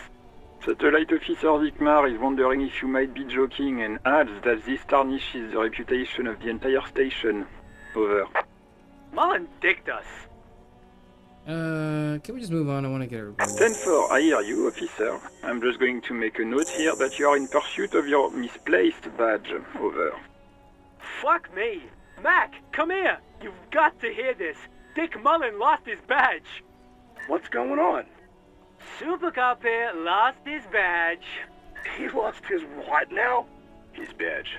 He lost his goddamn fucking badge. Okay, can you stop saying that for He me? asks you to please stop saying he lost his badge. Why? Did he find it? Sergeant Orson was wondering if you found your badge yet. Over. You don't have a comeback. Sorry. It's hard to think like this. I'm gonna say nothing. He's not replying. Looks like he's still looking for it. 10-9, come again. I didn't get that. Over. New heights even for Captain Sober. Ask him. Ask him if he's lost his gun, too. Oh, fuck. Sergeant Orson wants to know if you lost your These guys gun are not too. tapping me. Over. Check your pockets. Check your... Holy fuck. You don't know where it is, do you? Okay, it's gone. Your gun is most definitely gone. Don't sweat it, Bratan. You don't need a gun to have fun. We can still have fun. I need to It's fucking not all over. do my job. I need to investigate this murder. 10-9, come in, officer. Did you get my question? We were wondering about your gun. Over. Trauma medium convinced me you didn't lose your gun. Even before you can get the words out, everything gets scrambled in your brain. No, of course I didn't lose my gun. Fuck it, I didn't lose my gun. He says he didn't lose his gun. Or his fun, whatever that means. Ask him to describe it. His gun. Not his fun. Just the gun will do. Satellite Officer McLean requests a description of your weapon. Over. Oh, request a description, huh? We'll give him one. Describe the plasma gun.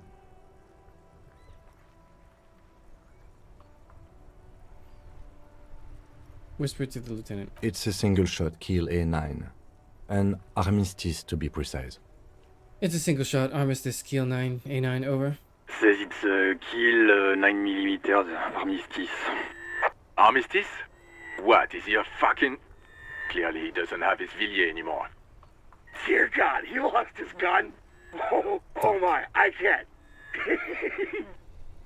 This isn't really a laughing matter. Mac can face a giant of Coco Nur by himself. But Disco here made him piss his pants. Oh, I can't. Fuck. He lost his... Ask him if he still got his wiener. Oh, man. I'm not going to. Ask him. Sergeant Orson here is wondering if you are still in possession of your genitalia. Over. I left it at his mama's after I fucked her ass all night. Tell him that. That's a negative. LMAO. I'm not going to say that. Over. What's he saying? Share with the class. He said he sodomized your mother. The prick ate Mama's vanilla waffles at the captain's birthday party. Some nerve he's got. Sure her vanilla waffles were the only thing he ate?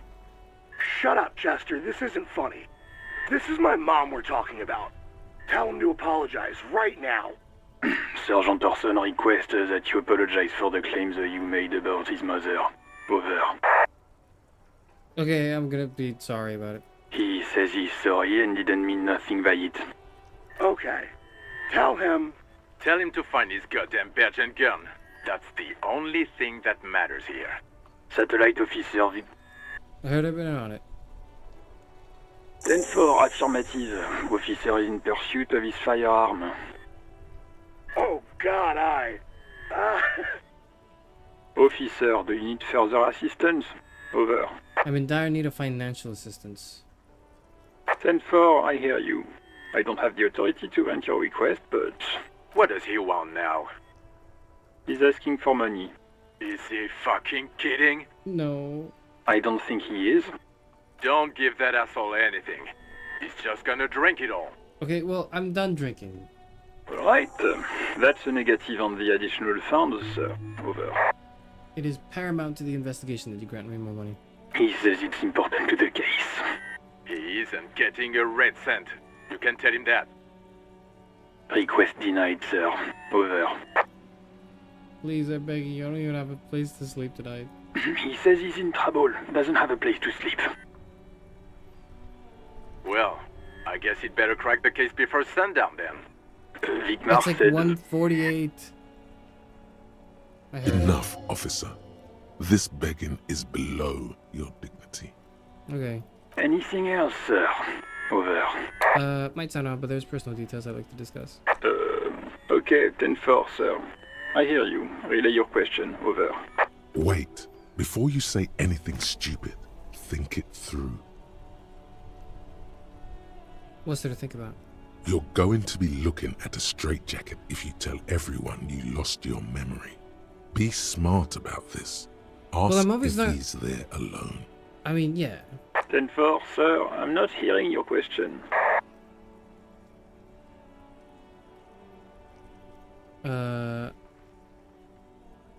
Please refer to me with my full name in the future. I'm looking for my address. I don't know where I live. That's not good. That's not good. Any news about my family? Nope. Have I ever told you about my life before that RCM? Nope. Are you alone in the room? No. I want to show if you got my badge. I wanted to know if you got my badge's description right in your report. Could you read it to me? Name, rank, date of birth. What? What is it? He's still on the line? He wants to verify the information on his badge. But of course, it says Dick Mullen, High General of the Revacholian Cavalry Force. Fuck you. Tell him to stop wasting time. What do you need, sir? Over. Are you alone in the room? That's a negative, sir. I got 10-12 visitors present here. Over. Please refer to me with my full name in the future. 10-9, repeat message. I didn't get that, sir. Over. Stop calling me sir and just use my goddamn name, will you? What? What is it? What can he possibly still want from us? He seems intoxicated and keeps asking me to call him by his name. Mullen's drunk and emotionally aggressive. That's new. Wrap it up. Don't indulge in his drunken antics. Any news about my family? Excuse me, sir. Over. You probably don't want to continue on this road. Never mind. Come again, sir. I didn't get that. 10-9. Over. Have I ever told you about my life before the RCM? 10-4. Well, that's, Does he actually want something, or is he hell-bent on disrupting our work? He asked if he ever told me about his days before joining the RCN. For God's sake, cut this shit out! Tell him to stop wasting time and be a goddamn policeman for a change. Sir, Satellite Officer Vicmar I know, I'm being annoying, I'm sorry. So, was there anything else? I'm looking for my address. 10-4. Your address? Hold up, Jules. He doesn't fucking know where he lives? Did I hear that right? No, they're on to me. They're on to me. Seems like it, sir. No, fuck him. Don't tell him anything. You understand? He's been hellbound for the gutter. Let him have it. Sorry, sir. Anything more I can do for you? Over. Yeah, no. Understood, sir. Over. 10-10. Over. Roger that. 10-10. Over and out. 18 kilometers to the south, in the 41st Precinct's relay booth, a small crowd has gathered around Communication Officer Jules Oldboy Pidier, around a dozen cops. The small room is filled with cigarette smoke, abuzz with laughter. Wait, how do I know when this? Officer Judith Minnow enters. What is her the left spirit arm decor? is in bandages and her hair trimmed short. What is going on here? Did something happen? What happened is my partner made contact. It's not good. He's lost his badge and his sidearm. He seemed confused, delirious even. He's my partner. Mac, the torso Torson, is finger-fucking his fist, laughing hoarsely and apparently telling some dirty story to his partner, Chester McLean, near the entrance. It's your Spidey sensory for the cops. Ah. Yeah, Mullen was fucked, alright. Sounded fucking drunk to me. Yeah, Mac's right. This was some gnarly shit there. I mean, before he started begging for money, it was... Enough! None of this is funny. It's fucking sad. That's what it is. He's a cop. He's one of us, goddamn this. We must help him. Yes. Yeah? How do you fucking plan to do that, huh? Get him off the drink? Go jogging with him in the morning and get him on carrot juice? He's a lost man. Oh. I just know we can't give up on him when he's at his weakest. He wouldn't. Crowd in the room has started fidgeting uncomfortably. Someone's trying to slip out unnoticed. Mac, man the door. You know what he told me? I don't want to get better. I want to get worse. Those were his words. This shit does not leave this room.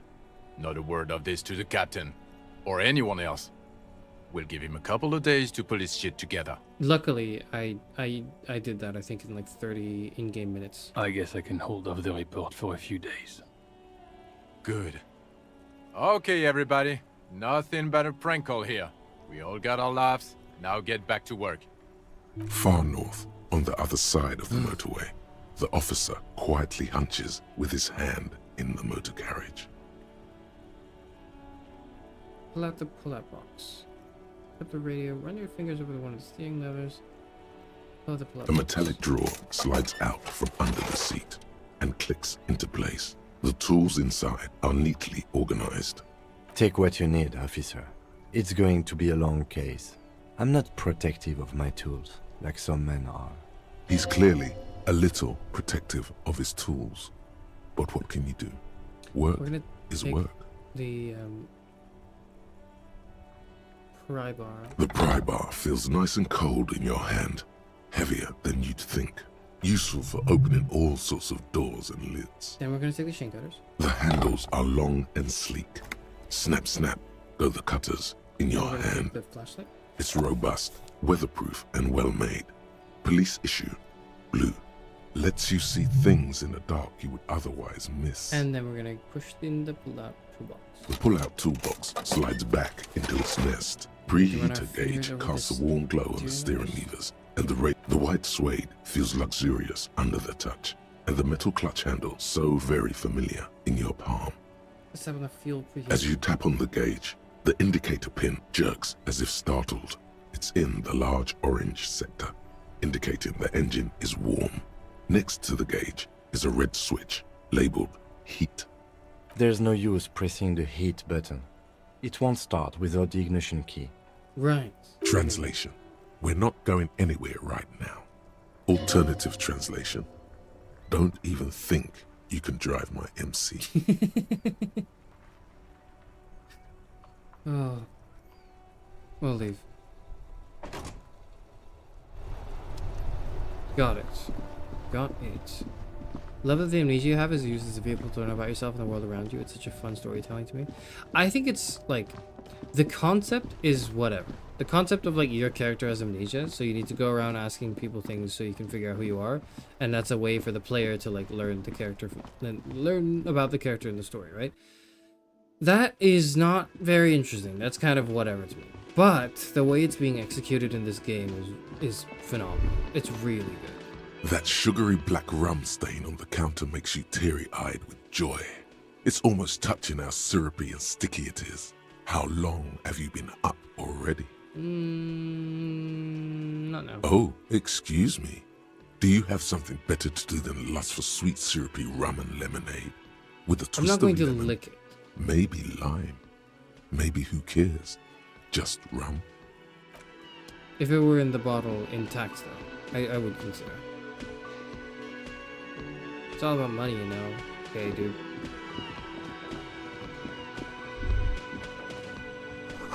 Software of an electric juicer comes from the kitchen, so when is it working?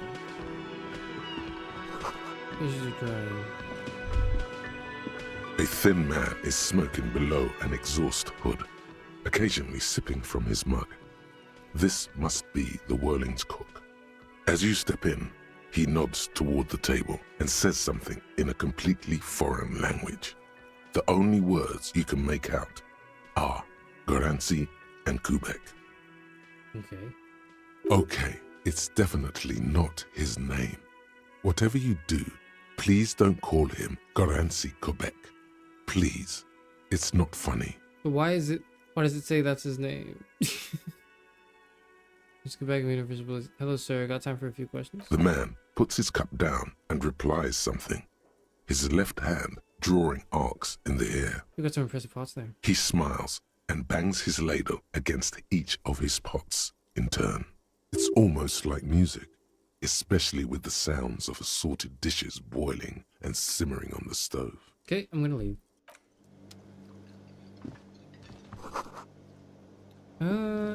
Shouldn't there be something in the... Wait, no, that's... You see a heavy steel door with a prominent dimpled lock. It's painted blue. You immediately feel drawn to the color. Blue is for mystery. I'm going to push the door. The door does not budge. Okay, I'm going to touch The it. cobalt blue surface feels rough to touch. I'm going to say, The I wonder where the stainless door steel- leads. You do? It's a door in the back of the kitchen. Why do you care where it leads? Out of duty, we may find something pertinent to the investigation. Yes. I suppose it's worth seeing if we can get in. Just to be thorough. Yes. As a side investigation. A mini side investigation, indeed. Gart is the person to ask about this. The cafeteria manager. Excuse me, sir. I'm gonna need a key from you. You should totally sing karaoke here, the first chance you get. Your emotions need to be expressed. People need to know your vast, oceanic soul. I don't know if they need to know now. My soul is immense. Utterly. And it needs to be heard through a PA system by other people. What should I sing when it comes to it? You have not yet stumbled on the right lamentation, but it's out there. It'll come to you. You will wreak havoc with it. Don't worry. When you were here before, I couldn't look you in the eye. And it's just that, like, on loop. I can imagine him just singing one song for like 3 hours. Serves them right. Wipe that smirk off their face with your sad, tragic song. Who's laughing now? No one. You have to find something tragic to sing first, though. Who is mistakenly identified as a cop for his prominent jawline? Yes, sounds likely. You should probably go on stage and pose for a moment when you're done with this thought. I am not a sober person. Can I help you? Is the trash container yours? Mine? No, it belongs to the Whirling in Rags. Thank you for clearing that up. Why do you keep the container locked? Why? To keep the hobos and drunks out. That's why. And the neighbors too. They put their trash there and they don't pay for the garbage company. I thought as much. And are you the only party with access to the trash container?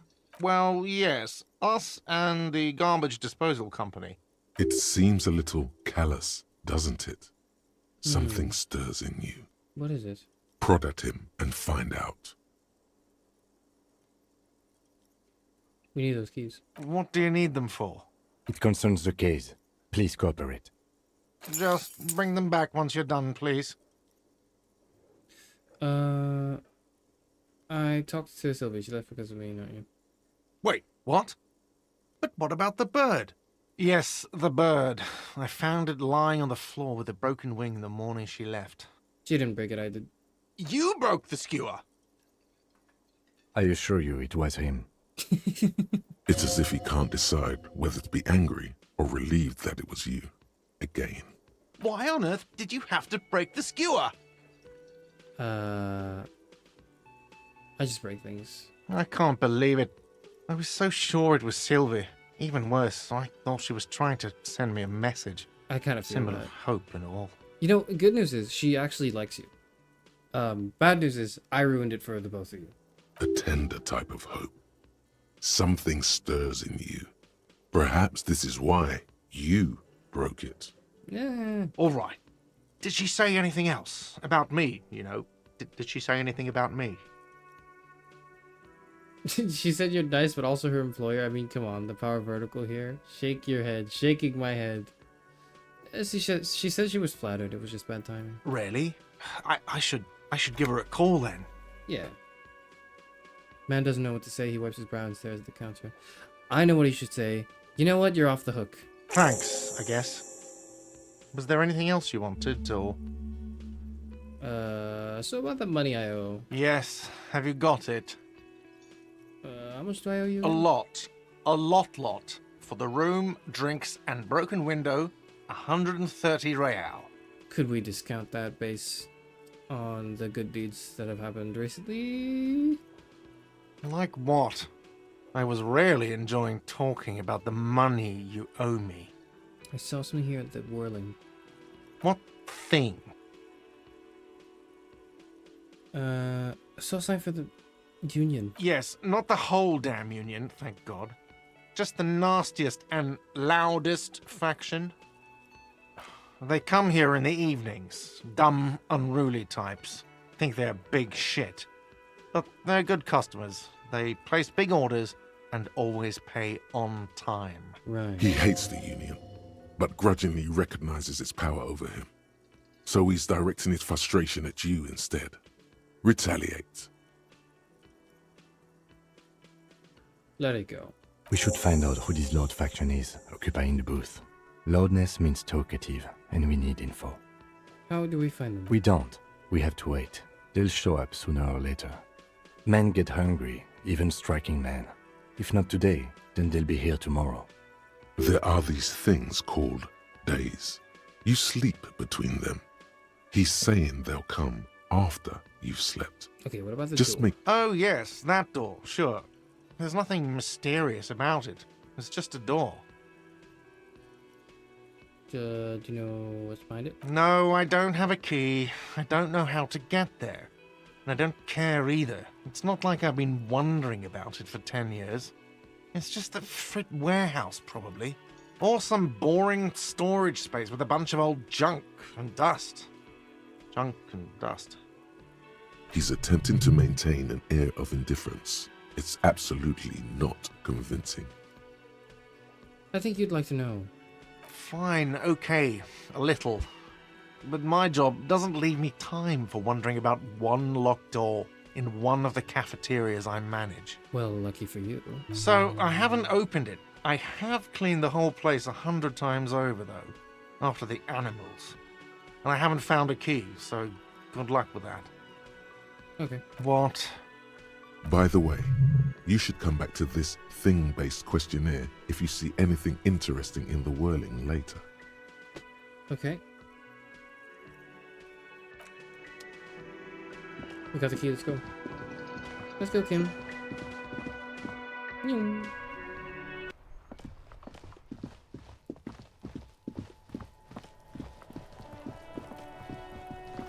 Okay, now we can open this. This trash container is locked. The slide with a well-oiled crack. The lock pops open. Don't. Maybe you shouldn't. Why not? Didn't have a premonition just now. There is, but you won't like it. Sweat forms on your brow. Your hand is still on the lid. Pop. The smell of rotten food rises to greet you. You see soggy cartons, dirty rags, and organic waste. Okay. We're just in time. This hasn't been emptied for over a week. We're gonna look. You see milk, an egg rest with one broken egg in it, some pasta wrapper. Picking up the soggy packages somehow feels familiar. A box falls into pieces in your hands. Batiste Soleil cereal.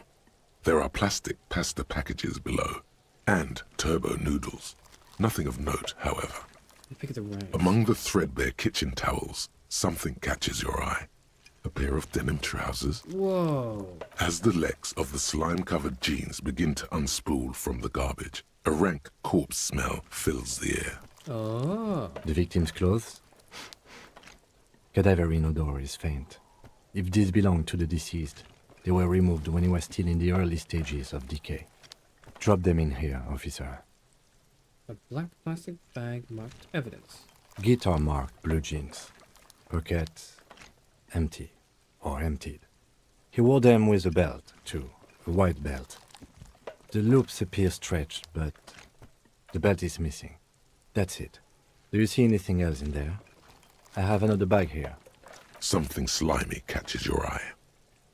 A drab, long-sleeved shirt, olive-colored, appears from the food waste, dripping with pus. This is a military-type overgarment. No label or serial number. This is the kind of rib-knit shirt that's worn over light armor to conceal it in an urban scenario. Anything more? The rest of the rags are just kitchen variety waste. A yellow old mug that catches your eye. But other than that... A thrown-out towel, a mug, that's all. All right. We should go to Gart again and ask if he knows who put the clothes in the trash. It could be as simple as someone from the hostel cleaning the yard. Or that one. I'd advise against confronting that force. You need to ask the kids again. The fuck's he on about? Kids? You hear that, Kuno? He thinks you're an infant or something. Yes, I do. See? Not really. All we know is the victim's clothes are in the trash. The lid was locked and his establishment had the key. It's just a small loose thread. Okay. The lieutenant nods, then looks back into the trash container. I'm gonna search it. It's just organic waste, cold and slimy on your hands. Apple and potato peels, mostly. Unidentified sludge, and the occasional chicken bone thrown in for good measure. But hey, nothing. It's nothing. Nothing more to see here. Okay. What's this? What? A blue piece of plastic sticks out from the apple peels. It's shiny. Looks like the corner of something. And it is? Something larger. A clipboard. A blue plastic clipboard with moist papers hanging from it. They look badly damaged, These are my notes. but you can still make out forms and notes, written in a man's handwriting. These are my notes. Officer, is that your paperwork? I don't know what this is. It is. Look, the plastic has the RCM street grid on it. You've even got an autopsy form in there. A miserable-looking slip of paper sticks to the board. If you don't mind my asking, how could you have let your paperwork end up in the trash? Must have been cramping my style. I think I didn't want to be a cop anymore. That's why I tried to flush my cop life down the toilet. Well... His eyes express a rare condolence. Then he picks it up. Lucky we found it. You should take stock of what remains, just to be sure some has not made it into the hands of the RCM's adversaries. Organized crime and the like. There might have been police secrets in your notes. Yeah. It would also not hurt to start taking notes on the case. Now, tell me what your eagle eyes see. Or are we finished? Some items, such as the ledger you found, are interactable. Okay. Go to your inventory and select the Interact tab to read your paperwork. I want that mug too, I guess. You pick out a broken mug with an oddly racist depiction of the yellow man frolicking in saffron. Well, I'm sure we could use it for something, right? Mm-hmm. You've acquired an interactable item. Maybe we should throw that away. Investigate this item further by going to the Interact tab in your... The container sounds a muffled gong. That's one thing off the list. I think we got it all. Why does it say open the lid again? I'm not going to open the lid again. Hey, so we've been monitoring you internally. Okay. And now we know your copo type. Okay, what am I? Guess. I'm definitely... cool cop. No, you're the sorry cop. The cop who's sorriest. Let's make it official then, shall we? What does that mean? Huge lack of enthusiasm going on in here. Right. Okay, but what are the other ones? Oh, you know. Apocalypse, Superstellar, the Advanced Interesting Cop, Liquid Shadow Cop. But you're too sorry to say those things. So, here we go? Won't the other ones be jealous? What? Jealous of the sorry cop? I think they'll be fine. Don't worry. They'll be super fine. It'll be totally okay. You can dual copo type from sorry to anything.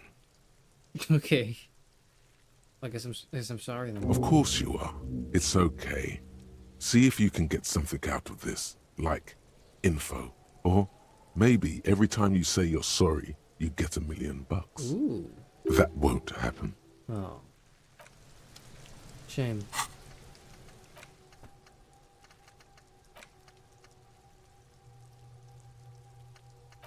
How do I unlock more, like...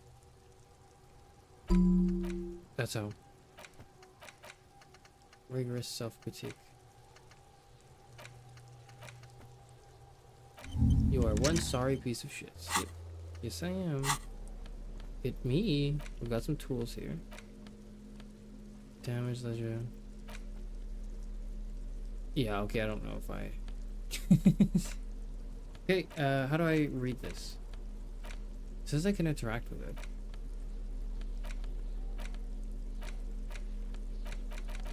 What is it doing? Do I put it in my, like... What do I do with this? Put my gloves on. Oh! I didn't put my gloves on!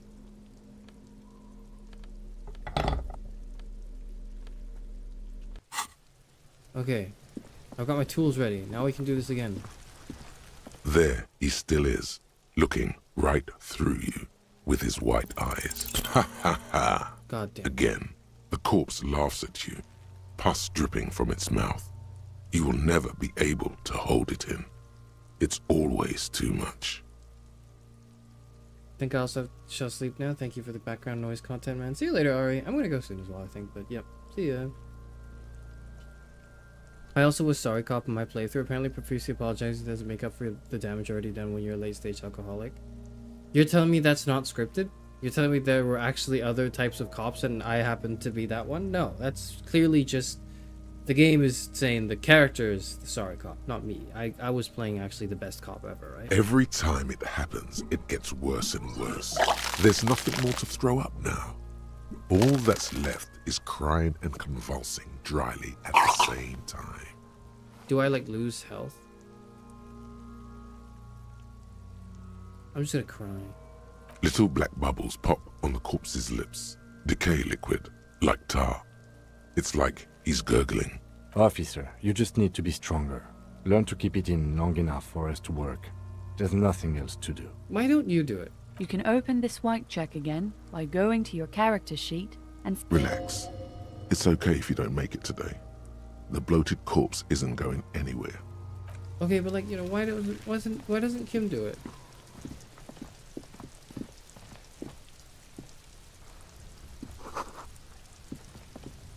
Okay, we can do something. An inconspicuous pile of the roofing material, Eternite.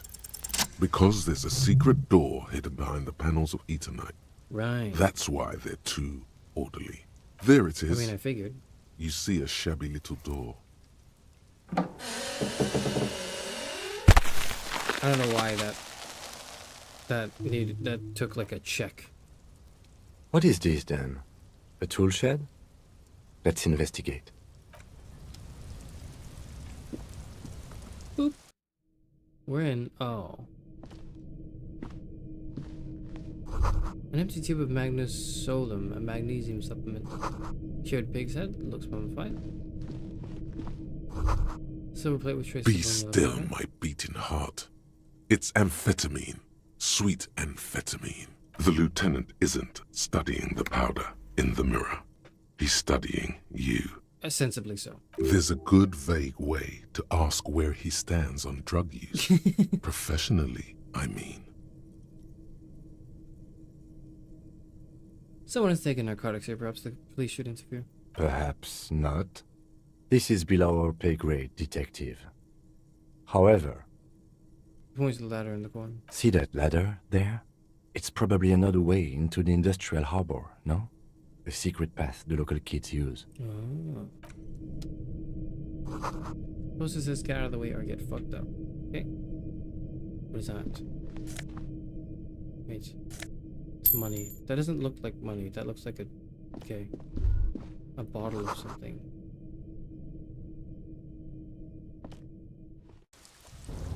Wait. That's huge.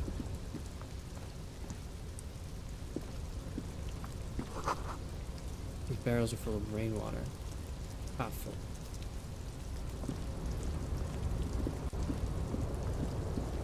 Where am I going? Wait, let's go here. Let's grab this bucket. I don't know what that is. Postcard, okay. Wait, we're about to beat the game. Are we about to beat the game, guys? It's a collapsing doorway. We can grab that box. There's Superstar Cop, Apocalypse Cop, and Boring Cop. Okay.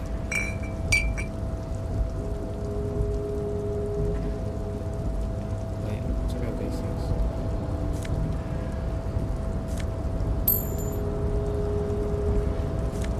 There's so much money here. We're actually rich. That's crazy. Looks like someone left his tarpaulin cloak hanging on the railing here. Let's go grab it. Yes, it's probably yours. Oh. It bears the RCM insignia, and you have a habit of being careless with your equipment. You could probably make the jump. You look like you've done some track and field in your day. 3%. Let's look around. The wind is aggressive up here. The lieutenant looks at the enormous crane towering in the distance over the container yard. The look in his eyes is a mix of the engineer-like interest and the wonder of a 6-year-old seeing a horse for the first time. Motherfucker. Now that's a huge crane. It's just a machine, lieutenant, like a giant hammer or a pair of pliers. I'm gonna see it here.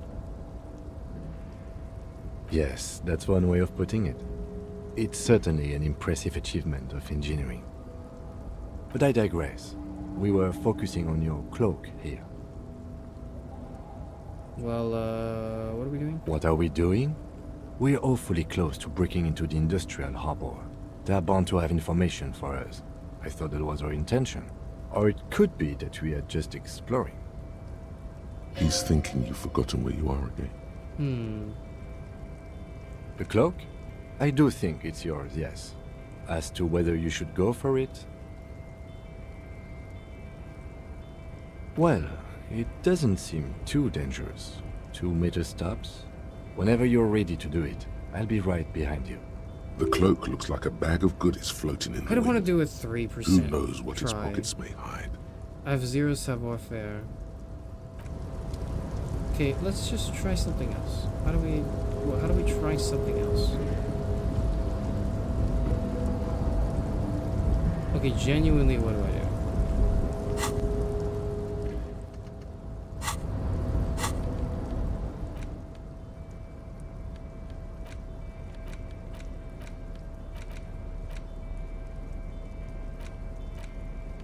It's the ledger you found in the trash. I can read my A ledger. pitiful cabbage of white and yellow papers hanging from plastic board, barely held together by a metal clip. This sad display is made complete by the faint smell of urinal cleaner. Anything else? There's a piece of toilet paper, or is it cleaning tissue? No, it's a metaphor for you. Okay. Below the pathetics, terror. Do not look into its blue heart. Let's look at the papers. They're not exactly white. They're yellowed in patches by sunlight and alcohol, and covered in dense blue handwriting. Ink escapes into watercolor patterns, You can reaching try its if you tendrils fail? across entire I pages. retried breaking a door. The I paper tried itself breaking a door is down. checkered with faint red lines, And then I forming lost my short health and died. paragraphs. Once in a while, there's a red stamp that exclaims, "Case files commit to paper." The case files themselves are plenty. You count more than 100 sodden, crumpled up, earmarked pages falling apart in your hands. They appear to be sufficiently organized and extremely dense, if mostly illegible. What's in there? What are they about? Work, strife, poverty, the Jamrock Quarter. These are handwritten logs of investigations dating back to January 51, this year. The exact number is hard to estimate due to missing pages and an odd naming convention. But there are at least If you go to the pharmacy next to the racist lorry driver, you can buy healing items. Completed, mind you. Oh. We can go into the pharmacy? It's the middle of March. Also, I You have have no money. attempted I don't know 2 if I can buy cases a anything. week on average.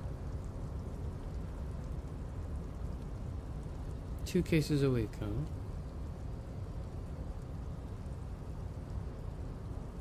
Yes, it appears you employ a, shall we say, robust yet literary system Each investigation has its case number written on the margins, yet, still more tellingly, most are accompanied by a name. Is it my name? A title, one might say even.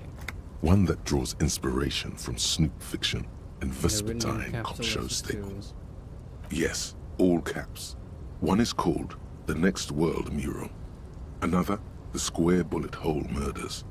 Another yet, The Unsolvable Case. Others appear more light-hearted. The guys on a couch in an unexpected location, and the murder at the Ukar Parlor. Even the rare article-free collapsing tenement. Murder features prominently throughout. It's going to take an effort to piece these case files together, but it can be done. Once you're done inspecting them up close. Right. Okay, my case is a bit to employ some kind of name. You mean the alphanumeric?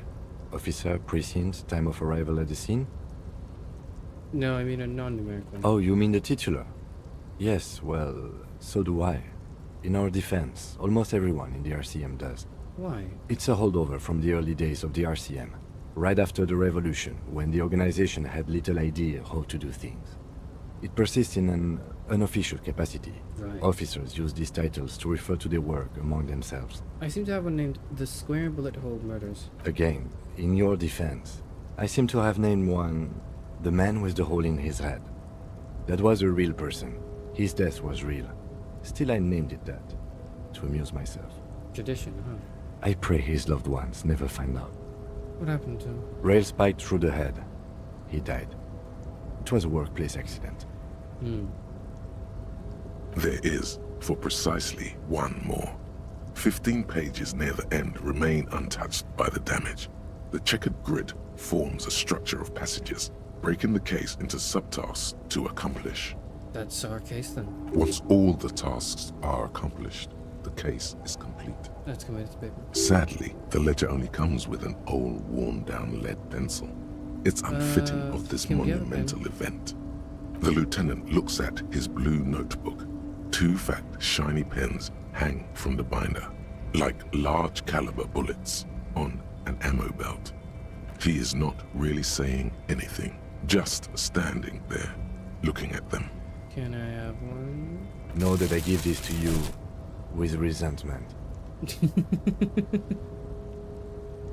The tasks you've completed flow out of the blue oblong pen in a brash freehand uncannily similar to the rest of the letters. The wording comes easily. It's almost robotically simple, a language developed for mental rigor and simplicity. Inspect the victim's body. Interview the cafeteria manager. It's not exactly poetry, but poetry would be out of place. Discuss the ones we've done. A satisfying slash sounds across the paper. You're done, it seems to say. And you, and you. Things to be done, and things already done. The composition of reality. This is an extremely useful tool for a detective of the citizens' militia. Now all that remains is to name the case. Lieutenant, have you by any chance named our case? No, actually. Any ideas? The hanged man, the Furies are at home in the mirror, the setting sun, shit on a stick.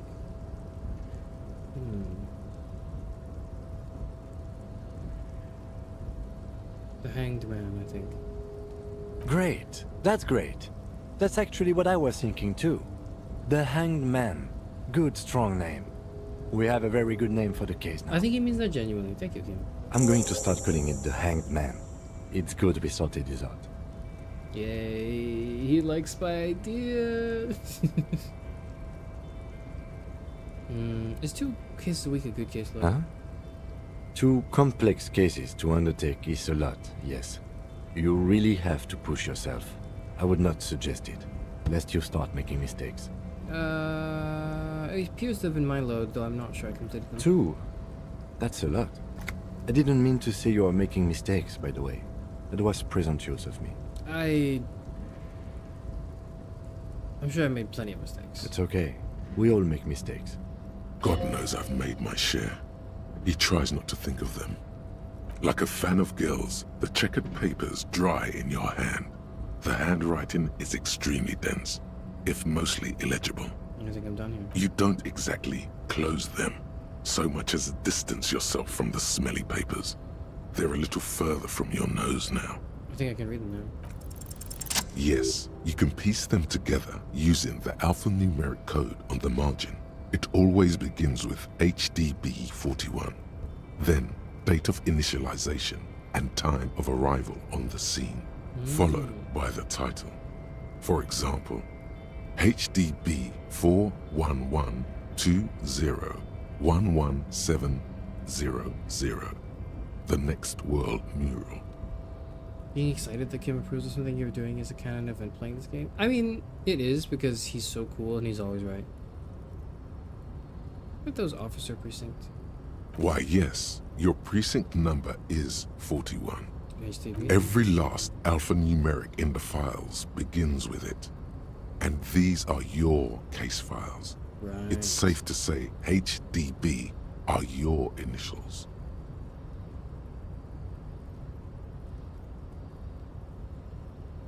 I'm trying to think of initials, and I'm thinking Harry Dover Benjamin.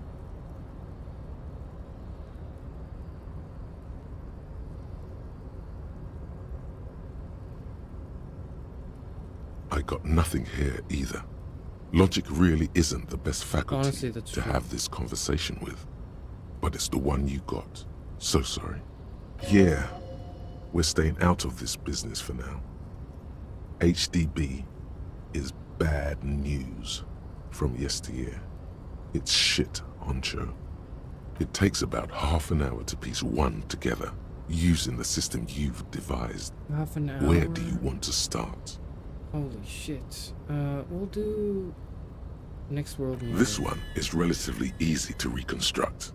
Overnight on 1202, a graffito, nay, a mural, appears on an 8-story tenement overlooking central Jamrock. The building is a sparsely inhabited ghost tower, part of a failed real estate development called Grand Couronne.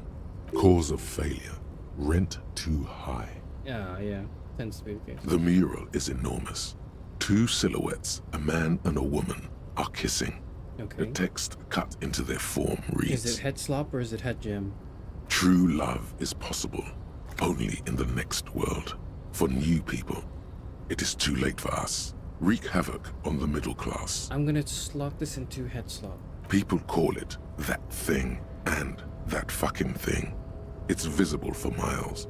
In 2 days, the station's complaints desk gets clogged with requests to remove the bummer. You and your partner are assigned to the case. The graffito crew is easy to track down. Only the belles-lettres have the literage of industrial paint to cover the surface. One of the graffito artists is rumored to be rich. They take responsibility for the execution, but not the design. The ideologue of the next world mural, as the crew calls it, remains an unknown.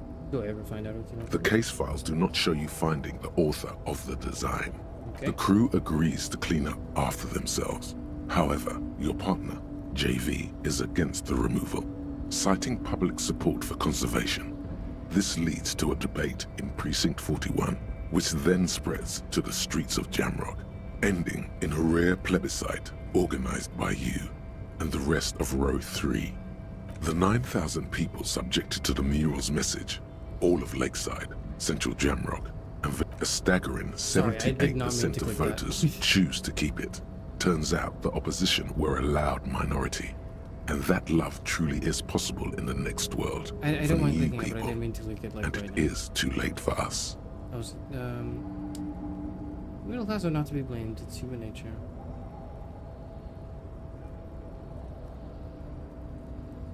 Must have voted and possibly even lobbied to remove the thing because I don't believe in that rubbish one. No one cares what you believe in, man with the smelly toilet ledger.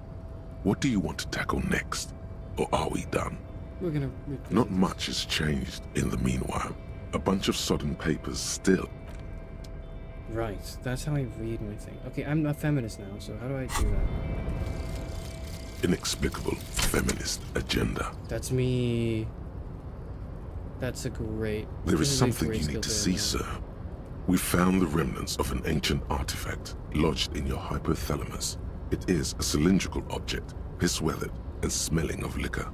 The paint is peeling off, but you can clearly make out the letters revolutionary feminist agenda on the hull. It appears that some time ago, before you became a joke, you were an actual feminist. Somehow, you've come to that conclusion. Perhaps you can work your way back. I mean, it was definitely the Simone de Beauvoir and the bell hooks that I read, for sure. It had to be. +1 empathy, -1 electrochemistry. I would have to quit drugs to get there. Okay, that's, like, fine. I don't do them. That works for me. Okay. Cool.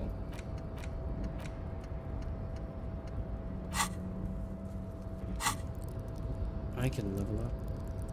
I cannot level up.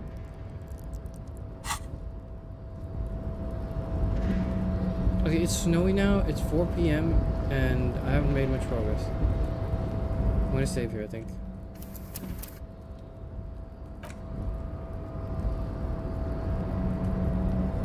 Can I just say, first of all, holy shit, it's been 4.5 hours.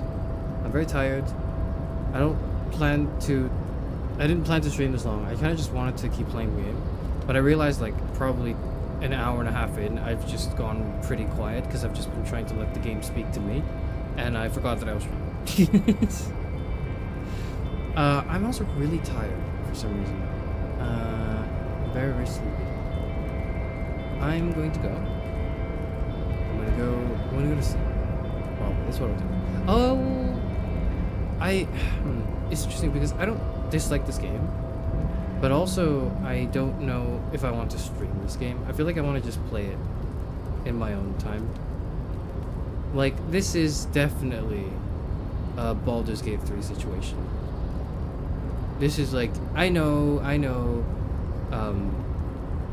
that I bring this up a lot, but like, this is a Baldur's 3 type game, Baldur's Gate 3 type game, where the game is phenomenal.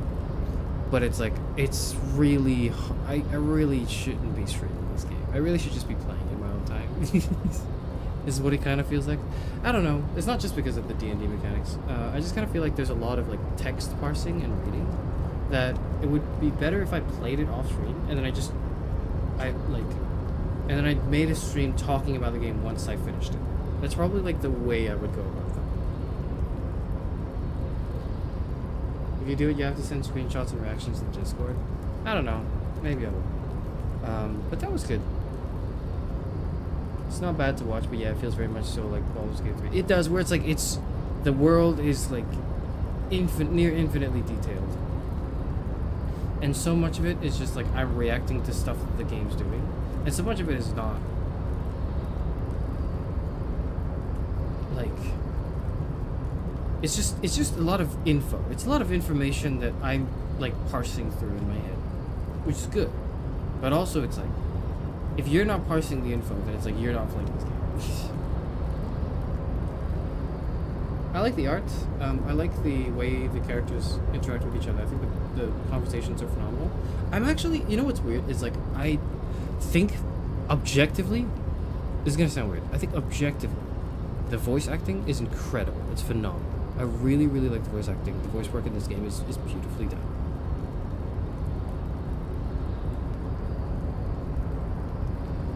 But like, I can't really get into it. Like the monologues between logic and like my empathy and my compassion and my other faculties, it's like, it's an interesting concept. The dialogue's well written and it's very well voiced. Like, I think it's objectively good, but it doesn't work for me. I don't know why. Like, I'm not, maybe it's because like it doesn't feel like these are my thoughts, you know what I mean? It feels like these are characters that are sort of in my brain. But then they're trying to be like, you are thinking these thoughts. And it's like, I don't know, I'm not thinking these thoughts.